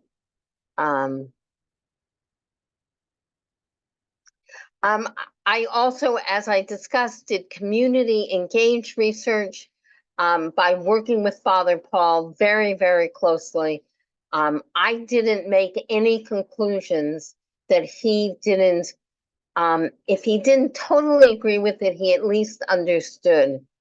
Then, as I said, I did psychobiography. Then let me say, an ethnography comes from,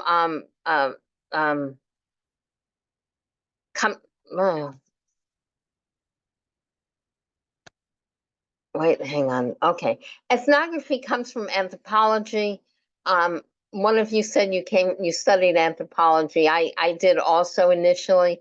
And ethnography is living in a community. And I sort of felt like what I did in the Hill with Father Paul was living in that community, trying to understand it. But it's not real ethnography. Real ethnography is really living in the community for a much longer time.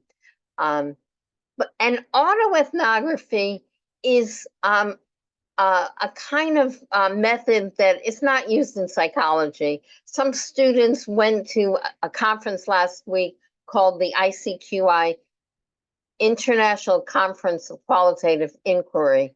I love that conference, and it has tons of autoethnography, but psychology hasn't really taken it up because maybe it's not quite seen as enough of a rigorous research method. Autoethnography is taking so we talked about, how to sort of bracket your own experience. Autoethnography is to take one's own experience and then look at it in the larger cultural perspective. So it actually leans on our experience. We still have to do lots and lots of reflexivity, but we also try to take our experience and put it in this larger context. Okay. So we've been talking about reflexivity all day. These are some of the writers that talk about reflexivity in their articles. I met Linda Finlay when I was at Duquesne, and she's written a lot on reflexivity. And actually, Dr. Jocelyn had Dr. Finlay write did several articles in qualitative psychology. The reflexivity is not superficial, it's very deep. Some of you talked about positionality, reflexivity. What am I bringing? What are the different kinds of reflexivity? Again, I won't go into that, but reflexivity is crucially important in this work.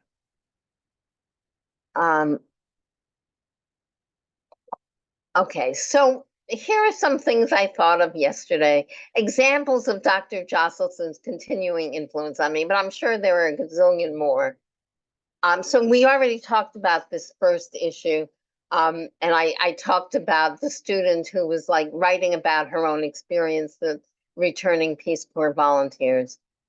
And then Dr. Jocelyn also wrote books and talks about how we co-construct we construct the other and co-construct the interview. So these first 2 points are both true. We have to try to bracket, we have to take our story and slightly move it out of the way, and yet we also have to know we're always co-constructing our research. We are always there. So that is where reflexivity comes in. We're constructing the research ourselves. We ask the questions, we choose the research, we write it up, all of that, but we can at least try to use reflexivity to know what part we're contributing to the co-construction.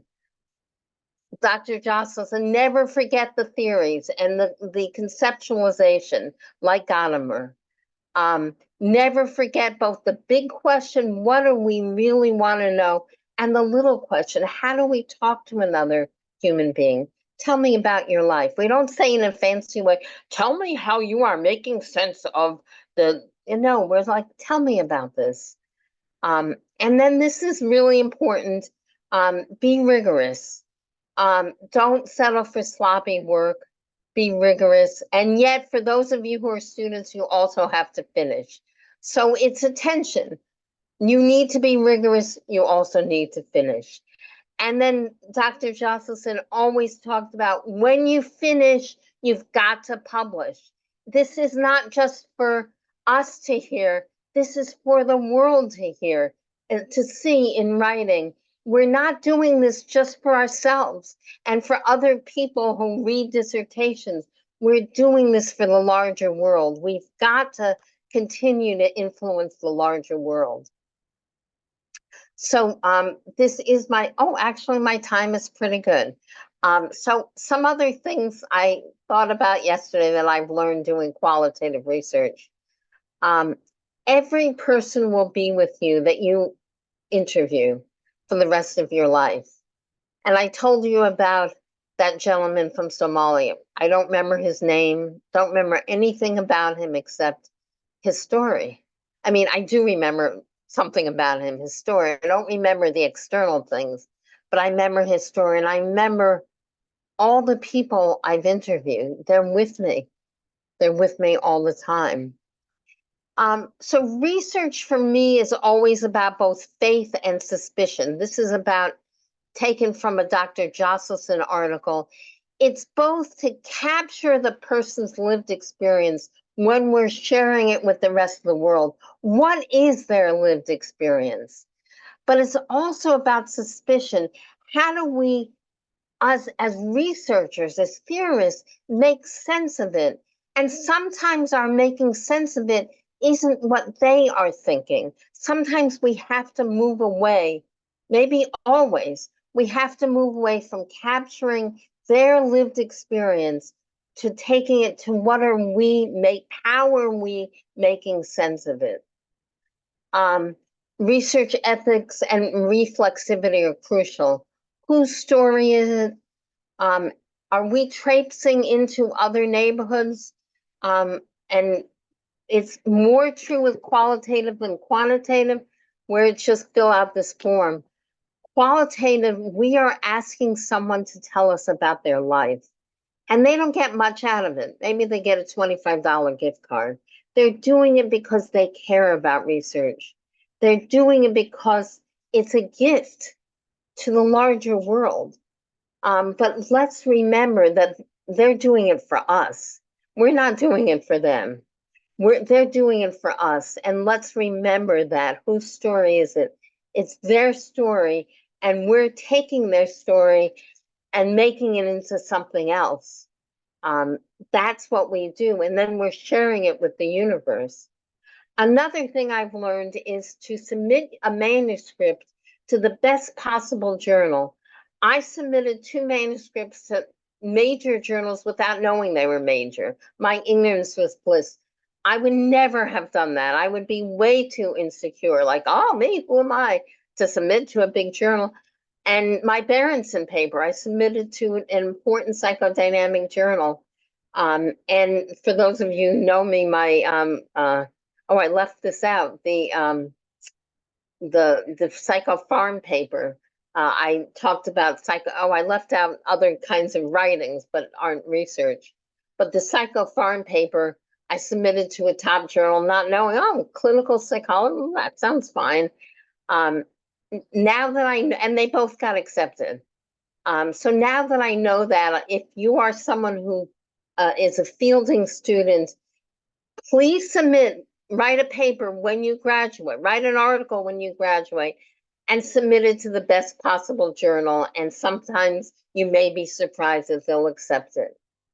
Another point that I've said several times is publicity is important to bring these issues and these people lived experiences to the larger world.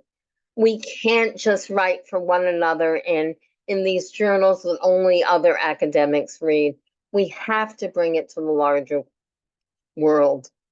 And that's the last thing. We can't forget that maybe you do your dissertation because you have to graduate, or you write articles because you have to get tenure. Yes, that's true. But we're doing it for more than that. If all we're doing it is for ourselves, that's incredibly selfish. We have to publish, present, go into the world and share what we learned, so that the people who've given you their story have something to be proud of. They've given us their story. We then bring their story to the larger world. And here's my email if you need to reach me. Questions? Now I can take a breath. Questions? Comments? Arguments? I have a question. Can you hear me? Sorry, and my voice is not very good. Yes, I can hear you. Yes. I'm sick too. So do you have any tips, any tricks that you can share, the types of questions you would ask to get those unsayable, and I love that term, and that unsayable content in such a way that is careful, that is caring and respectful, but at the same time it gives you the information that you want? Well, okay, that's a great question. I do it a little differently from Dr. Jocelyn, maybe other researchers. I don't say a lot during my interviews. I let people bumble around. And in the bumbling is when the unsayable comes out. If you have a more focused interview, what you just have to remember, especially I didn't do any of them with Zoom. If you're doing Zoom and you have a Zoom recording, you can look at when are they moving around and when are they looking away. Zoom recordings are great that way. I never did that in my research before coming here. But the Zoom recordings provide so much information. And Kim Montgomery, what's Kim's last name? I'm really bad with names. Kim is really good at that. Francesca, what's Kim's last name? Larson. Kim will notice, she's psychodynamically trained. She notices everything. So it's to really, if you're doing a video, that makes it a lot easier because you can watch everything over and over again and notice things new every time. If you're not doing a video, you have to like put it in your head. The moment you leave the interview, I would do this. I would go to a Starbucks as soon as I left an interview and write everything I thought of. When did they look away? When did I feel uncomfortable? What was happening? Try to write down as much as you can immediately after the interview because it's like a dream. A few days later, it's like, what was that? What did I remember? It starts to become dissolved. Thank you.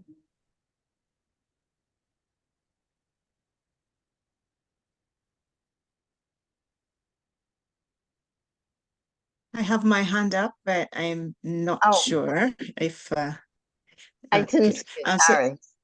Yeah. Hi, my name is Sarah Kitonsa. Thank you so much. Very informative. And I was at the edge of my chair because you spoke to the things that I'm very interested in, autoethnography. And the last question there about the unsayable. It's interesting. I just finished analyzing one of my studies, and I noticed that a participant didn't want to talk about something that I knew. And when I asked, she was evasive, and I figured she didn't want to talk about it. So I just made a memo about it, about the discomfort about that. And so I was wondering, how do I bring this out as part of my analysis? But anyway, I said, well, I told all participants, you decide what story you want to tell. I'm not defining what your story is. I give you my question and you answer it the way you want. And once she said that, I realized she didn't want to talk about it. But how then do I bring that back in? Now, that's one question. The second question is... Let me answer that because I'll forget. Okay. You read Dr. Joselson's article, The Hermeneutics of Faith and the Hermeneutics of Suspicion, because what you do is then you conceptualize how that makes sense to you from your theoretical orientation. That's where we are the agents in our research. It's you to analyze it. You may be wrong, but you can come to hypotheses from your theoretical orientation. Okay. And then now the other piece is maybe it's it's a positionality issue that I came into because I know some of that story, but yet not wanting to impose what I already know out of the research on the interpretation that I give. So I think for me, that's where I was struggling because I know the facts and she decided she didn't want to bring those facts to this story that she was telling, which I thought were important to what we were talking about. But the other main issue is I've been looking at biographic narrative interpretative method, and I love it. I like when you talked about what we are doing research for is not for ourselves or for the smart people who will read the dissertations and stuff, but for the world. And that was my intention. I was like, how do I get the voices out? That's when I started at Fielding, that's what I said, getting the voices out. I didn't know what that would look like. But I'm thinking about the biographic narrative. I toyed with it a little bit in the concept paper, I think. And then I got to a place where I didn't feel like it had much support, either in the US or in Fielding as such, or it wouldn't serve my purposes. So I didn't continue with that.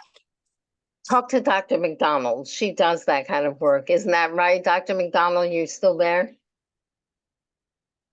No, she's not still. Talk to Dr. McDonald. She does that kind of work. Thank you. I appreciate that. And I'm not sure that Fielding would accept a dissertation that's autoethnography. That may be going a little too far. Maybe not, because I was afraid that they wouldn't accept a psychobiography, but when my client did Joseph Stalin, she did, I wanted her to do it really well, so they couldn't challenge it for being psychobiography. So if you were interested in autoethnography, maybe we could push the bounds a little. Thank you.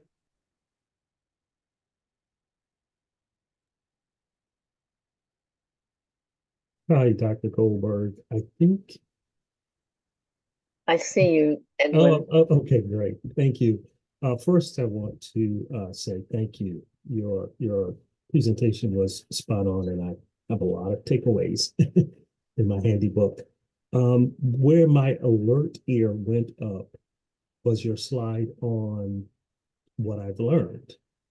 And you may ask, well, why? There was a point where you mentioned get published and not being, I guess, and I'm summarizing, not being afraid or who am I to have that done? And for me, that hit my, and we may be going off topic a bit, but that hit my imposter syndrome sensitivity. So my question to you is, how would you overcome that in terms of making sure that I feel that I'm present in this space and I'm okay with being here and I belong with being here and all that comes with that? Well, what I would do is focus on the job I have is to take their stories and bring them to the world. It feels very compelling to me. I just feel it has to be heard. That's part of it. And the other part for me was I got an academic job and I had to publish, and I'm deadline driven. So if you get an academic job, you have to publish. That's one way. But I think you have to remember, in my view, you have to remember who we're doing this for. Somebody sat down with you for an hour and told you their most painful, maybe untold story, and all you do is write a dissertation and don't tell anybody else. It feels like it's a disservice to them. So I guess that's how I would do it. Move it from me and my fears to, oh my God, I owe it to these people. Thank you.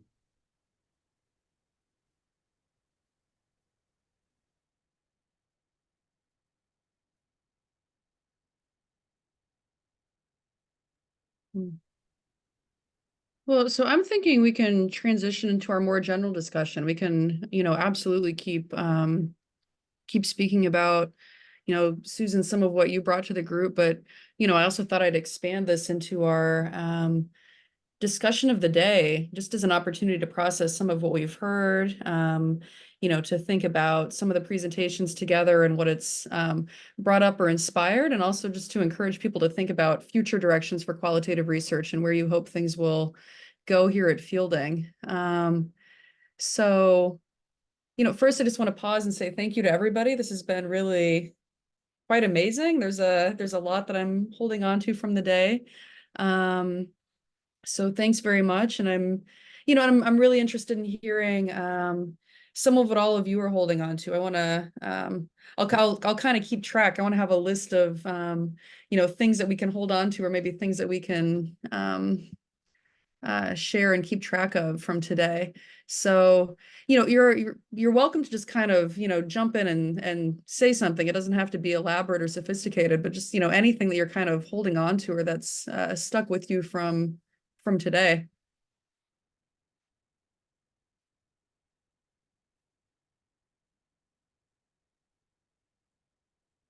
I just want to say that I am super impressed with the quality of the presentations, and I was so interested in all the projects, and encourages me very much to continue in this line of research.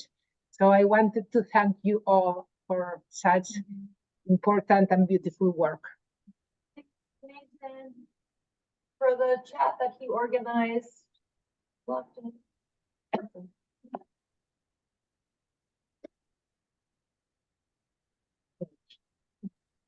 Thank you. I appreciate a lot, this. I didn't think I would stay out till the end. Like I thought I'll jump in and jump out and and I'm like hooked. So thank you. Susan, you brought something about making these stories public. I think that's my passion when I hear the stories, and I want to do that. And so your idea of bringing those actors in and reading the transcripts, I thought it was wonderful. I'm thinking about a docu-series in Netflix or something like that, but that also helps, and so yeah, just honor them by giving them voice, which is what we're doing. So thank you. Dr. Jocelyn, do you remember that person? I think her name was Alice. Are you still there? I think it was for her dissertation. She just brought in actresses. And the story was about adolescents who had been sexually abused. Yeah, it was And Alice Forrester. Yeah. Yeah, it was wonderful. It was an amazing day. Thank you for reminding me of it.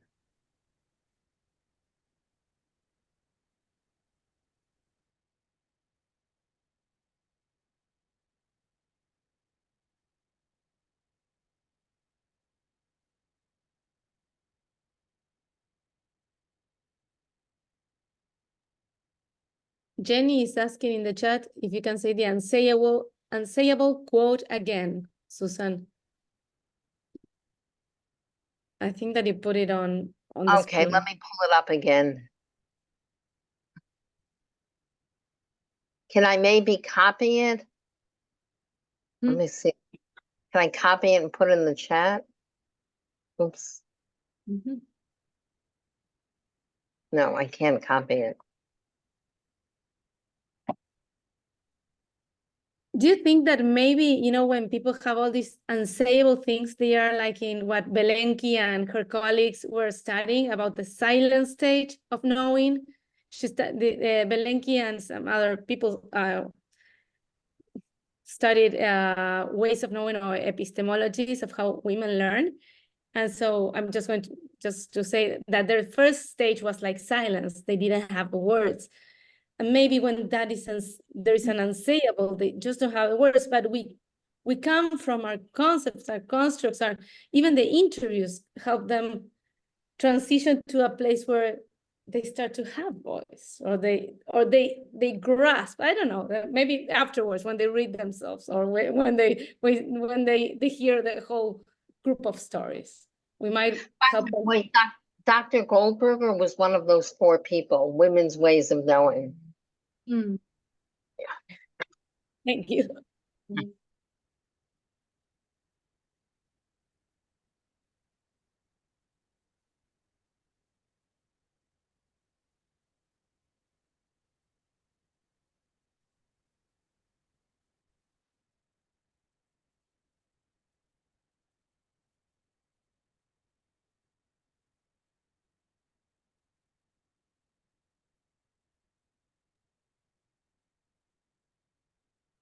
I'm going back to the statement you said, all the research that we do stays with us. And my dissertation is the first research that I'm doing that will be published in some form. But even as I do the analysis, I'm seeing how I feel connected to the interviews. I feel like it's almost like I met a friend and I know about what's going on in a friend's life. And it feels like if I know what's going on. Like one of the participants told me their last child will be graduating this time round. And I remembered that. So I just sent a note and say, thinking about you, congratulations. Because for me, it feels like it's a friend that I met. I know something about them. I know what they're going through, and their life is now attached to mine. But also maybe it goes a little bit to the culture, which is different. The African culture, it may be in other cultures as well. But if I meet you once, you're my friend. The next time I meet you, I'll budge in your face, and maybe it will be uncomfortable because I'm doing that. But it's for me, it's almost like it's that connection. And I forget who wrote about it, but someone who wrote, I'm forgetting the name, wrote about migration, proposing something, a method for qualitative research about migrants, because we are in a space that is limited. We recruit from the people that we know. So then the idea of separating ourselves from those we interview, not taking advantage of them, does not arise as much because it's community. So the other person who I interviewed, I was surprised. Some of them, I'll tell them about confidentiality, and the first thing they do, because that's what they do back home, they'll tell me, I'm so and so. And so their name is in, then I need to go clean up, but they have to introduce themselves to me in that way. So there is that connection. So, it's just interesting what you said with that, because it feels like the boundaries are blurred in some ways in qualitative, as opposed if it's you're just coming in and you're coming out and you even forget the person. But with qualitative, you're really staying with them and carrying them along. And it's possible that you cross the lines, and then you're wondering when those lines will serve you, or they will be a challenge to deal with. The thing is, we read the transcripts over and over and over, so they're in us in so many ways. We live them. And I think maybe you're asking, how do we sort of move them out of us? I don't know the answer to that.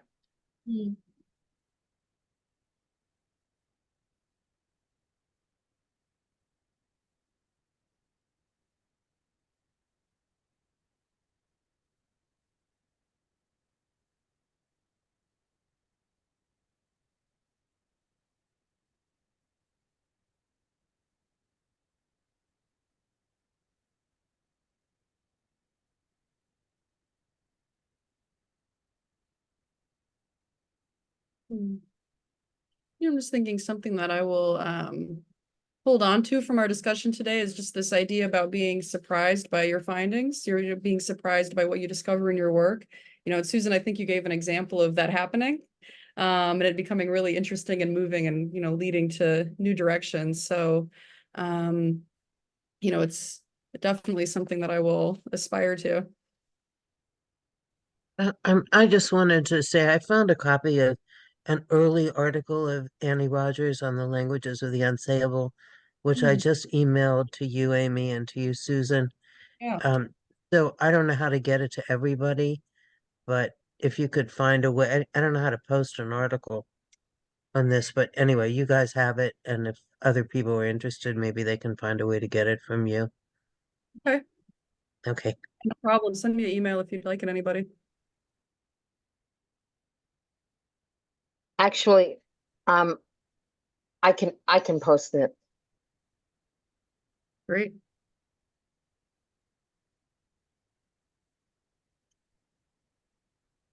So I wanted to just add my voice. I'm a former I'm a graduate and a former cluster mate of Susan's, and Ruth Ellen was my dissertation advisor, and my research was qualitative.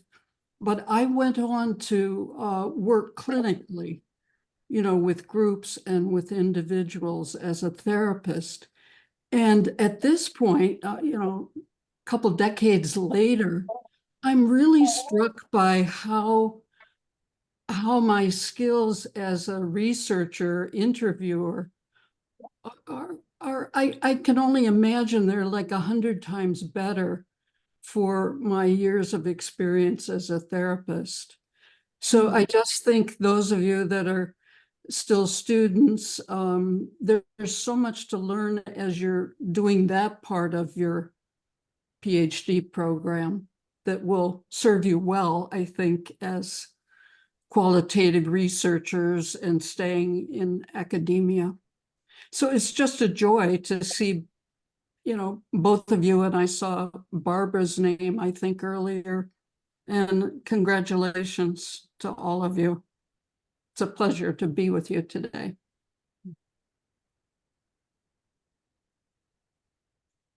Sally, I have told so many people about your dissertation. I'm going to tell everybody here now. It's worth reading.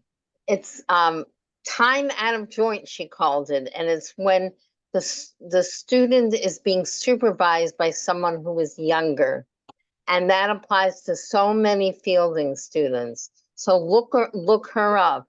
Time out of joint. Is that the right name? Title? Yes, and I have to confess, I feel a little sheepish because Ruth Ellen pushed me a lot to publish it, but I was really just seduced by wanting to do clinical work. But it's part of Fielding's collection of dissertations. Yeah, it was fun to do. It was a great dissertation. So folks, if you have that experience of having a younger supervisor, you should read this.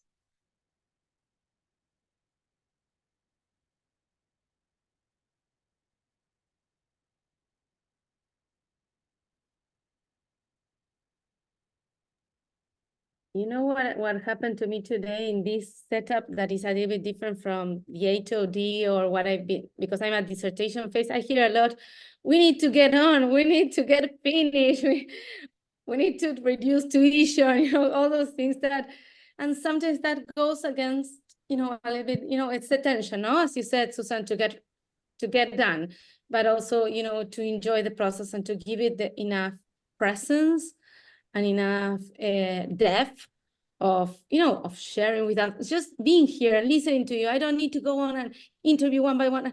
It enriches the process of interviewing, of analyzing. Now I'm going to do group analysis, and even sharing, even publishing, but not full articles, but going to conferences, publishing halfway studies gets you a lot of ideas of how to improve. I know we can always continue to improve, but we need to embrace that process, even though it's longer, not that as productive. I'm having a lot of struggle with the productivity and the getting it done paradigm, and I haven't completed my third year and I'm already interviewing the full study. So I'm telling myself, you've been going fast enough, like just enjoy, stop, connect, learn. Give space, make space. So thank you for this.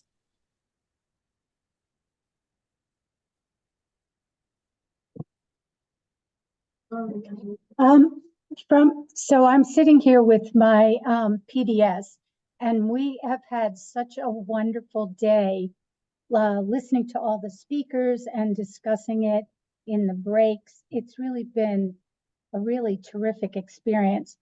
And I also wanted to say something that I sort of hadn't thought about really very much, but thinking about sort of the transcripts that I've been through, I guess because of wanting people to have a narrative, even when the narrative is not that coherent, I'm trying to make it coherent. And now I'm thinking more about the fact that it isn't coherent is very relevant. And I hadn't really thought about it in that way before. The best book, which Dr. Jocelyn recommends, is Listening to Holocaust Survivors, because he talks about how the Holocaust can't be narrativized for survivors. It's always going to be in these incoherent pieces.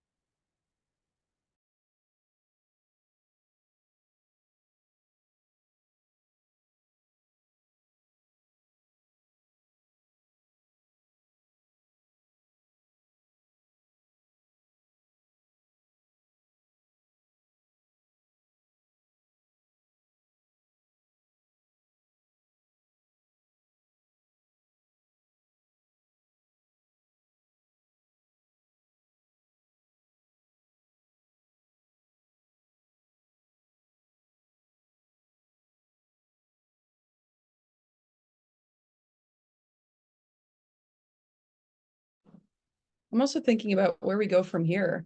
Because I think this has been really fantastic and it's been great to, hear about everybody's work, and it's been very inspiring, and I think opened up a lot of opportunities for connection and collaboration and just further learning. So, I'll certainly keep thinking about this even after we're done, but, I'm also very open to ideas. Particularly because I think Fielding has made this a priority by establishing this chair role, that it is important to hold on to qualitative inquiry at Fielding and continue to support and promote what we do.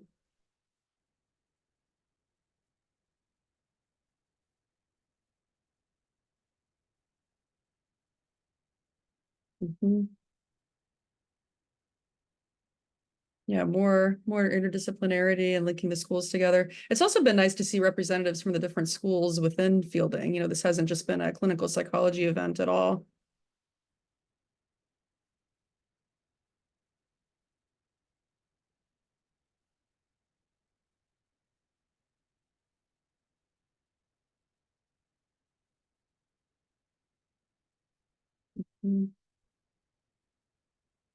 Yeah, and I see some comment that the university's commitment to qualitative research is very compatible also with our commitment to social justice, given that this is an approach that really gives us a way to understand social context and their influence. I mean, as we've seen from a number of the presentations today.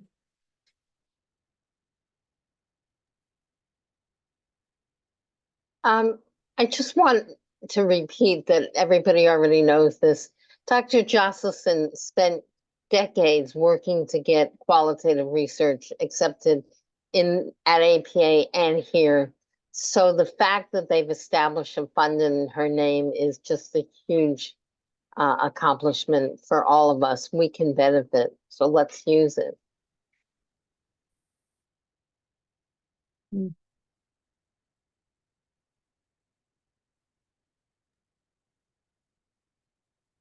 Well, the reward for me is just seeing this thriving, hear all the interesting and diverse things that people are doing, and I really sense the energy and the passion that you all have for this kind of work.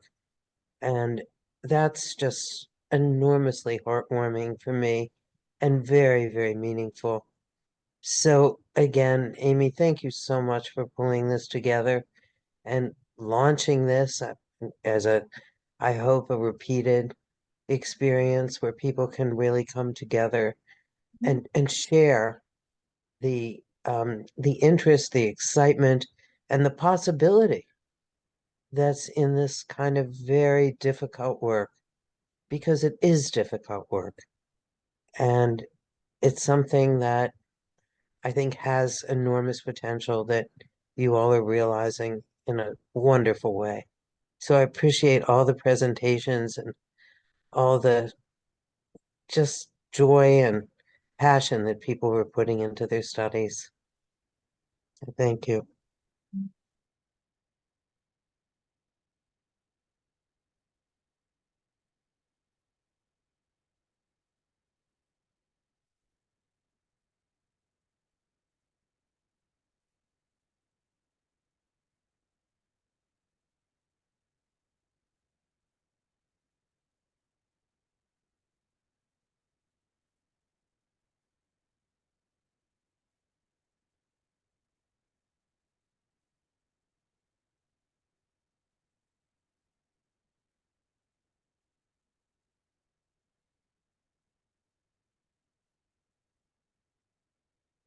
Well, any other thoughts? I know it's been a long Saturday.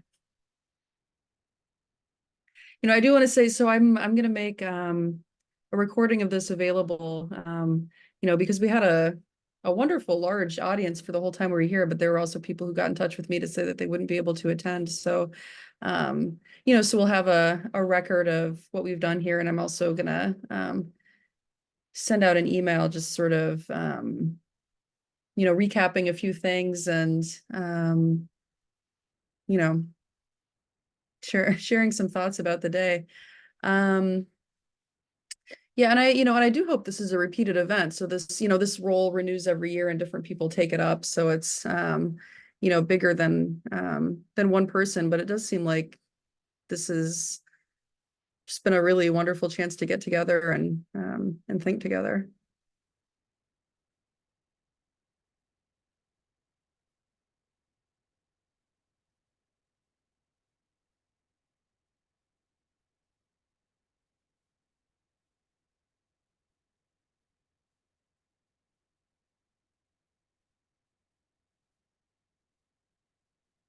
All right. Well, maybe we can stop there. So thank you, everybody. Really, really good to be part of this group.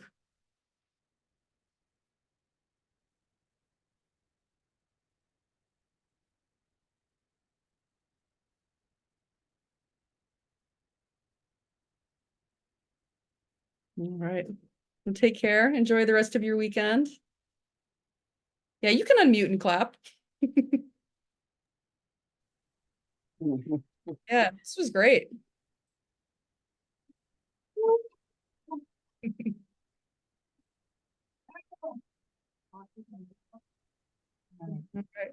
Well, again, thank you. Take care, everybody. Bye-bye.